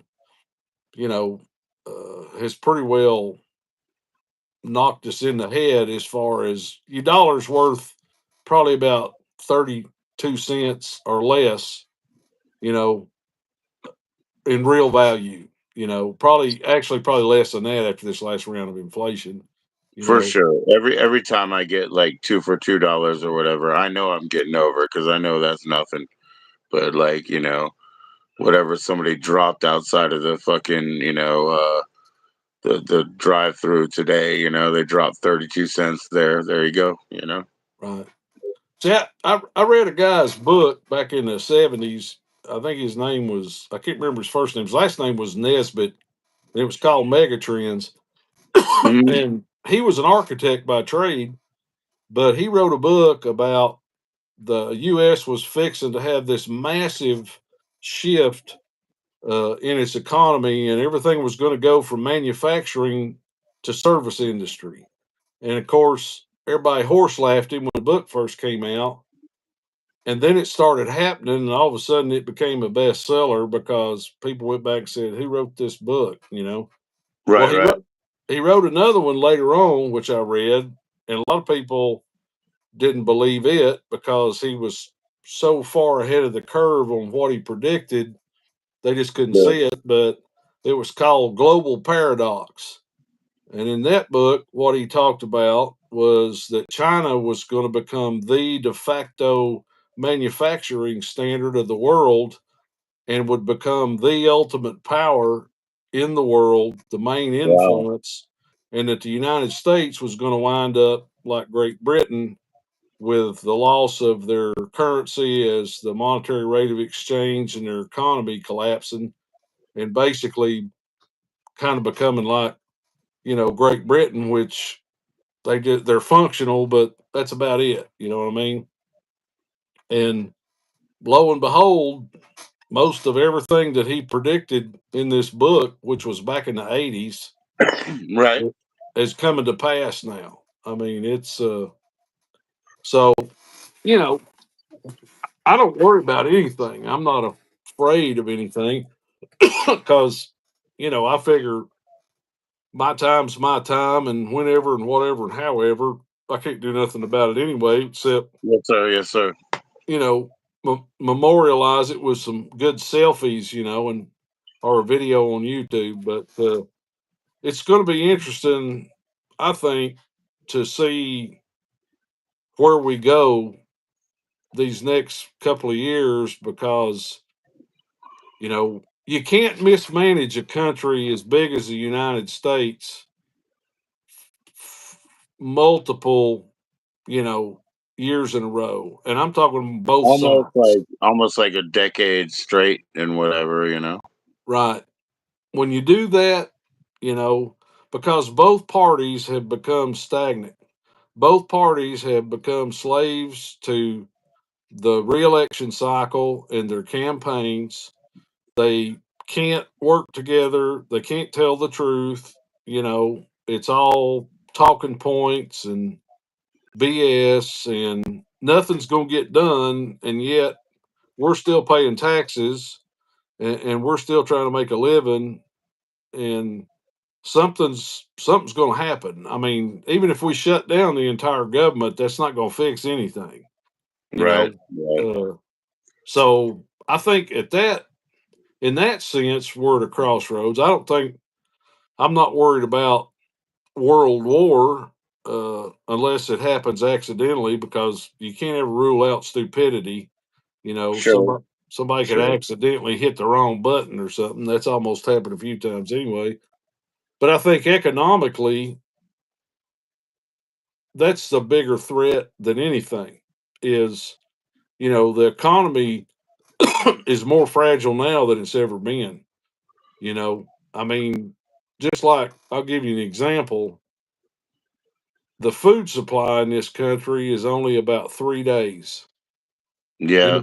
In the grocery stores, I've heard that. Yep. For there's sure. only about 3 days worth of food based on the population centers. And then the problem on top of that is all of our food now in this country predominantly is moved by Right. trucking industry. So Right. if you have an issue with the trucking industry, like fuel, or you were to have like an EMP happen because of a accidental, you know, explosion of a bomb or something like And that. So they have no other way around, by the way. They right, can't use an alternative fuel. They can't use a different delivery system. That's it. They're stuck. pretty much that's what we traditionally do in this country is we paint ourselves into a corner, and then I mean you saw all that in the pandemic. Was the all the systems that weren't well engineered and well planned out just broke right out of the gate, and Right. collapsed. But Right. those are the kind of things I worry about. I don't really worry about the other stuff as much as I do is just the infrastructure collapsing, the economy collapsing, and then it gets to the point where the people in power can't do anything to fix it anyway because they just don't have the wherewithal or the resources or the manpower.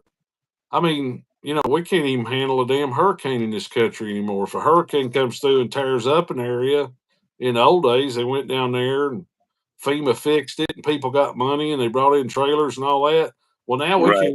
we can't even give people a $700 check, Right. because we're too busy arguing about it in Congress of whether they ought to get 700 or $702. So that's the kind of stuff I worry about is just the stupidity overwhelming us all and just things breaking simply because we're not fixing them, we're not maintaining them, we're just riding it down to the dirt, man. Yeah. There's no other plan, man. There's no other plan.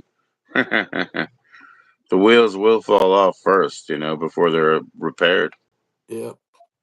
So what are we gonna do about it? That's what I want to know. What are we on YouTube gonna do about it? It's beyond me, man. Me too. That's beyond me. Yeah, me too. I just because I don't think anybody feels like they have a voice in their government anymore because it don't really matter who you vote for. I mean, both sides are just blocked up and doing whatever it is they think they need to do, whether it's right or wrong. I mean, if we had to go, with the benefits that we've had here, I guess they're in different districts, right? But we would have to vote for people who are like enemies on TV, right? I guess they're in different districts, so I think I can vote for both of them. But because they've had some impact on our lives, I would vote for them, but they're enemies on their campaign, shows. So what can I say about that? You know what I mean? Like, obviously, this is beyond me. Yeah, well, These are the it's people who have helped us, who have actually done things in our community, and they appear to be mortal enemies. It's like Prince Adam and Skeletor. right. Whoops. How? I think they're also both good people, guys. Think about that when you vote, and they're in different districts. So I think I can vote for both of them. Yeah, well, see, that's really where we've got to in this country is it's my team or the other team, and in the old days, when I was growing up, people used to actually discuss politics. You know, Yeah. you I'm bet. sure on the local level, you can make a difference. Obviously, they don't count all those votes on the, national level because they say, hey, overseas guy, you have every right to vote. When do they count those? When do they count those votes, those AFO votes or whatever? Yeah, I don't really. They went through all that in that one election, explained all that, but I don't remember it all. Well, they call it before they read them. Oh well, What's up, they've always Tasha? they've What's up, Tasha? they've always called it before they Yeah, yeah, read them. But I mean, if you look at the if you look at all of the investigations though, and we probably got some of the most secure elections in the world. I'm sure that there's mishaps and stuff like that, but not on the sure. scale Sure. that both parties want to. Because I thought it was kind of ironic. Trump said, "Well, I won, and y'all took it away from me," and then it happened to the Democrats, and they said, "Well, we won, and he took it away from Yeah, us." right. Of course, it's the same thing. Well, this is because obviously, Cosmic, we're all fighting to the middle. So when you all got 50% over here and 50% over here, that's we can't argue with them. Yeah, you're right. It was stolen from you. by 2%. It's mathematically insignificant amount of money, 2%. Yes, you lost, Well, 52.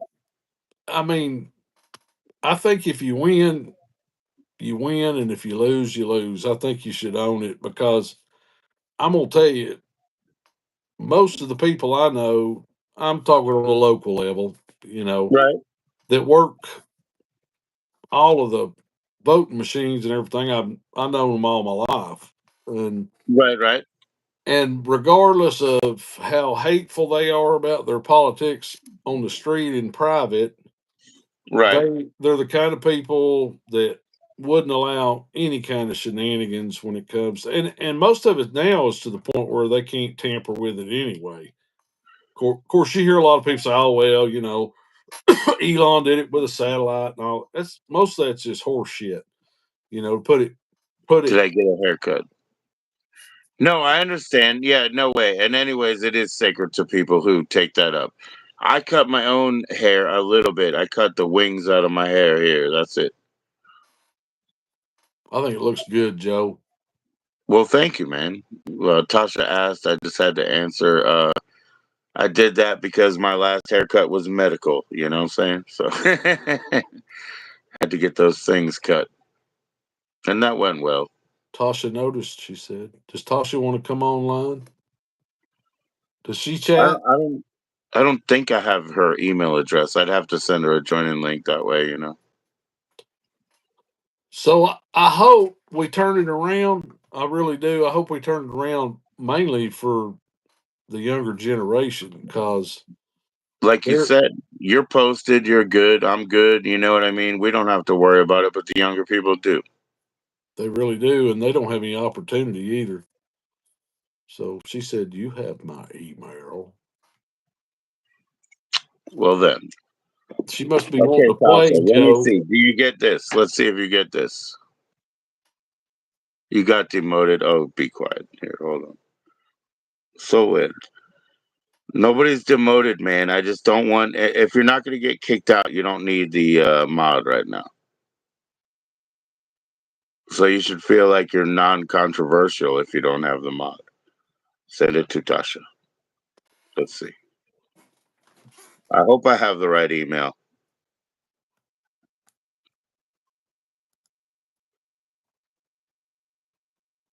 How do you demote somebody? Oh, she talking about the mod. Yeah. Oh, that's just because you're on YouTube, isn't it? No, I took off a lot of mods because except for the people that are like being targeted to be kicked out. I'm Hmm. trying to put armor on people that are being kicked out. Who's being Um kicked out? People who are like targeted for being kicked out by somebody else or whatever. I'm trying to mod them up right now. So I have on StreamYard I had a co-host and stuff, but he That's came great. up a couple times when I didn't invite him. Who, And he was Grady? just like, well, because yeah, it was great. And he came up a couple times when I didn't invite him, and he just because he could. And I was like, well, here we go again, like things are off the rails. Even good mods start to fight with each other. You know what I mean? Like you got to be careful. You just gotta hold your ground. Oh, well, it's your channel. That's what I'm saying. That's all. It Yeah, is. that's cool. It I is. was just wondering what was going on. I hope I didn't contribute to any of that. Nah, it's fine, man. It's all good, man. It's all open. But yeah, I mean that is a thing. Like, I didn't invite him those times, this couple. You can't join. I don't know why. Did I send it to you? I think I did. Chat wars out here. Chat wars. You can't join, but I did send you the link, right? Is something wrong with the link? Well, you can't join because he's here.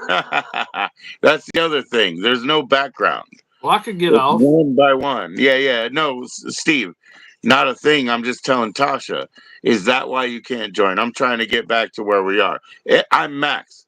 Yes. So the thing is, Cosmic, you do have to step down so that she can come up. Sure. After that, you can come up, Tasha. All right, I'm gonna go. Thank you, All Joe. right. All right, man. See you soon. All right, brother. Thank you. Yeah, now you can come up, Tasha. You love it to be different. Well, you're free to come up now. What's up, Space Monkey? Chat Wars. Bum ba bum bum bum. Yeah, Cosmic is awesome, bro. Cosmic's awesome, man. Tasha, now you can come up. That's funny, man. Don't feel like you're left out because there's no backstage. There is no backstage. I will stay. I'm waiting for you. I will stay. Namaste. Got my mala beads. Got my hells about me. Namaste. I will stay. Got my mala beads.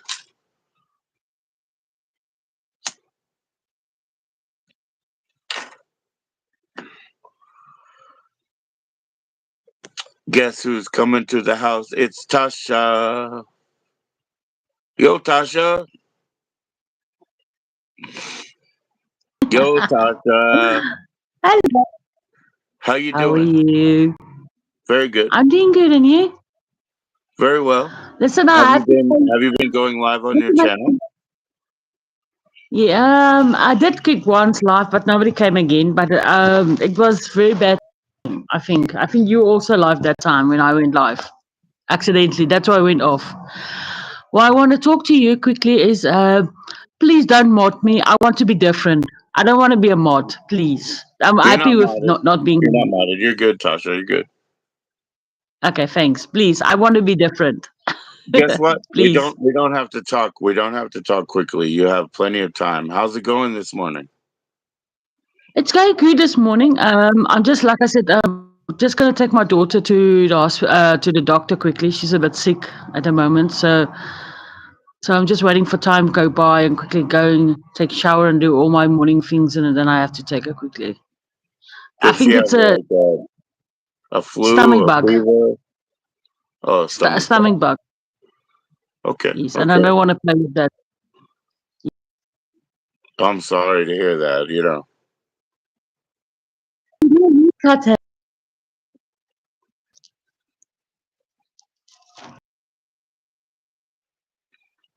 It looks good, really. The haircut. Well, thank you, thank you. Yeah, I just trimmed a little bit because I went to the doctor. I got everything done, and it started growing back. And I said, I'm just gonna trim the little tips off. Just make it nice and new. Uh, Mine's a little bit growing, a little bit. Good, good, Almost, good, yeah. good, good. You have it Normally, all pulled up right now, right? yes. Just a small one. It's a very small one. But mine is growing. That's the most important thing. Yes, yes. Yeah. So, how's the family going? How's your wife and the kids doing? Everybody's doing pretty well. Everybody's doing good. My wife is feeling a lot better. Yeah, That's good. she went to So, the quickly, did I hospital a miss couple weeks ago. And like she's been better since. So That's good. So, quickly, did I miss your birthday? I think I did. no, no, no, no. It's in April, April 12th, April 12th. Okay, I just want to make sure I didn't miss it. Not Because, at I'm all. going to sing for you. I'm going to Oh, sing I for you in hope so. Afrikaans. Yeah. So I don't have StreamYard hours until April 9th. So I will come back up on my birthday, April 12th, and I'll be up for a long time, right? Just like I did last year. Okay. I was up for a long time. Then you must just send me the link on email on your birthday. Then I know. Then I know it's your birthday. If I forget, but I'm not easily forget things. I But if I will. forget, Now, are you gonna sing it in Afrikaans? I will sing it for you in Afrikaans. I won't send you a video. I will send it myself. I will send it to you. Tasha is They in also South Africa, Dr. Space Monkey. yes, How do you yes. It's say 7. happy birthday in Afrikaans? Veel geluk met jou verjaarsdag. Filash Diam Fiofiosta. Nah, let me Veel try geluk. again. Okay. Filash Diam not okay, see? Let's try again. Okay, wait. I just want to tell you what time it is. It's now 7:20 at the moment. 7:20 a.m. Yes. Say feels. Say feels. Geluk. Halak. Geluk. Halak. You won't say that because it's a South African thing. See, you know when the golf player, the Tief Goosen is playing, they always say Retief Goosen. They don't say Goosen. They say Goosen. Oh, okay. That's Okay. correct, monkey.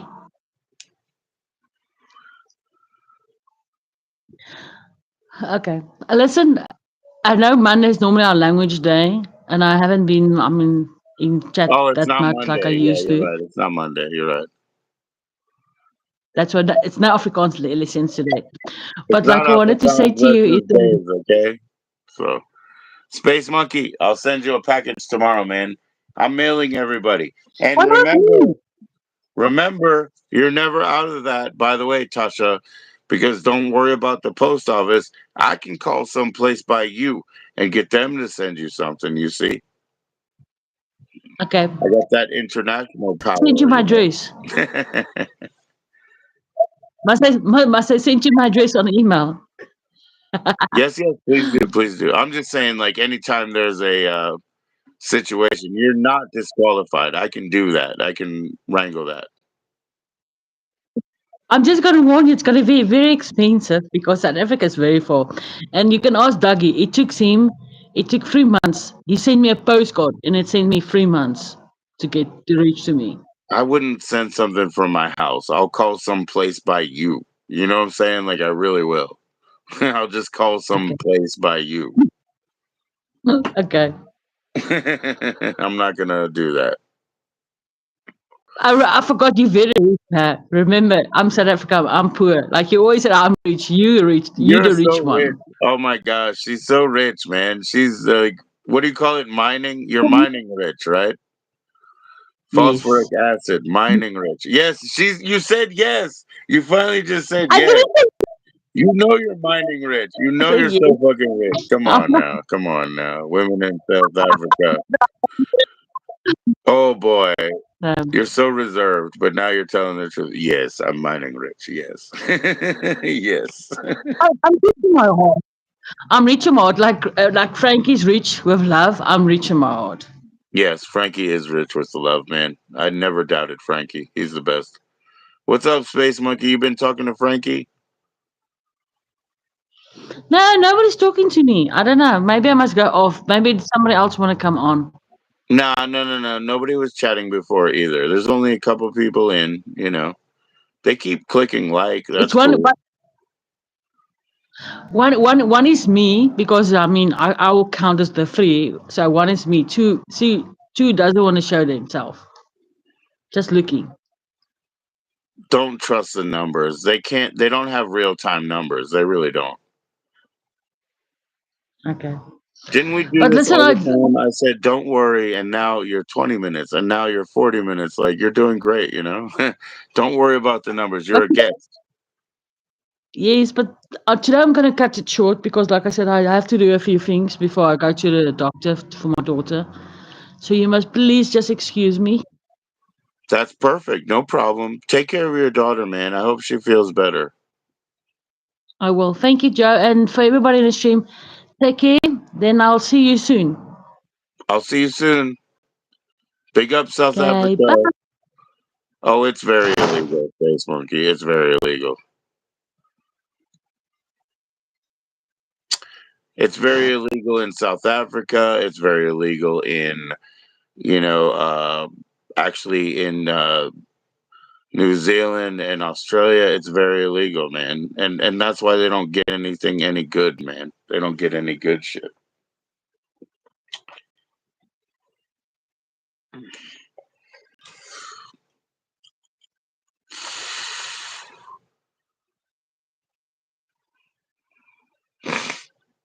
Oh, by the way, I'm going out there tomorrow. I'll be up tomorrow night. I'm gonna send you your thing, Space Monkey. I have to check a couple more emails somewhere between here and there. Let's look at the time. Yeah, that's cool. So I got like a half hour. No offense, man. Anybody who has a joining link, come on in. I got a half hour.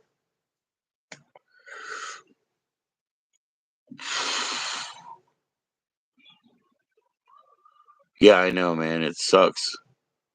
Yeah, it sucks going anywhere where you can't just fucking enjoy your fucking weed, you know? That's what I was saying to Prince when he was up, Fresh Prince when he was up. He's telling me if we go to a strip club where he likes to eat, you know, he likes food from the place. He's telling me if I go there, I can put my yay on the table like a normal person, right? And I'm like, really? If I can do that, can you bring a dab rig? Yup, I can bring a dab rig. I hope I go to Philadelphia soon, man. I just want to be treated like a normal human being, you know?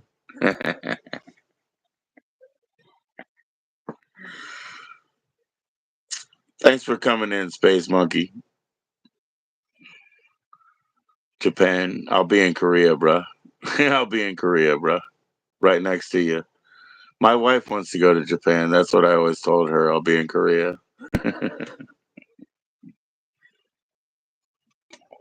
That's where all the live streamers are right now, right? They're in Korea and shit. It's crazy, huh? Look at that, you know, look at these lonely fuckers in the alleys behind, you know, places in fucking Japan. No, I'm never going anywhere probably, bro. And if I go to Mexico or the UK, I'm never coming back. So I'm probably just gonna try not to go anywhere. I'll just go to Detroit and reach across the border, man. I'm scared. I'm not going anywhere. I'm from Maryland, and that's the only compact I ever bled upon. I signed that one accidentally. Is it okay to go to other countries? I'm so scared, man. West Coast of the U.S. Fuck yeah, bro. Washington State and, you know, affiliated states. Heck yeah, bro. You guys are almost Canada anyway, you know, except I've been to California, you know. There's a reason they said, "Oh, what did you just California roll?" People are fucking chill, bro. That's why. Whoops, I just California rolled. I'm sorry. They're chill, that's why. So hell yeah, bro. Stay on the West Coast, man. I'll come see you later. We probably have to move to Pennsylvania, man. Frankie, it's nice to see you, my man. What's going on, Frankie O'Banion? It's good to see you, lad.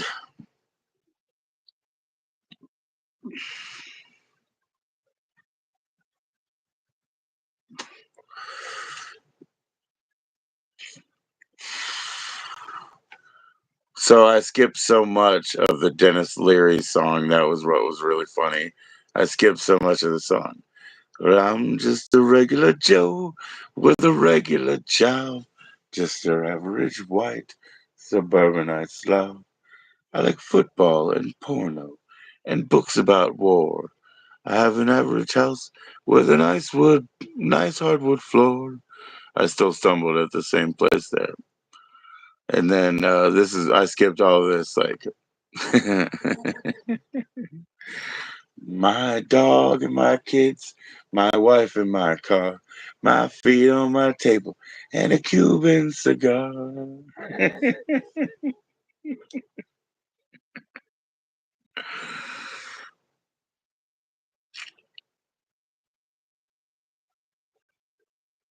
Yes, sir. Yes, sir.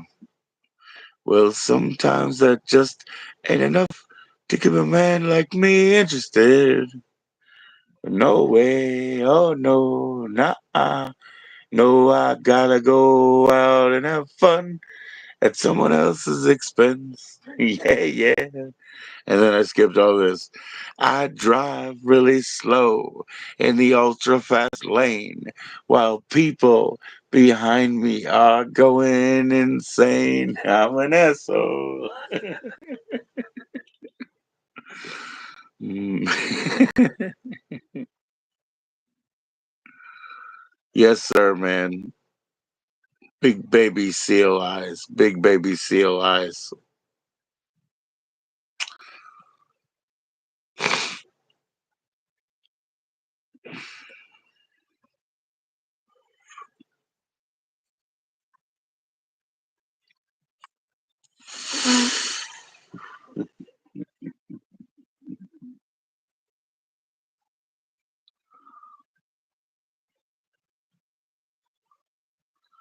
Shiny and chrome.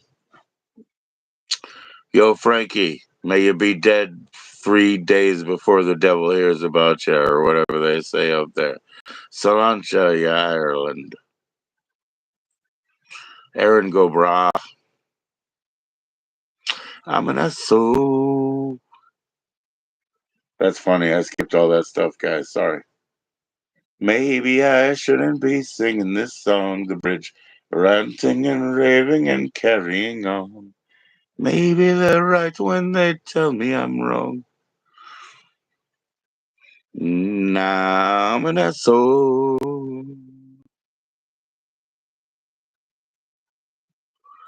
It's usually 2:11, man. Except I have a delivery tomorrow from Amazon, and I hope I get some more of that twisted tea. 2:11, brother.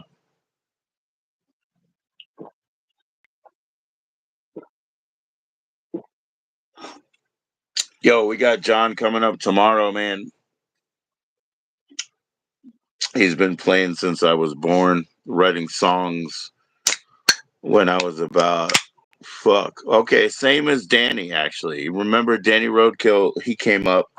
We talked about when he started playing about 74. John also started in about 74. He'll be up tomorrow. He started in about 74, so that's pretty cool, man. They really parallel each other in that. That's pretty fucking cool. Okay. Time to smoke something. Okay. Just the devil's lettuce, brother. That's good. That's good. Hey, I got the real devil's lettuce, the menthol, bro. Gotta have a real cigarette, man. I was missing that for a while, and I was like, need to get my head straight, you know.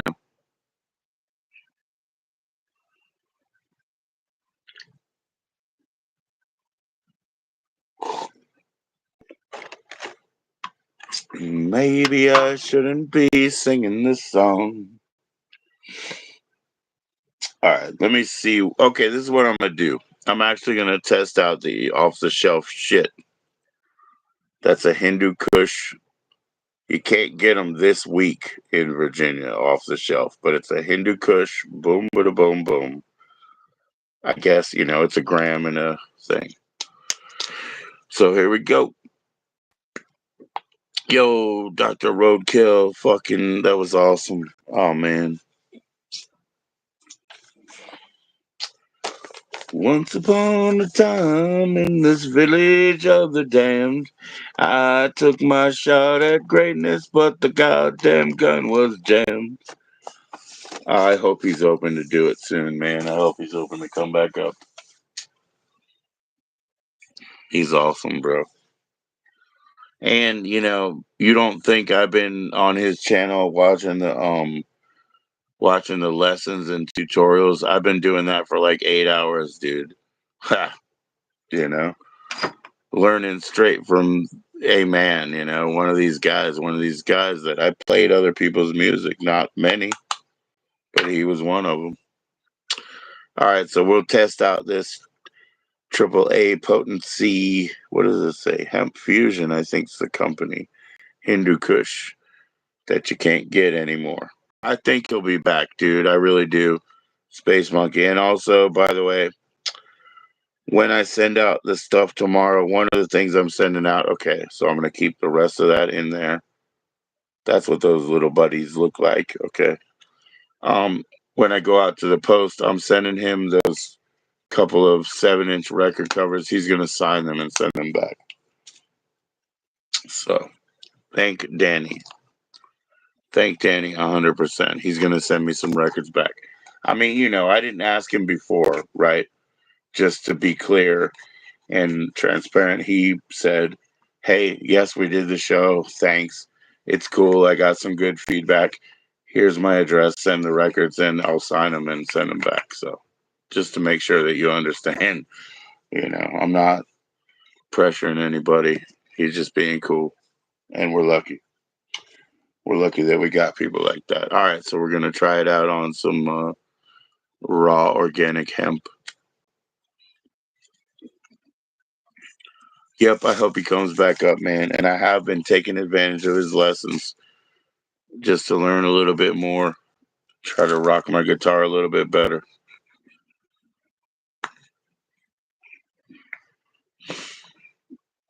And I'll show you guys when I get those signatures, right? For sure.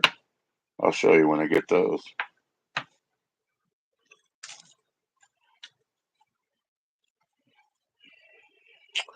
I first fell off the wagon in the open road to nowhere.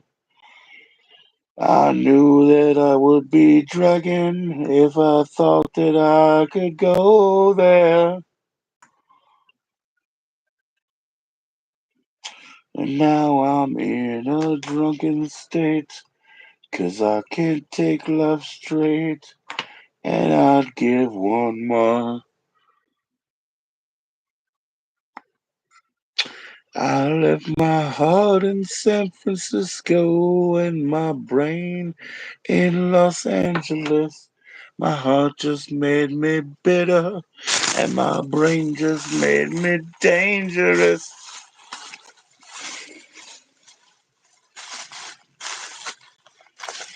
But I knew all along it's a one-way trip, and I can't pay the fare.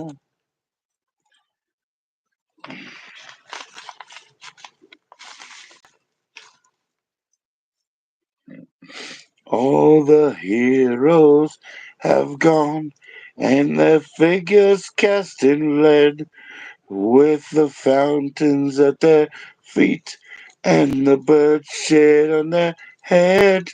And I can't help but wonder, as they laid 6 feet under, did they die for me, or did they even care?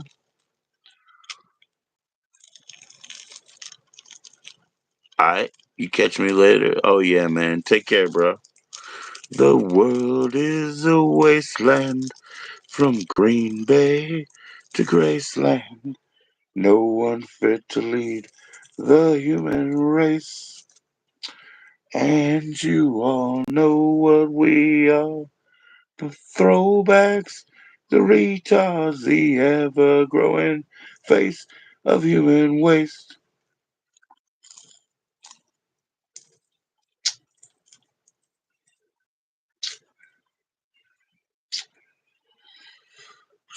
And the only girl I ever loved was kidnapped, beaten, raped, and drugged. Mars needs women and Mars can wait.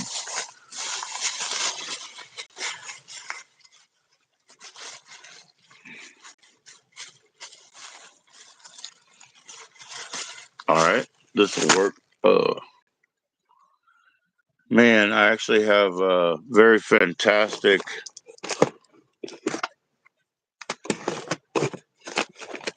disc over here.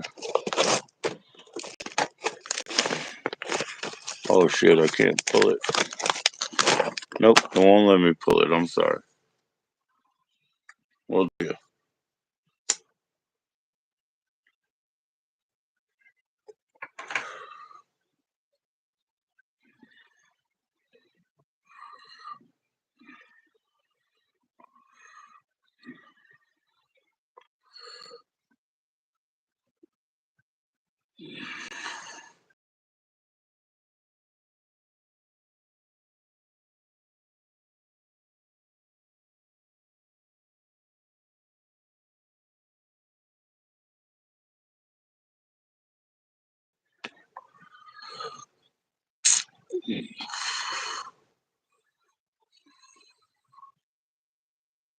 Isn't it funny how Steve asked about Grady? Isn't that funny?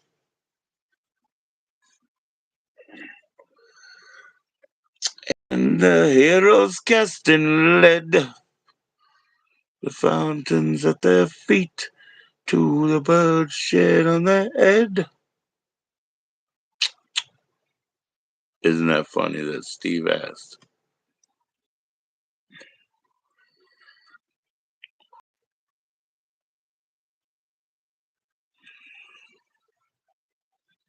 I can't help but wonder as they lay 6 feet under.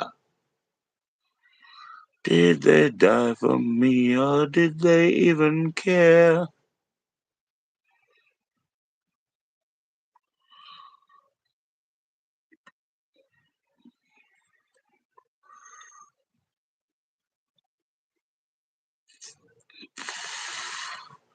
Isn't it funny that Steve asked me about Grady? Hey, what's up, Grady? Come on in. Isn't it funny?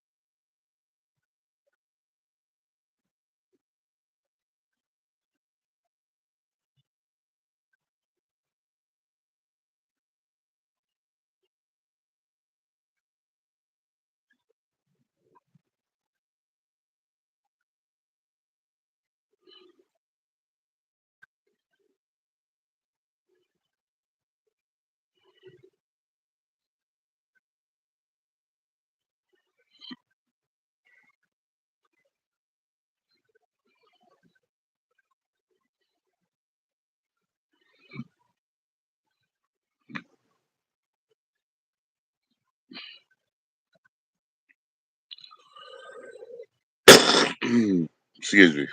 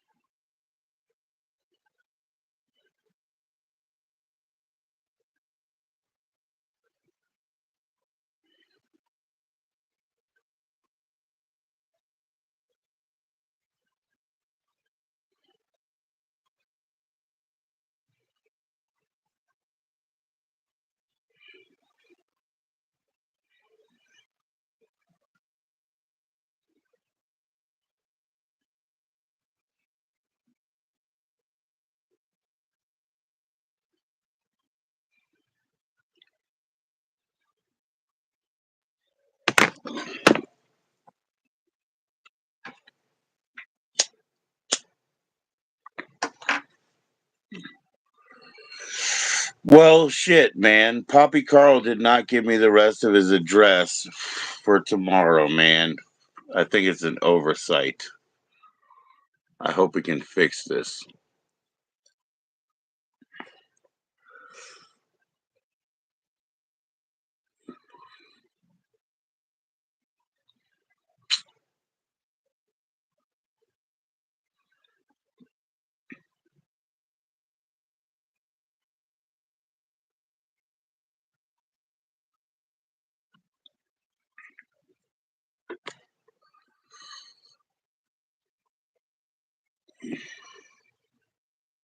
I hope we can fix this, man.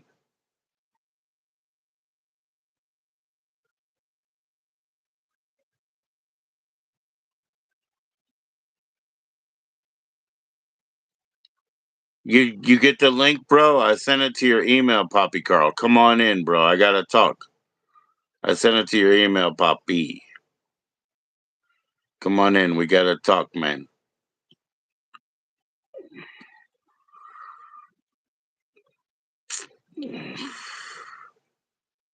I hear that you're getting your meds just right, man. We're just dialed right in to be a happy family, right? We're all good. Boom, bada boom, boom, boom.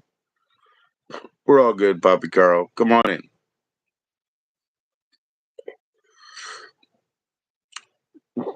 Stay 3 feet back. No email my ass. I sent it to 311, brother. Shit. Shit. Let me see. I'm gonna look in my sent folder, eh? I'm looking in my sent folder, eh? It says Mushroom Shark. Mushroom Shark. You ever heard of them? All right, here it is.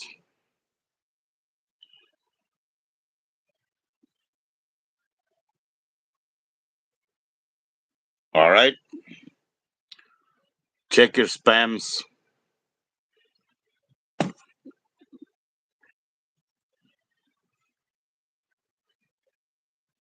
Do you know that you're a mushroom shark, or do you not?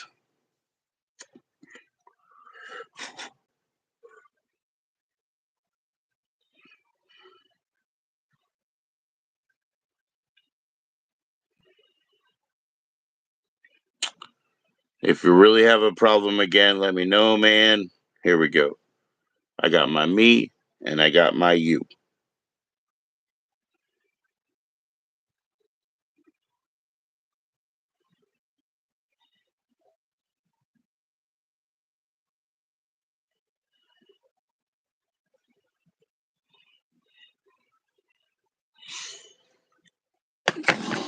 All right, there you go, Poppy Carl. I know you got it.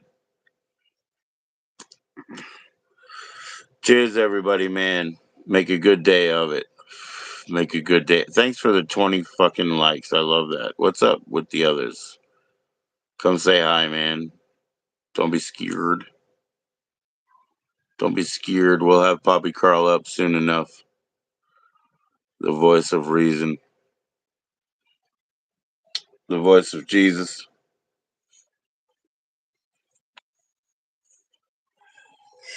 He's coming, I tell you one thing. He's coming, I tell you one thing.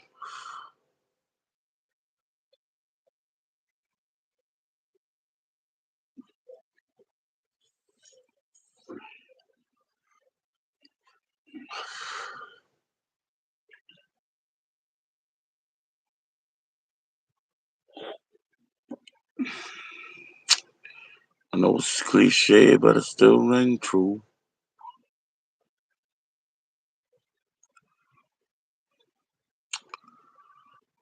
All right, who's ready to play Connect 4, man? Put 7 in. Nothing? Yo, look at your spam, bro. You got Gmail, right? Gmail, right?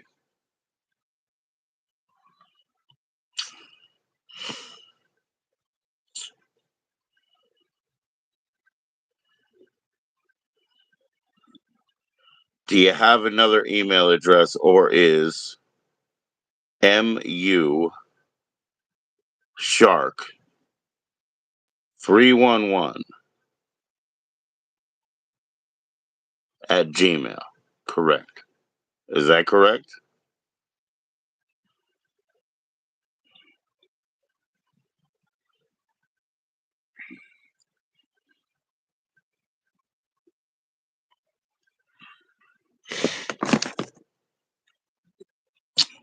One more again. Yeah, I sent it to that mushroomshark311 at gmail.com. Motherfizzle. Yeah, you got it, man. You got it. Go look.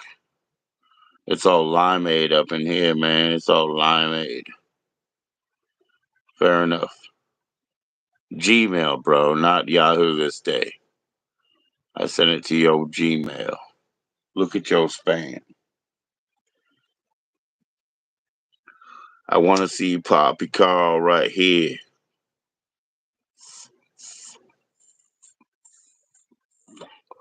By the way, I'm going to the post office, man, and you didn't send me the address either.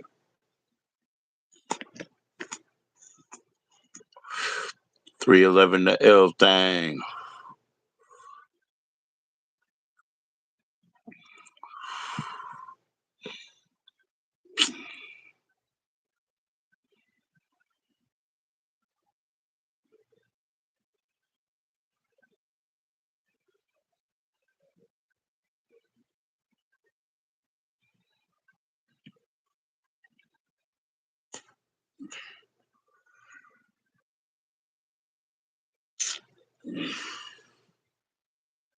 Thanks for all the likes, man. 20, that's so much more than 11. It's so cool.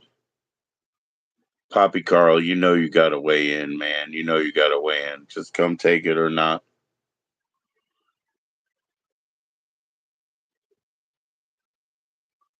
No, you're trolling me, mine.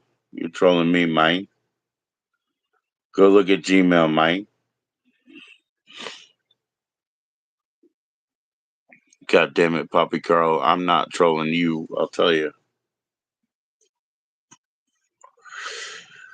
Did you get the music I sent you? I sent it to the same address, you know? I bet you did. Maybe you blocked me.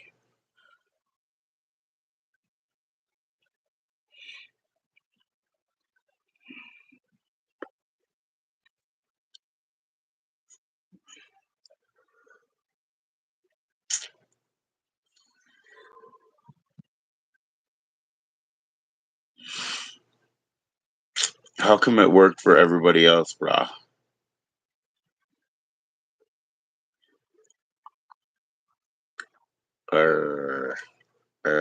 I'm still digging teeth out of my own damn head, man. That's a sickness. That's a sickness.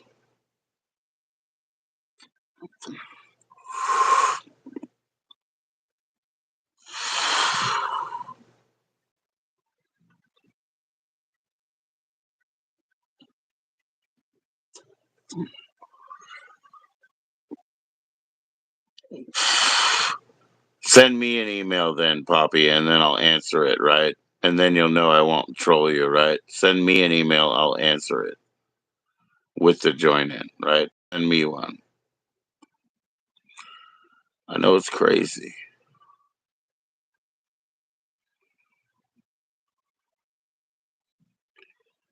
I said send me an email and I'll send it back to you. I've already sent it to Mushroom Shark 311, dude. Send me an email. Make sure mine works, eh?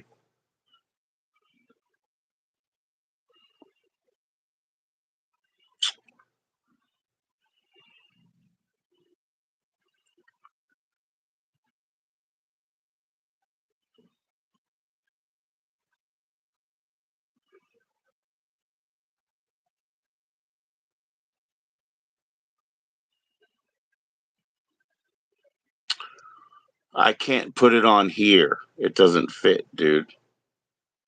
You know what I'm saying? So it actually doesn't fit. Here we go. Here we go.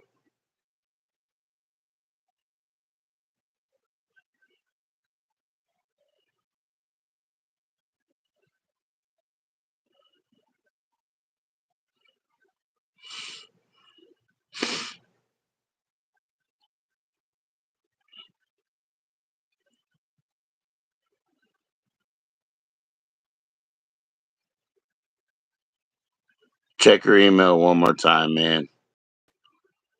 I got you. I know I got you now. I know I got you now, Sailor.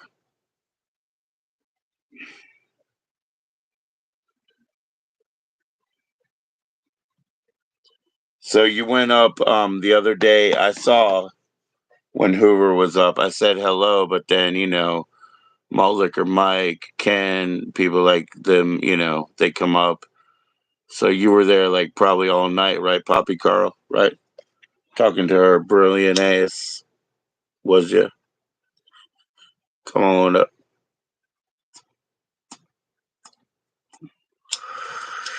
I know you got it in your email now, bro. I'm not new.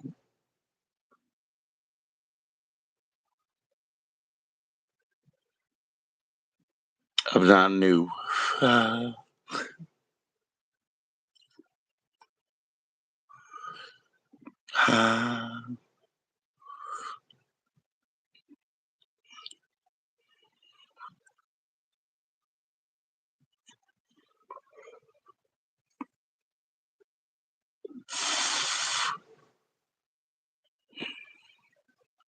Now you got it, Carl. See?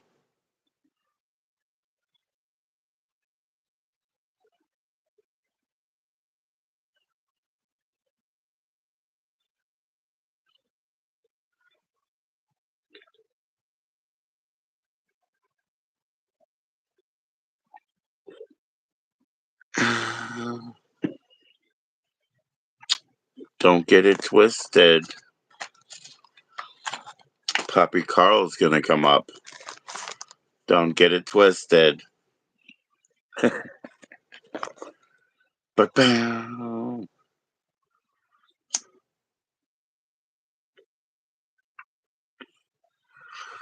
Check your email again, Burr. You'll find it.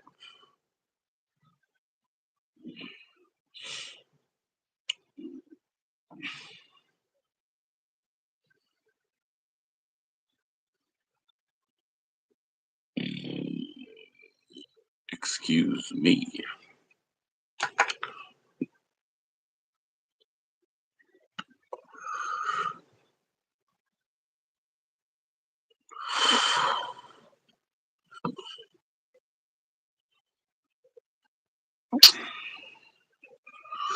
White boy. What happened, man? He can't get in? What the hell?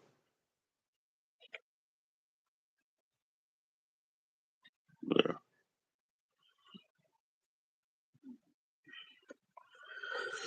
Come on in, Poppy, man. I know you can do it, man.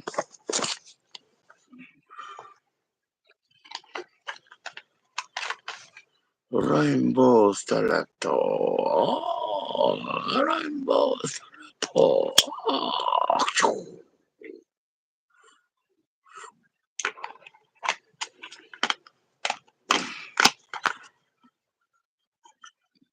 So you found it, eh? Come on in.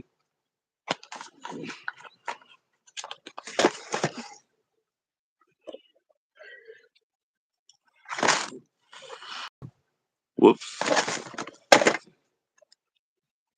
Sorry, everybody. Cheers to your wayward souls.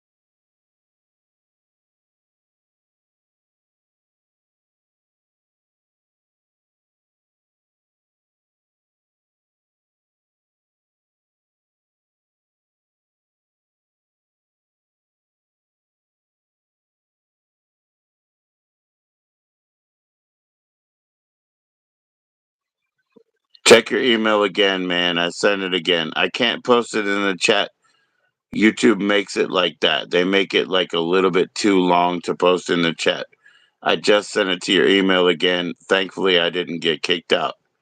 I just sent it to you. It says join in. Go check your email, Poppy Carl.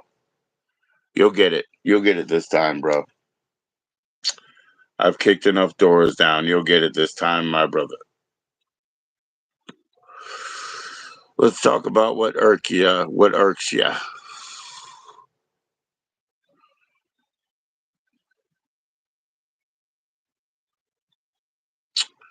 Later on, when I get your address and all that kind of shit, and I send you the thing on.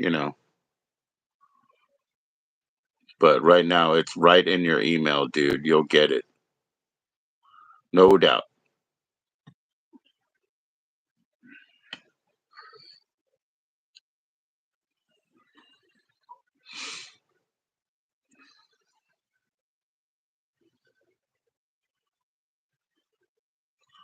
Yo, what's going on? We're waiting for Poppy Carl to join up, man. What's going on?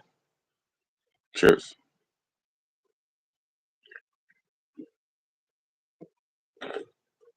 Ask me anything. Don't hesitate to come on in.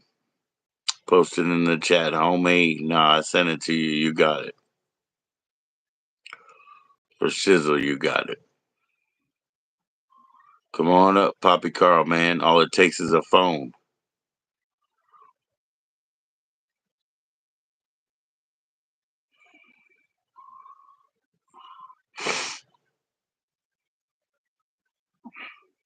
If you take jewelry self-defense, then you too can say, nobody bothers me. Nobody bothers me. A dial USA 1000. Jewelry is might for right. Nobody bother me. Nobody bother me either.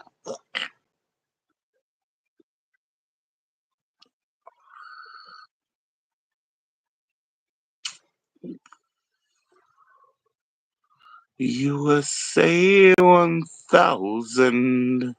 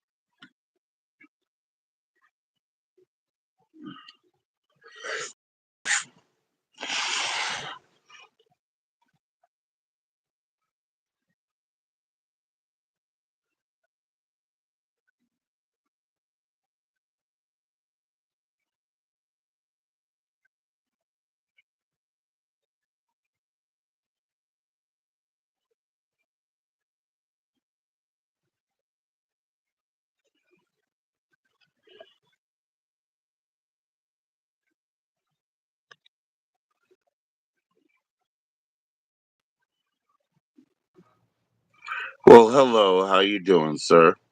Dude, you did it. I finally found you, my young crow. Dude, I found you. You did it. Found you. How you doing? Dude, well, I got to work Saturday, Sunday, so for the next 14 days, that kind of sucks. But, dude, so I went out with this chick. So I took her out to the bar on Friday. I've been, I give her a little bit of weed here and there. Okay, all right.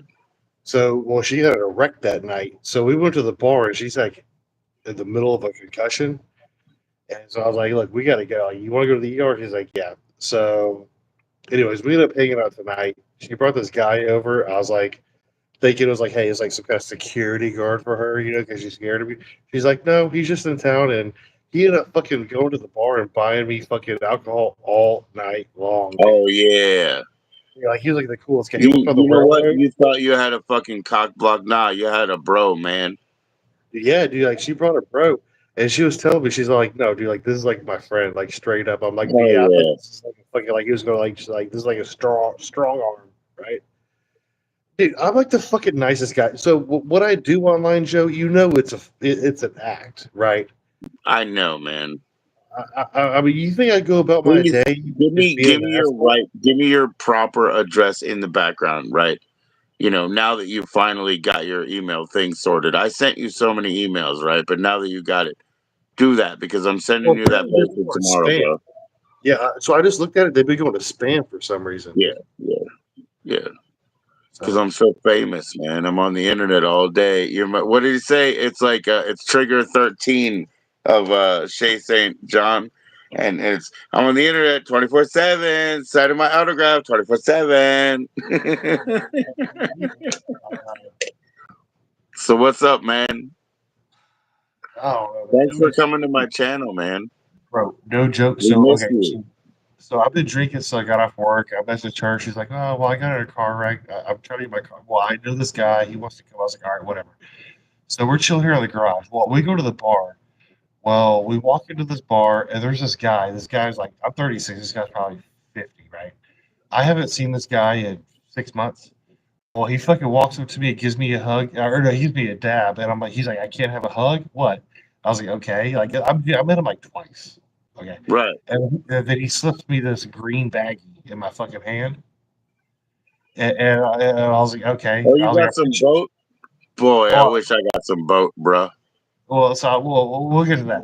So I go to I go to my group, you know, Corey and and I'm like, yeah, dude. So this guy that I met like twice is handing me a fucking second because we did the last of my blow before we left. You know, yeah, like 2 lines.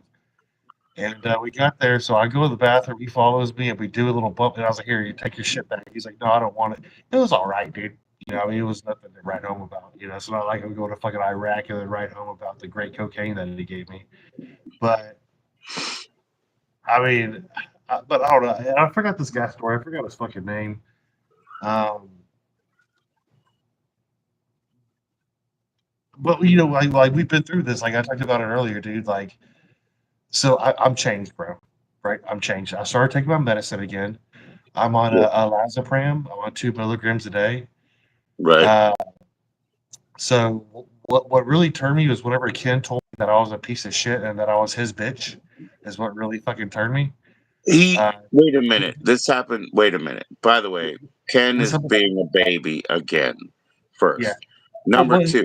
yeah. If we rewind like a month and a half, Mhm. he called you like fat this la la la, and then you had to go and put up a restream, and I come up there. I mean, I think we were both like little tiny little squares, right?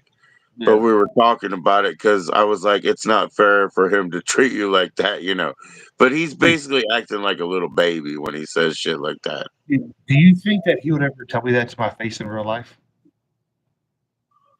Um, I don't think he would ever work at a place that you work at. He works in No, I'm the talking if we were industrial boys in real life. kitchens of. He just came up to me and said, "Hey, you're a bitch. You're ugly. You can't even get a fat girl. Like you're a bum." I would make sure within a matter of 2 minutes he was hanging out with his fucking dad in purgatory. You know, within a matter of seconds he'd be fucking dead, right?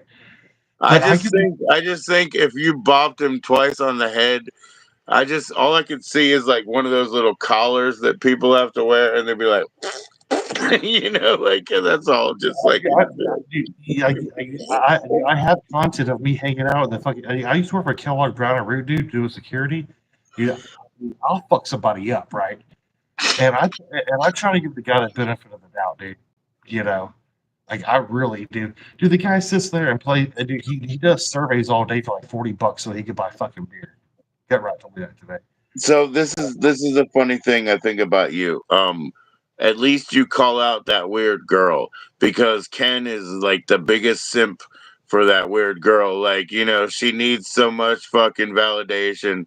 You're the only person in the world to be like, don't watch that weird girl. And then Ken is like the biggest simp in the world for that Yeah.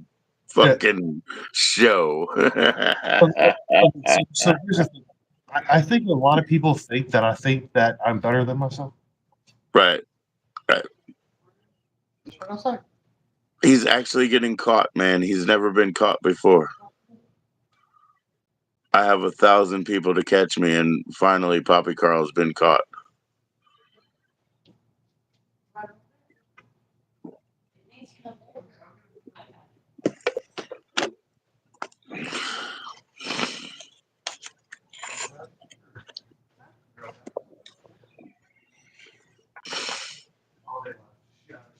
So the other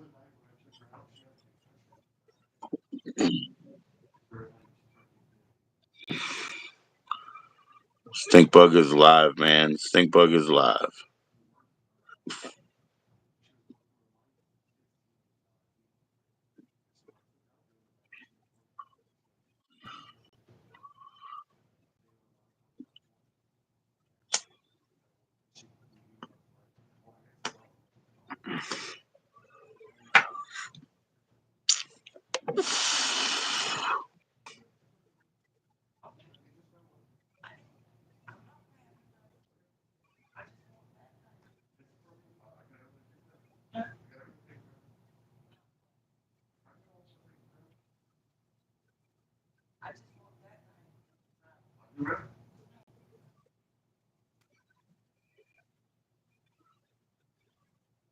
But yeah, dude. I'm sorry.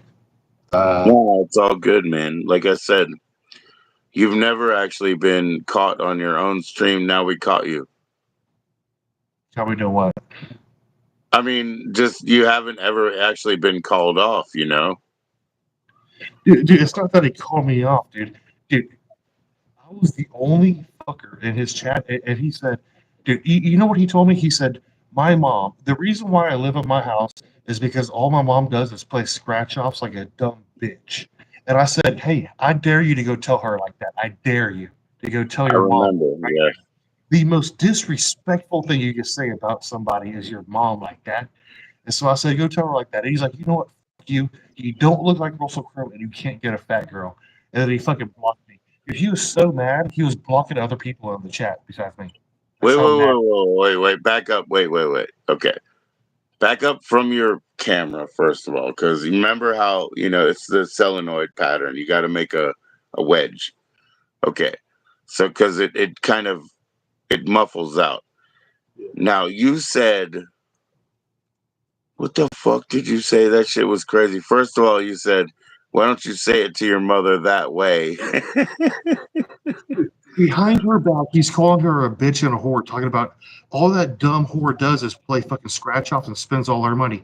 And I told her, how about you go in there and be a man and you go tell her like that? I dare you. I Right. dare you to go talk to your mother like that. See what happens? First of all, I just lost all respect for you because you never talk about your family, especially your mother, like that. I lost all respect for him that instant. And then when he read it, he's all like, uh, I forget what he said, but yeah, he Well, was all no, like, you didn't. Wait, this is what's weird too. When he was mad at you and he was like, fuck you, he was also ultra specific. He said, you don't look like Russell Crowe, and I don't think you can pull a fat bird. And then he was like, and he just like blocked you, right? how many times have You I had don't fat look chicks like pass out Russell on the garage? Crowe. Who would say that? Who would say that? Bro, first of all, I look like Russell Crowe. Second of all, dude, you know how many fat girls have had passed out on the garage floor, dude? Come on, dude. Come on, man. Come on. Right. Dude, this guy, dude, he sits there and he fucking plays these like survey games for like $2 for like an hour all day long. So he'll get malt liquor, dude. He's a bum. He doesn't know how to. Dude, the reason why he doesn't have a job is because he goes somewhere and he thinks he can start telling people how to fix their business. Dude, when you go work, you're the bottom of the fucking barrel, homie. Yeah. You go there and you shut the fuck up. You tell me a Pick up, Navy SEAL or an yeah, Army you Ranger. pick up your Tell me, you pick dude, up tell your me Army. pickaxe and you chip away at whatever they tell you to chip away at. Bro, And you shut your fucking mouth imagine a and Navy you SEAL do it. going in there and acting like a tough guy when there's other guys that have been doing it for fucking 20 years, dude. Come on, bro. You're a bum. He flips fucking burgers is what he does. And he's not even good at it because he doesn't have a fucking job. Dude, it pissed me off so bad. Like a lot of the things that I do is kidding around and joking around and stuff with people. But like when he's gonna call me his bitch, bro, Like, fuck that guy, dude. Fuck him.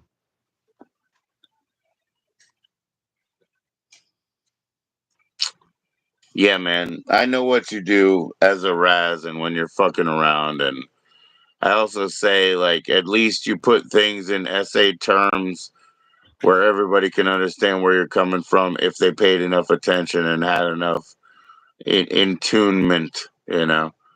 Please be astute and hear a little bit. And then Poppy Carl will let you know. Yeah. But yeah, when I first actually ran into Ken, it was when he said his father died, and that was his thing for not, being back into the workforce and things. But he was a dietitian and a Dude, grandmaster chef and things. that was 5. But when he shits on you, it's been like a month and a half ago, and then again, he's Bro, just it's gonna been do it 5 once years since more. his dad died, dude. My grandparents died on my birthday. I buried my grandma on my birthday last year, and then my grandpa died the very next weekend, or died that day. We buried him on the next weekend. Yeah, we did talk about this the other day. Yes, sir. Yeah, about Friday, I think. About And, it's and, and, and, and he's using the excuse my mom needs me, but I can't work. I sit at home. Like, what the fuck, dude? Like, you're 40, get a job, and get a car, dude. Like, and then he simps over these fucking girls, dude. I don't want to talk about him, bro. I I wanted to wish hang. you could tell me. I I don't wanted even to know hang what out. her name Yeah, I is. wanted to hang out with you What's because her the name? reason What's why her name? What's her name?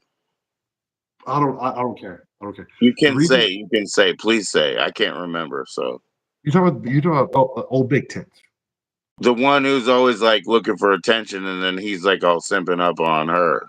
the Big Tit girl with the fucking with the bulk with the 5150 hat. I mean, she's got like extra heft, so I guess she's got tits and she got I, tits and fucking love handles. I guess. yeah.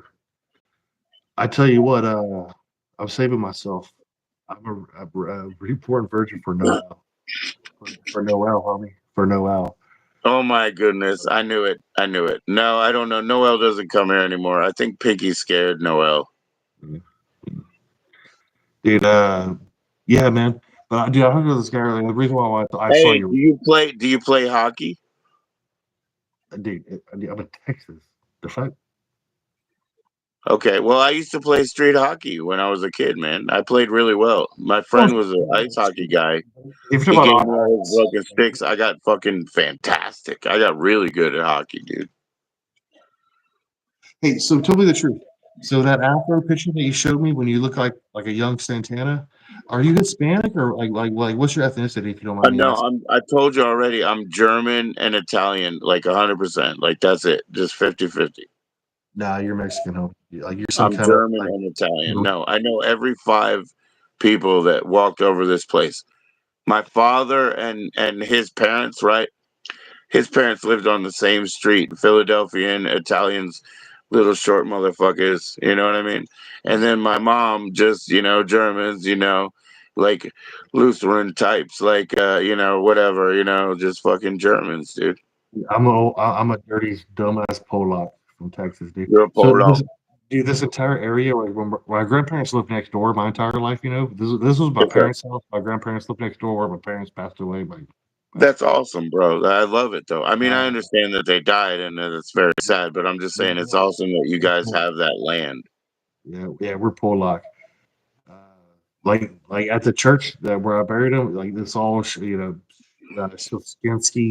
and whatever Kiklowskis and The shit like Polskas and the Donskas and the Linskys and the yeah, everything, man. yeah. Like you want to Well, go we there? always shared food, right? So the Germans and the Polacks always shared food, and the Italians too, in Philly, right? So a lot of the things that my grandmother would make every like Christmas or whatever, they're actually like Polska in origin. So Polska deli is my favorite fucking food in the world, dude. That's all I care about. Dude, check this. So, do you have Sam's Club where you're at? I go to BJ's. I don't know, man. I think we do have one. Okay. So, Sam's Club, BJ's, and Costco, they're Hmm. basically the same, right? You got to pay like a year membership, 50 to Yeah, $100. 52. 52. Okay, so Costco's like 120. but Sam's Mhm. was like, yeah. So I got a Sam's today, right? And I went there and I got one of those margarita pizzas or whatever, where it's Right just like on. an old school. Dude, that shit's giving me fucking heartburn and fucking like acid reflux for the last 6 fucking hours, dude.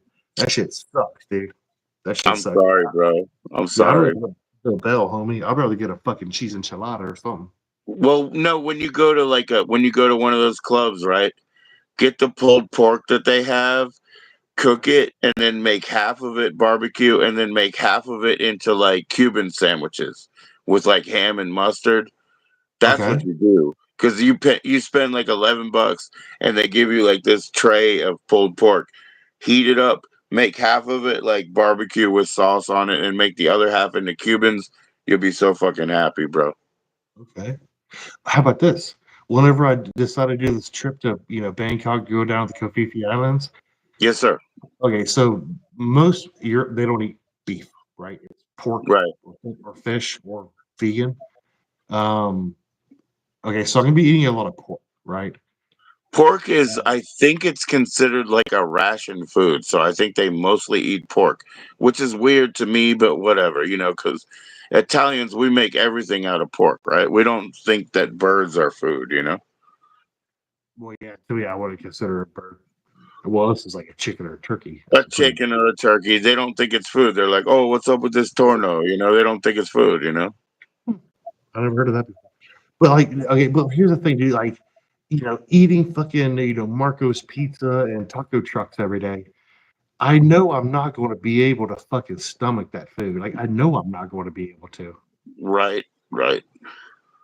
Like, do I just get used to it after a day or two, or what? Don't, please. I mean, my sister used to say, hey, why don't you eat a Prilosec? I was like, why don't you stop hurting yourself? Because like I couldn't, no, I'll never eat a Marco's pizza. I can't eat shit like that. That is just gonna grind my stomach up when I try to digest it. I can't eat that. You gotta eat real shit, man. Get some lavash, the lavash bread, and wrap it around some hummus and some fucking all that good shit, man. Yeah, I don't think Bangkok cares about hummus. it's like pork fat and Well, fucking. then eat some frogs' legs and shit. Just eat like little animals. I don't know if I could handle it, dude. Why Uh, not? What, like whatever's on a skewer, like a little fucking. Just eat that street food, well, like the little skewers, man. Just well, call it kebab. okay, so okay, I live in North Houston, right? Okay. We have Can I this have thing an called. Alarma magazine, please? Do you guys still get those or no? No, I haven't heard of You that, don't get Alarmas anymore? Fucking hell, bro. sir. So where me and the boys are thinking about going, it's the crawfish festival, right? I don't know if you've ever had crawfish, but they're like little lobsters, but you have to have like 10 pounds of the motherfuckers. Yeah, like Because little, basically you suck them through the top. yeah, little bitty piece of meat about that big. That's about it, right? Yeah. Okay, and you're allowed to walk around and drink and all this bullshit. Uh, dude, they're saying I'm still alive right now, bro. Dude, I got people messaging me You're telling me still I'm live alive. on your channel? Okay, that's cool. Can you co stream? No, I'm just kidding. Fuck, I need to turn this shit off. Hold on for a second. Yeah, I'm not alive. I'm not alive. Uh, You're being so trolled, man. yeah. Well, it's that grifter girl, that big one that came over whenever you remember when I was hurt in January and I had that girl come over to help me? Ah. Uh, yeah, dude. What did Uh, she do, man? She come into well, your life? like literally helping me walk to the fucking bathroom and shit. Like, dude, I couldn't Right. walk. Yeah, I had to take a week and a half off of work, dude. I hurt something in my fucking. I pulled the pull start on my mini bike. All of a sudden, dude, my back was on fire, Okay. dude. And then I was out for a week, dude. I couldn't walk. I couldn't shit. Like I couldn't sit down on the toilet and shit. Like it was horrific, dude. It was horrific. Dude, I want to let you know, dude, man. So, and this is definitely the cocaine talking. Um, I love you, bro. Like you're one of the out of all the retards that I've met on the like in the YTVC, I would say there's like 3 smart people, right? I would say Joe. I would say Joe. I would say Gutrot, and I would say yeah. So there's 2 smart people in the YTVC. There's only like 2 of you guys. No, but there's other ones that I respect, and dude. But here's the thing: I believe everybody is unique, and they're so special that you can learn, like regardless of their IQ or how they lived or where they were born, how they were raised. I learned from Everybody can teach you everybody. something. Everybody can teach you something, and this acting like you're better, dude. Like this shit that I do, where I show my bank account and I'm fucking drinking 12-year scotch and I'm talking about how I get fucking hot pussy and shit. Dude, it's a fucking act. It's like Andy Kaufman, right? Like it's a show. Yeah, It's the fucking gut mob, bro. It's a show. it's absolutely amazing. Like, not. I think it was last year actually. I think when I was here, I went with my dad for Easter, so it's going to be Easter again, and that's all we did. All we did was talk about a couple of artists, Andy Kaufman, Tiny Tim. That's all we fucking did. And he knew my birthday was coming up, and Tiny Tim is on my birthday. So we're about to hit that milestone again. But that's all we talked about because to us, that shit is sacred. The way that Andy Kaufman trolled the world, the way that, I think my father understands that I trolled the world being in drunk children's bands and being in people's faces and being like, why don't you do something about it? Only you, I think my only you will father know this. eventually appreciated what I did. Dude, only you will know this. There was a movie back in the '90s called The Ice Cream Man about a guy in an ice cream truck, and Yeah. he was also in the movie The Dentist 2, where he had the Yeah, you're thing. talking about Clint Howard. There you go, bro. There you Yeah. go. So Dude, yeah, what he does, that the way he talks and stuff, dude. It's an Andy Kaufman thing. he's Ron Howard's brother. Ron Howard is fucking fantastic, by the way. He's not just Opie. He grew like this weird red mustache. And then he made that movie Night Shift with fucking, with those 2 dudes, like Taxi Dude and the dude from like whatever his name was, man. The guy from fucking Happy Days, right? That guy. He Uh, made that movie, and then he made Splash. Splash is a fantastic movie. I You know his watch brother Ron Splash. is more popular than Clint is. I know that. Well, yeah, Ron Howard is. Yeah, he But was a leader. He was Opie though back in the old Clint, days. But like Clint has like cult classics, yeah, that you he can't always deny. had that like no hair in the middle, so he made it all wild on the sides. That was cool as shit, right? Like his male pattern baldness. What was that Ice Cream movie? Man. I think it had Clint Howard. I'm not sure if it had Clint Howard, but I think it did.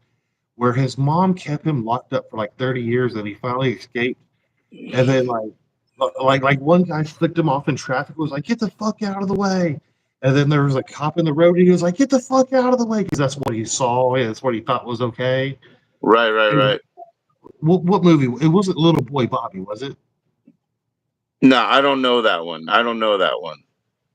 I'll tell you what, man. You're reminding me of something, man. They had this really fucking weird movie where they used God damn it, Mahoney. You know that guy? Gutenberg, Steve Gutenberg. And he was apparently like burnt or something, kind of like little baby Jason. He was like burnt all over and put away from the world for like 20 years and then re-emerging later. This is Steve Gutenberg, okay?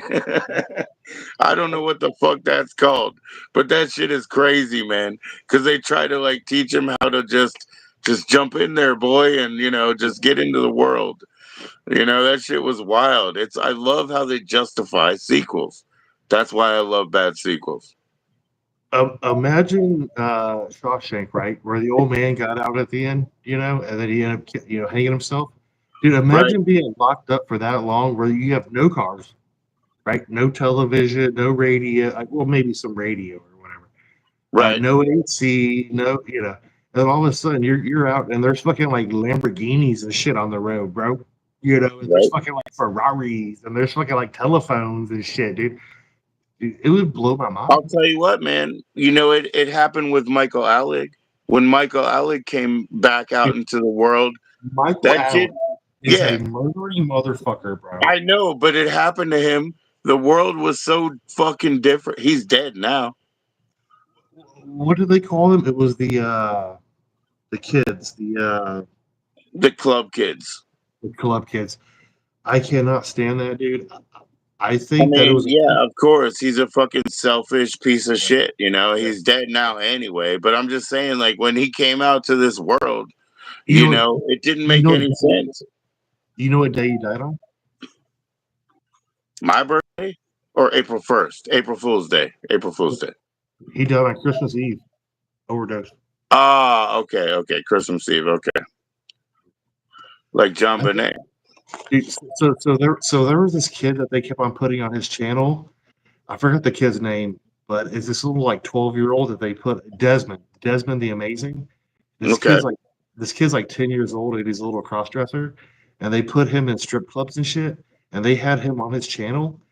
You could tell this kid was all fucking fentanyl out, like he was like slurring and shit, dude. Dude, Michael Allen is a fucking predator, bro, or was a predator. oh yeah, yeah. I'm actually, I'm totally glad he's dead. Trust me, it's not a thing, you know. And here's the thing, dude. I could justify killing somebody. Let's say you come home from a work day and your wife's getting fucked by some temporary insanity, killing both, right? You get like 5 years in prison. No big deal, right? Somebody molests your child, you Dude, get like probation. they killed him about fucking, you know, it was just like Drug dealing. shit they already did, just Yeah, drugs they already yeah, did that were oh, fronted. yeah, yeah. Yeah, Dude, you to don't me, kill people about shit like that. They kill you. to You me, don't dude, kill them, they kill if you, brother. you don't have the cash for it, you can't afford it. Is the Right. way I, you know, is the way I was taught, dude. Yeah, and justice is backwards here because they kill you when you don't fucking pay. Nobody should front anybody anything anyway, but this shit is backwards, you know. You don't do that as your fucking payment scheme, you know. Yeah. But they're a bunch of selfish motherfuckers, you know. They all were, all of them. You know, it's no big deal. Like, I'm not surprised, right?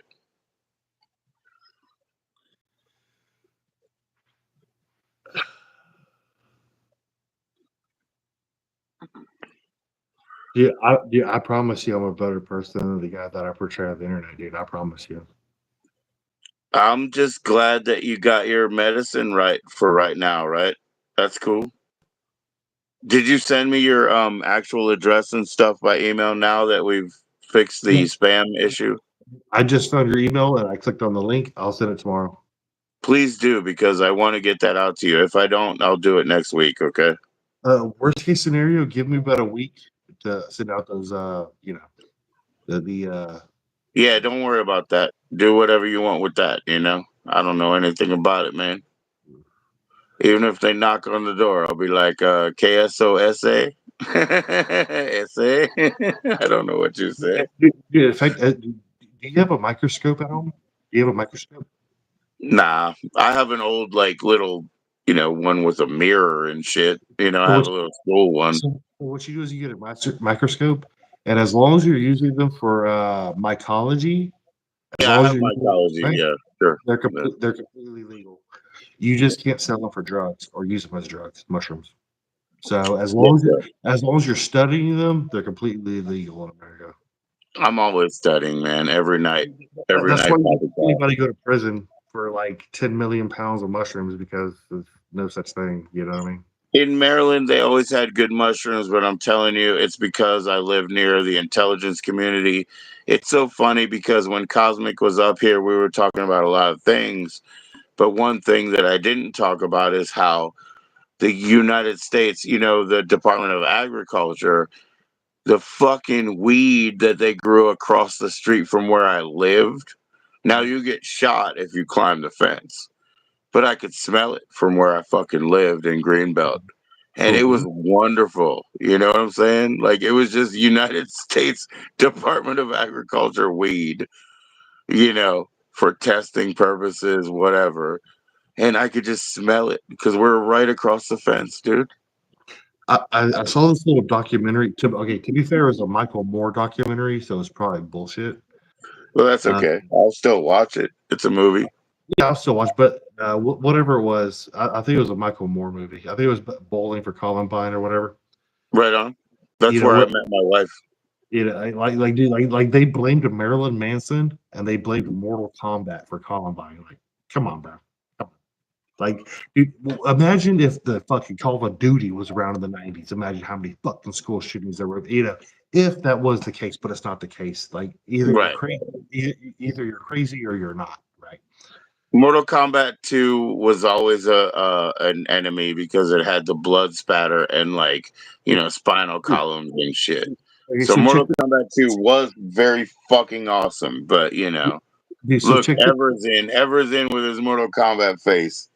So in 1990, I think it was either 94, 95, 90, I think it was 96, maybe up to 1998. I think it was 96. McFarlane, the toy company, Yes. they made a Freddy, a Texas Chainsaw Massacre, and a Jason, action figure. Yes. Well, there was two kinds. There was one that had no blood at all. There was one that had blood on the character. Then there was one that had blood on the box, like on the actual inside of the plastic. And there was literally a Moms Against Toys back in the day where they fucking got them taken off the shelves. Dude, it's the 90s, dude. It's fucking like red. It's like red dye. It's paint. Right. Dude, red paint it's really commit it's genocide. really funny. My kids, when they had to have a therapist, they went through a couple of rounds. But one of them was a dude who was a little bit younger than I, a 90s guy, right? And it was just so funny because everything that would come up, he would be like, really? That's what the school says? Yeah, but that's fiction, man. That's fiction, And we're like, yeah, And he's like, you know what I do when I go home, man? I shoot people in Call of Duty, man. You know what I mean? It's like, what the fuck, dude? What the fuck? I think it was Bill Clinton became president in 92 through I guess it was 2000. So in 1994, he sent over more missiles in any other war ever. He sent over more missiles to fucking Syria. He was bombing aspirin factories and schools, elementary schools. Okay, yet we blame Marilyn Manson for Columbine. When Right. the president sends over more missiles in one fucking day than any other war combined. This is crazy. Okay, so this is actually, you want to talk about violence in America? Okay, check this out. I want to know why I'm a piece of shit. I want you to tell me why. Check this out. This is violence in America. Okay, I go to school 2001. The sniper, he hit that same street like a week before, the DC sniper, right? But I'm going to school, so. Which one of those two guys that were in the car? Muhammad and yeah. So they hit that same street, Sunoco station or something. So I'm still going to school though, whatever. Now I got this girlfriend. I say, hey, we're gonna go to it's called Outsider Theater in DC. It's one of the few places that's showing Bowling for Columbine right then in October, or excuse me, before October, September of 2001, She says, okay. Then she calls the fucking restaurant I'm at and says, I'm not going to come meet you. She calls them. I'm not going to come meet you. I'm scared. The sniper's out there. Then the lady comes and tells me, hey, your girl's not going to meet you because, that she's scared about the sniper. I'm like, fuck. I'm like, hey, can you bring me a couple of beers? Lady says, no, I know your sister. Like, if you're going to go watch that movie, I'm not bringing you any beers. I'm like, I'm not going anywhere. Bring me fucking 4. She's like, okay. So, and she's like, I know your sister. If you're going to that movie. And I said, no, I'm not. So here, because of the sniper, because I wanted to go to the show, because I couldn't leave because the lady was like, "I know your sister." I just sit there.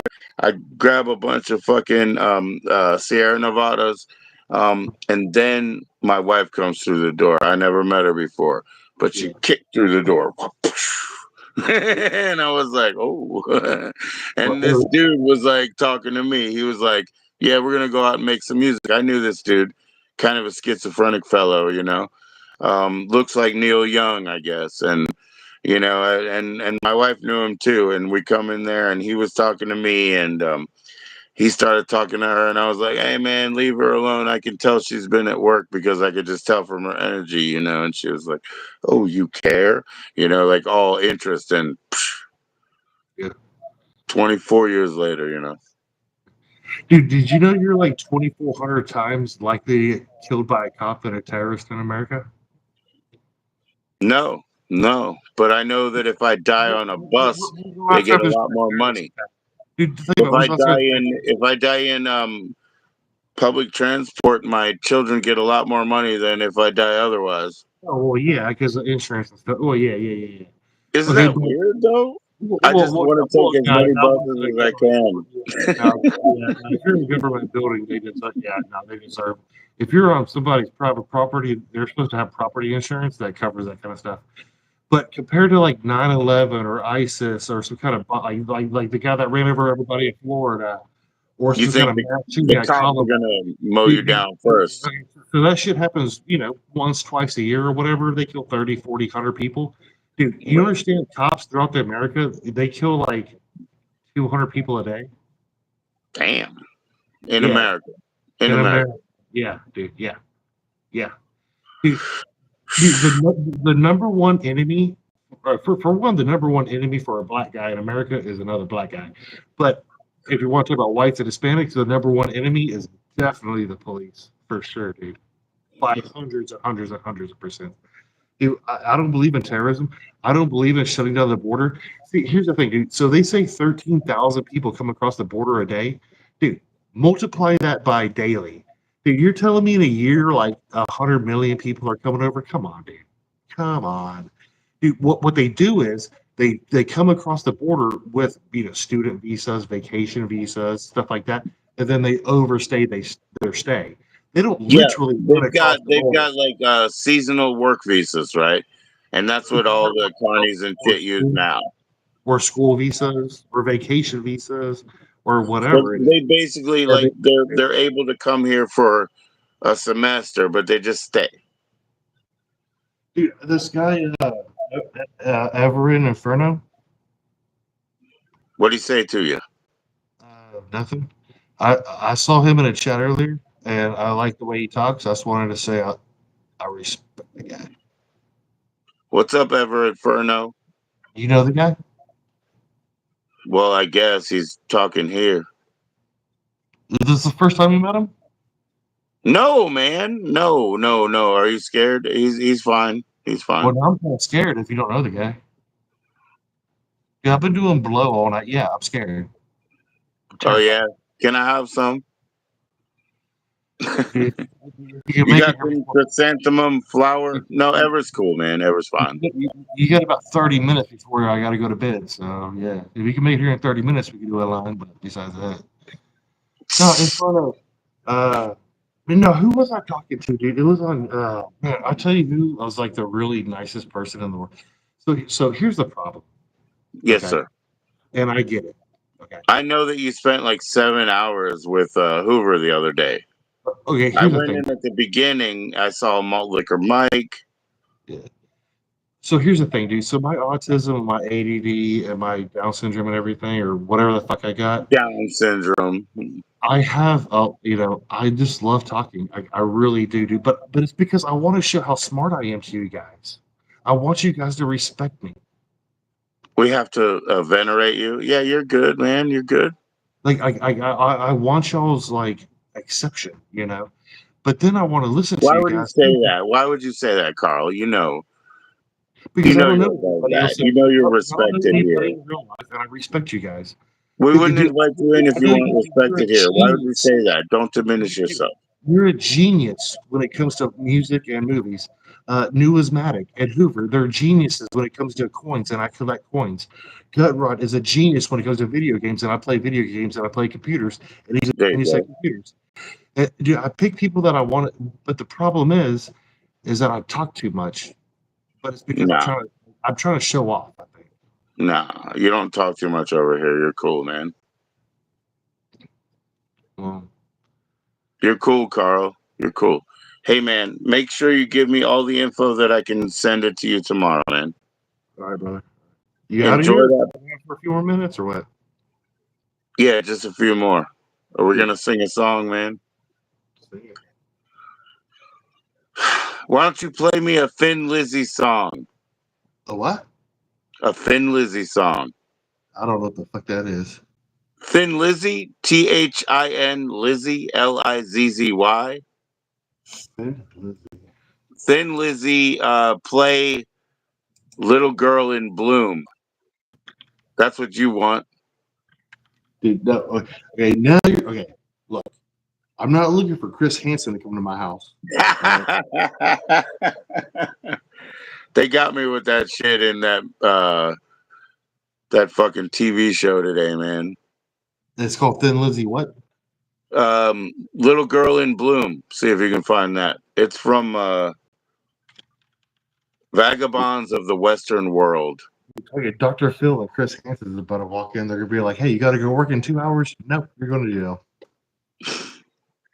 Not in your state, buddy. That's entrapment. But what I hate about my state is that so it's like my best friend, or what was my best friend, Josh in Austin. They begin with these like seven. So Texas is 17, but these guys are like 35, dude. And they be hitting like on the fucking hostesses at their work, trying to bring them over to my house to drink beer and shit. And then they get weird whenever I call them fucking creepers. They think that I'm a creeper. I'm like, Right. dude, no, fuck that shit. Dude. You're weird. I can't give a child alcohol, dude, at my house. Dude, I could lose my house. I would never do it, man. Yeah. So I You cut see this how, like, if you out of my listen life. to that, you see how that band, it's bass led. That's why I love that band, you know? If you catch, you know? Ever in front of yeah, the Trump poster. So I'm not so much of a Trumper anymore, but I was a troll. But yeah, so It's there's it's that. it's Trump Bow. It's Trump Bow. I'm gonna show ever the stuff around my house. So I Heck got yeah, the man. full Show them all 401. the power, the German power around. So this Vice is from like the 1900s. It's got the ball. It's an old Reed. I got this Lincoln. It's from like the I'd probably say like the 60s. Dude, check this. I got a 24 pack of Mexican Cokes. It's $35 at Costco. Check this out. This old bench I grinder wonder. with I'll the check. little I'll motor. check at BJ's, man. I don't know if they sell Mexican Cokes, but that would be cool. Dude, we I don't see have your BJ motor, Cokes, man. bro. Show off that motor. Dude, we don't have BJ's, bro. We don't have BJ's. But hey, Everlast mini bike, Coleman, exhaust intake, rejetted shocks, cold air intake. I got the disc brake on it. I got the new lawnmower. It's an E130. I got 27 hours on it because I was gonna mow the yard. Then I was like, "Fuck it, I'll just pay some Mexican $30." Uh, Yep. helping the people. I always find some kid with an Italian name, and he wants to do the lawn for $15. You know, I'm like, go ahead, $15. Gardioni. You know what I Dude, mean? Go ahead, there, son. yeah, I need to find me an Italian man. These Yeah, Mexicans I they charge find too the much. Italians, and I'm like, you can't even get gas for that, don't you? You know, and I give them the money anyway. I'm like, good job, chap. So Tahoe, it leveled out. It's got full suspension, lowered 2 inches and leveled out, intake, exhaust, headers, and all. It's an '09 Tahoe. It's got 52,000 miles on it. Dude, I mean, it's like new. It's like new. Heck yeah, And bro. That's a big tough truck, man. That's a big tough truck. well, it was my grandma. She only went to Aldi and to the cancer doctor. Then she died. Then I bought it from the estate. Dude, you, I'm dude, sorry, man. you know when you have an estate that's just not yours, you got to pay for that shit, dude. Like you have to fucking like go through probate. Like you have to get a lawyer to fucking go through probate to prove that shit's yours. So yeah, so my mom, died in October. My dad's doing it, which he never wanted to do. So he Right. tells me everything, and he's like, "This is why you and your other sister, my oldest, are not in it, because we would totally be like, fuck it, and just throw our hands up and just be out. So dad's like, okay, I got you. I understand. So when you say that, are you talking about like that in a good way? Like you guys just you all agree and you're all happy with whatever happens? We're Because like okay with whatever happens. My dad just understands that me and my oldest sister can't deal with all this bullshit. Like we yeah, would give up in 4 hours and just be like, I don't give a fuck who takes it. You know what yeah, I mean? Like all of it, just like let it go. yeah. So So so he's just smarter. He's smarter than to let us have anything to do with that. so Has to so be the the greedy ones. yeah. So the weird thing was like my parents passed away when I was younger, and I got this house, and my grandparents lived next door. Well, I had everything through probate done here, right? And I got my parents' Mm, shit. Well, when my grandparents died, his will said, "Hey, when I die, I'll leave everything to my wife, like my grandma." right. Her will said the same thing. Oh wow. Yeah, so we had to get a probate lawyer. That we had to go to probate court and all that. And like, well, look, they both died, and it's me and my uncle because they only had two kids, my uncle and my dad. And so I ended up getting half. Well, I bought, I paid for the half for the Tahoe right here. I got half of the house. I got half of the farm. I got half of the shit or whatever. Right. Uh, but I also had to pay half of these fucking like $20,000 fucking lawyer fees, homie. Dude, probate takes like a fucking year, dude. And lawyers, dude, they charge like hundreds of dollars an hour, dude. Like Yep. $500-$600 an hour for a phone call costs fucking $300. You So know? everything that's remote from my father right now, he's trying to sell it off to the family at a minimum, and then not deal with lawyers and taxes. You know what I'm saying? He's trying to pass off all of the property that's out of state over to other family members, like quick and easy. Yeah. Yeah, no, so whenever even if you inherit something, dude, like okay, so uh, I think at a certain point you don't have to pay taxes up to a certain dollar amount, especially if it's a gift. Mm, But yeah, but again, different states do different things. Like we don't have a state income tax check or income tax. But yeah, yeah, so like that house, I think we listed it at like 380. We had to pay the adjuster or the person who sold it like 5%. So they got like fucking 15, 20 grand or whatever. Uh, but yeah, no, that was in Texas. That was considered earned income, even though we don't have a state tax. I had to put that in on my income. But we had an attorney do all that shit for us. right. Dude, check it. Dude, you want to hear the most fucked up thing, dude? Okay, so Did you get your fifty I had dollar like bill three or back? four cousins, right? Did you get your $50 bill back? Dude, fuck that guy. Dude, I'm never going to that gas station again. No, nope, never going to that gas station again. That fucker lied. You Dude, literally lost that money. I gave him $100 bill, bro, and he acted like it was a 50. I'm never going back there again, dude. He lost more money me never going back there than just to fucking give me my money, dude. He lost way more money in the long run because I go there Uh, every day.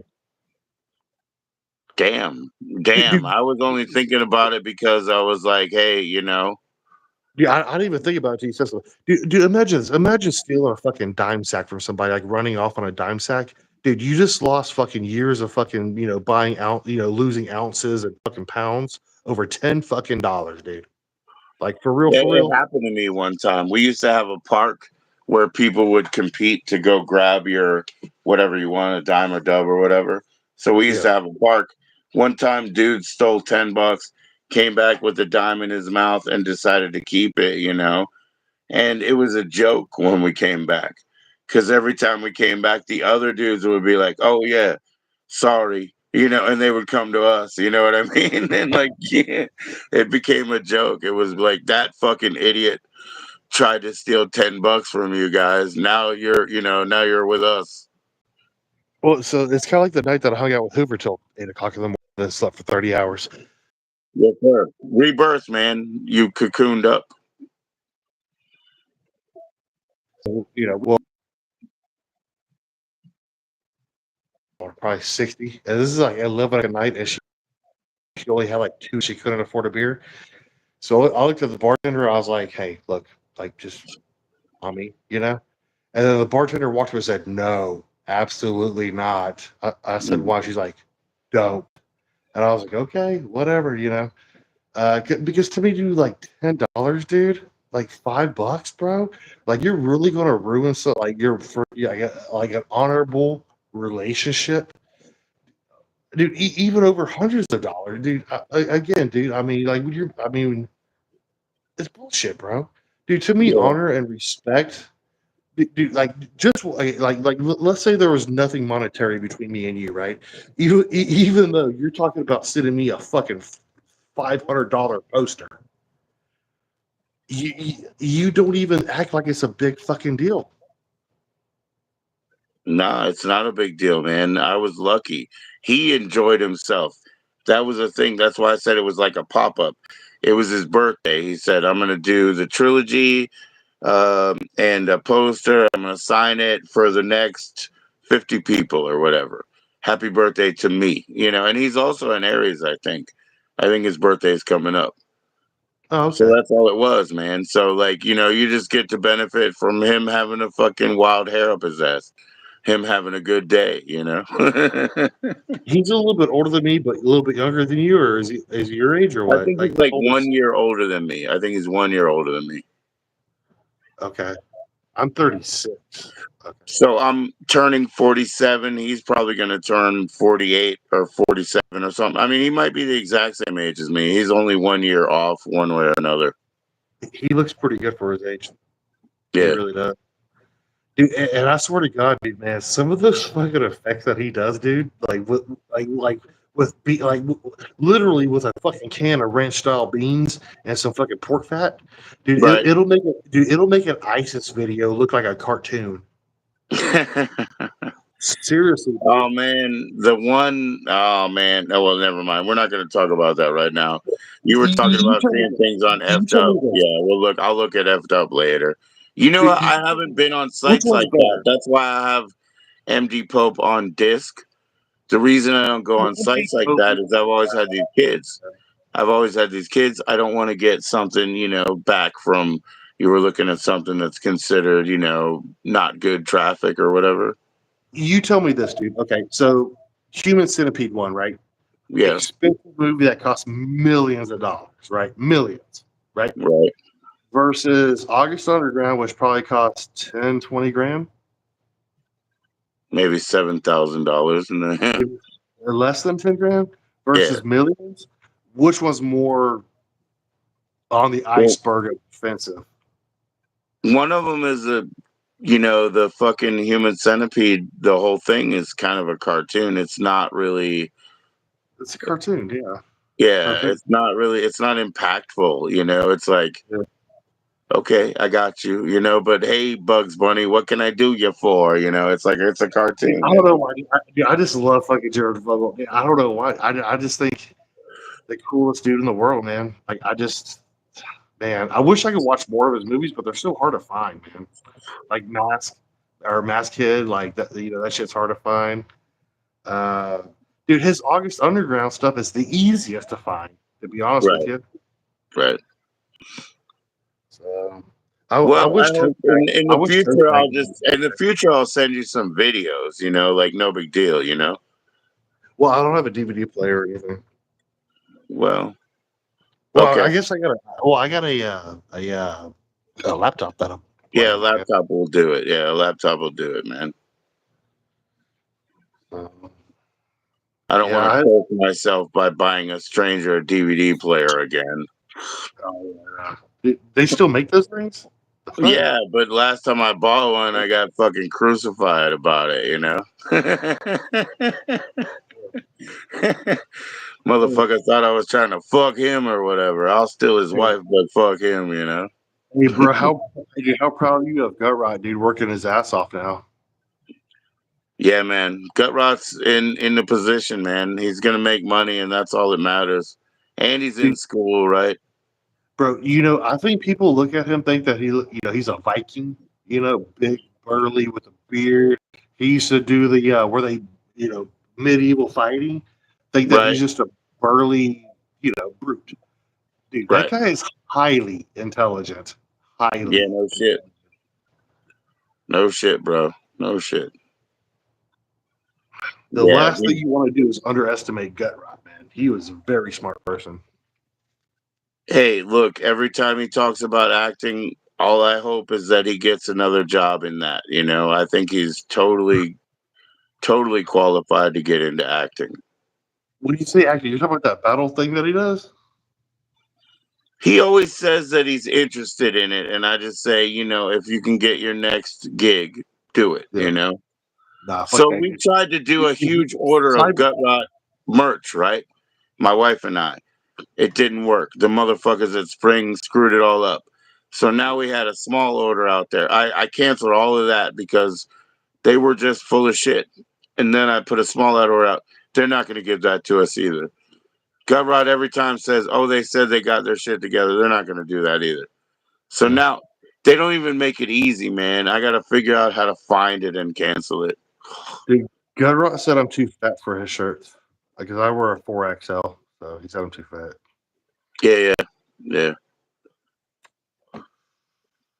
Well, you're not too fat to get a fat girl, so it's all good. Bro, dude, I'm telling you, this one that I had earlier, dude. Next time I'm gonna go live, and you motherfuckers, I expect an apology from Ken. I expect an apology from every one of you motherfuckers whenever I bring a hot bitch over here, dude. All you guys think is that I bring over fucking fat girls who pass out on. Yeah, okay, Woo! I bring over fat girls that pass out on the garage floor. Poppy's gonna So be what? doing Don't we these all? photos, these behind the place photos with a smile. Dude, fat girls, I don't fuck them. Dude, I don't want to put my wiener. Dude, I have fucking Russell Crowe DNA. You think I want to fucking put that in a fat girl? Come on, bro. Come on, bro. Dude, the bitch I went with tonight, dude, she was hot, but kind of retarded or whatever. So I don't want to, she had a Well, you concussion. said She you got a you car. said I you don't have want Down syndromes and things like that, so you're fine. I look, think you're the same people. look. What I have is space. You have a bit of a pink nose right now, but that's okay. It's chrysanthemum powder. Well, so I have what they call uh, parakeratosis, and I have cysts all over my body.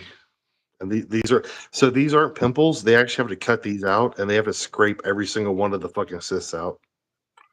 Mexican Coke, man, just Mexican Coke. Well, God, Well, I like well, my I mean, that favorite. doesn't help.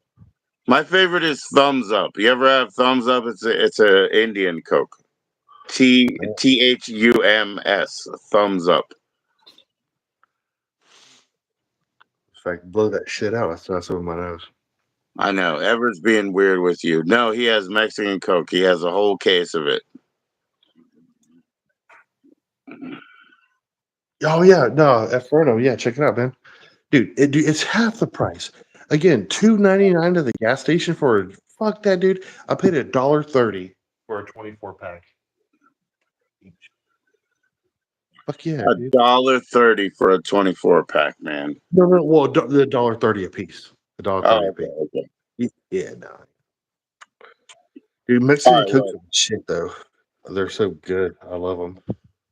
I'm gonna sleep for 4 hours before I get to the post office. Hopefully, you sent me your details. I'll send it to you tomorrow, man. All Take right. care. Enjoy the mushy when it comes. Well, hey. Yes, Can I sir. post my link real quick for Inferno if he wants to come through?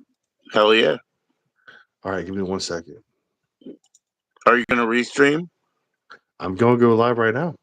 Okay, so if he goes on restream, you can join in with him. So please sub up forever. Is he white? Oh no, he's not white. He's Hindu. Is he Sikh? He's Sikh. He says he's not Sikh. He's Hindu, but he's 25% Sardaji. He's 25% Punjabi. The fucking nicest guys on the planet, man. Yeah, but he's only 25% that.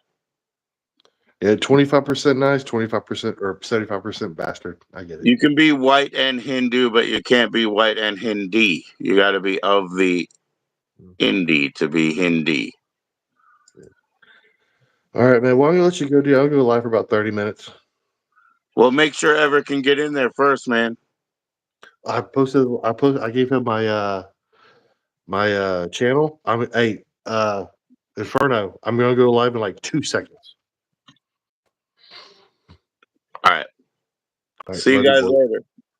Thank you, Joe. All right. Peace, man. Brother, I love you. Bye. All right. See you soon.